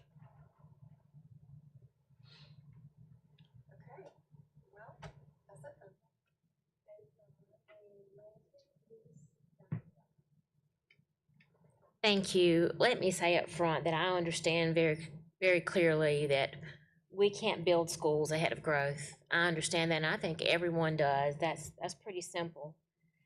But I'm looking like Debbie at the Travelers Rest community and the subdivisions that are being built. And I see that 29 subdivisions are being built in Travelers Rest, and there are 2,026 vacant lots. And that tells me, much like Fountain Inn and Hillcrest, that it's a growing community. As a matter of fact, I just did a little research online, and I found that Travelers Rest is rated in the top 10 southern towns by USA Today. Southern Living just ranked it high up there, I believe in the top 10. So it's definitely a growing place. And I was looking here at the resolution from County Council, and it's kind of striking that 6 small towns fill Travelers Rest High School: Caesars Head, Cleveland, Marietta, River Falls, Slater, and then there's Travelers Rest.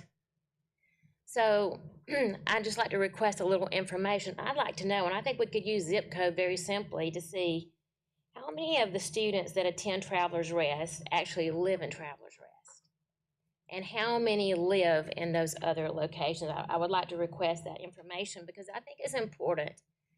I heard a hope from the people of Slater, and I understand that. I understand that hope. I understand that desire to revitalize their community, and my heart really goes out to them. So, you know, what I'm getting to was I want to know, is there a hope? Is the population there? How great is the population? How many of those students are actually filling Travelers Rest High School? I would like to know specifically. I know you can't quote this off to me, Dr. Royster. I know you're really great on numbers, but I would like to know what is the current enrollment in Travelers Rest High School and what is its capacity. I think that information would help me to understand if there is ever a hope for a Slater Marietta High School. And also, one other thing that I would like to know is what is the distance in mileage from, let's say, I know that River Falls is probably quite a distance from Travelers Rest High School. What is the greatest distance from any of these places, from Caesars Head or River Falls to Travelers Rest High School? I'd like to know that, and the amount of time that those students do spend on those buses. I would really like to know that as a citizen, as a member of that community. I'd like to know those things because that would help me to understand, is there hope? And also I'd like to know on these subdivisions, you said that you felt like they were closer into Travelers Rest, but is there any way we can find out how many of those communities are moving beyond, like north of Travelers Rest, the city? I know that's asking a lot of information, but I think that's information that the community deserves. It's information that I would like to see and I'd like to know. And I know that's a lot of information to request, and I'm sorry, I don't like to do that very often, but I'd like to know if there is ever a hope for a school beyond Travelers Rest in the northern area. I wouldn't want to extinguish anybody's flame of hope about anything, so I think there's always hope that something might happen. I think it depends on the growth pattern up there. The capacity of TR as it sits is 1,600 students. The current enrollment at TR is 1185. So there's room for about 500 in TR. We can literally plot every student at TR High School on a map as to where they physically reside. That's not, I don't know if we should continue to maintain the illusion. That's a lot of work. It does take them a little. It's not, you can't just push a button and do it, but it might not be as much work as you would think. And then grow, I mean, that's how they track growth. What are the permits? Then they physically go out and look. And of course, we can tell you how far it is from the furthest attendee at Travelers Rest to the school. We can tell you the longest bus route there. Assuming drivers were on every bus, what it would be in ordinary operating conditions, we can tell you what it is right now. And then we also, and I know you'd want us to be cognizant of that too, it's a long way from the Greenville-Lawrence County line on 25 up to their assigned high school. Probably on the eastern side of the county, there's not as great a distance because you've got Blue Ridge, then Greer. Blue Ridge is, if I remember correctly, slightly north of Travelers Rest, going across the top of the, just slightly north. But then the top of the county on the Blue Ridge side is slightly more southern than it is on the Travelers Rest side, if I remember the county correctly. So we can certainly get you all that information. I think without looking at numbers, that perhaps might be an idea whose time is a little bit down the road as opposed to more immediately. Really going back to, we want to consider two things, and I'll say the more important first. Sizing a high school to make sure that we provide the opportunities that all those students need to have. Because one of the things that stuck with me of all the comments that were made this morning, one of those individuals that spoke talked about how they didn't have the courses they needed to have. And anytime you get below, because we already struggle with this with our schools that are below, our high schools that are below 800, getting the courses those students need to have in their schedule. So that, and then as you've seen in every year's line item related to Fountain Inn High School, the incredible additional cost of running it as a separate facility. So all of those things obviously come into play with any recommendation that we would bring to you all, and I know those are the things that you consider. And it just struck me while I was talking about that capacity. The capacity at Fountain Inn, I didn't think about this at the time, but unlike our other high schools, though we've got a capacity rated on there, that doesn't take into account that we can run those rooms 100% of the time because the teachers have offices. So the capacity for it exceeds the stated capacity and does not exceed the core, which is already built. I didn't mean to mix the two things, but I thought about the second one when I was talking about that one. Let me interrupt for just a moment. I would like to extend for 15 minutes without any objection. Thank you. Thank you, Dr. Royster. You answered my questions. I do appreciate receiving that information. I think it will be very helpful. Thank you.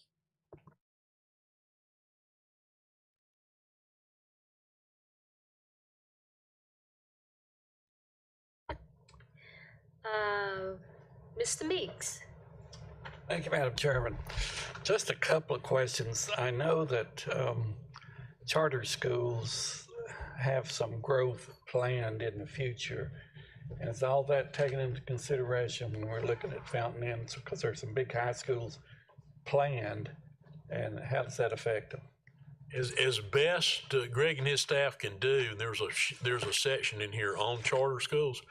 The problem is the way that process works, they can just about, overnight's not the right word, but overnight in our world, start a school. Now there's one ending that next charter on Wade Hampton Boulevard, they're shutting down. So we'll pick up, I think they're down to about 200 students. So we'll pick up some number from them. There's an addition going on at Lead Academy. Does that sound right, Greg? I got that right. There's an addition going on there. So some of them that are already in a brick and mortar facility, we can predict more accurately. Others, they just almost overnight they open them. So to the best of our ability to do so. So they don't have to come, at one point when they were chartered through this body, you had to approve any change in their capacity. Now that comes from either Erskine or the public charter school district. And they seem very willing to increase their capacity whenever they request to do so. Okay. The second question is about the future site at JL Mann. I know that they have another hearing Thursday evening. What happens if that's not approved? If that were not to be approved, I think we'd certainly consult with Mr. Webb to see if there were some redress that was available to us. But we have already engaged in the process of looking for alternative sites that lie outside the city limits of Greenville. So we've got our realtor looking at potential sites and have actually had a discussion, preliminary discussion, with the city of Malden, which you all may or may not know, if you step out the back of Fisher over at ICAR, you're in the city of Malden. So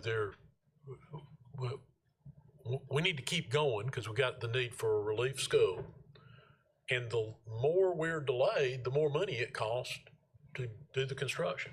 And if I remember correctly, when it was planned, it seems to me like it relieved 4 or 5 schools in a cascading type way. Yes, sir. I believe it was 5. I mentioned one earlier, Woodland. Yeah. It's not going to be sufficient to do that. That's why we've added that wing at Woodland. But originally 5 schools, now down to 4. Greg or one of his people could probably remind us of which 4, but I'm thinking Sarah Collins, Pelham Road, Malden, and Buena Vista. But again, to your point, Mr. B, not that we take students from right over there at Buena Vista and move them over here, it might be a domino effect or cascading effect. Okay, Ms. Wells mentioned earlier about, and you mentioned about Woodmont Middle School, and right behind Woodmont Middle School, back off Georgia Road, they had planned, I think, 1,000 house subdivision, and it didn't get approved. But at the same time, they have now went in and put it one, or they've graded the land, and right down the road on the left, they have now cleared out a spot for 1,000 houses. I don't know how many they got planned. I've not seen it. Also, I went to another meeting where they're proposing like 70 or 80 houses right real close to the southern connector. So I'm not sure when it comes out in a few years that Woodmont Middle School won't be right in the center of attendance at that point in time. So, and it may well be. Yeah, so just wanted to mention that while I was here. Thank you.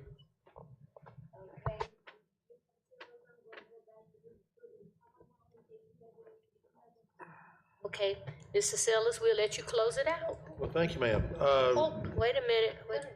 Okay, Dr. Oyster, Mr. Sellers. revisiting some comments from Mrs. Bush and Dr. Stiles, I would agree that if we could go ahead and involve or an envelope into the work moving forward a needs assessment for the Slater-Marietta area, it'd be helpful. It's not realistic immediately, but it could possibly be an issue in the future. So I think it would be advantageous to add that to the to-do list if we could. But Madam Chairman, just so we can go ahead and move forward, I'd like to make a motion to approve the April 2022 select facility study recommendations and other long-range facilities plan, capital improvement program for the long-range facilities plan and the CIP for the additions that have been presented. Do I have a second? Second, okay. Discussion, Mrs. Wells. Well, just so I understand the action of this motion, so there's as part of the CIP spending plan, it's specifically assigning general fund balance to fund these projects. So by approving this motion, we're going to be assigning that general fund balance to these projects. No, upon action of the full board, yes, ma'am. Okay, and so knowing that tomorrow we have a budget meeting and there may be conversation around what we need to do and millage increase and the rest, do you feel like what we're doing now, do we still have enough fund? How much fund balance do we have left if we assign this to the capital improvement fund? Well, Robin's coming forward to answer that. But kind of a shortcut answer to that is, at this point, we would not feel comfortable recommending to the board to rely on any more fund balance to support the general operating budget. You're at, currently at $21.6 million reliance on fund balance in the current budget. So you would not see a recommendation coming from us to increase that amount. In fact, what you will see tomorrow is a first move to reduce that reliance. So you're saying even if we have it, you don't think we should use it because it's not recurring, so it affects our... We believe now you would be reaching the point of digging a hole that you would have extreme difficulty extricating yourself from, and that the only way you'd get out of it would be to significantly cut personnel or significantly increase taxes. So then the only thing I wanted to ask for, since I think what I sort of heard in there is we may be moving away from having that long-range facilities plan in its current form. So could we just get a listing of all the schools' program capacity and current enrollment? And then maybe even with that, like how many of those seats are by choice? Because that's one of the things that was in that long-range facilities plan document. So just schools, program capacity, current enrollment, and number of choice seats. We'll fold this into that current format. Okay, thank you. Thank you, Ms. Wells. Ms. Linda Leventis. Well, Thank you. Thank you, Ms. Marson Fair. Dr. Royster, I appreciate all the hard work you and your staff have done in preparing this presentation for everyone. I know our district is very large, and I know we keep growing, and we have to look at avenues and ways to take care of all of the students that are moving and the families moving into our areas. I too agree with, I'm sorry, you need me? Okay, with Ms. Bush, Dr. Stiles, and Mr. Saylors. That area is growing. Travelers Rest was the best kept secret for a long time, and now it has just blossomed, and I'm seeing more and more people from other states moving into that area. And so that area is going to exceed into other parts of where the mountains and where the beauty is, and it's going to go up into those areas that Dr. Stiles is talking about and that we heard about this morning. I think the only thing to do, we've looked at growth in all areas of this district, and now the best kept secret is growing, and we've got to help them grow and flourish. So I am not for millage increase. I am not for increasing things, but I am for growth and doing the best way. You seem to be able to find money and do things the right way without causing a lot of headaches and heartaches. So I'm putting this in your hands, Dr. Royster, and I'd like to thank everyone for all you do. Sounds like it, doesn't it? Yes. Thank you. Dr. Royster, you mentioned Woodland a few minutes ago. What's the present capacity and what is the future capacity that you're planning? It's probably in there, but I don't remember. I think the current capacity at Woodland might be 8-something, but we put 1,000 or more in there. I believe this takes our stated capacity to 1,200. About 1,300. We've had 11 some odd in there, 1,150 in there. Does that sound right, Greg? Okay, thank you. all right, ladies and gentlemen, that ends the section.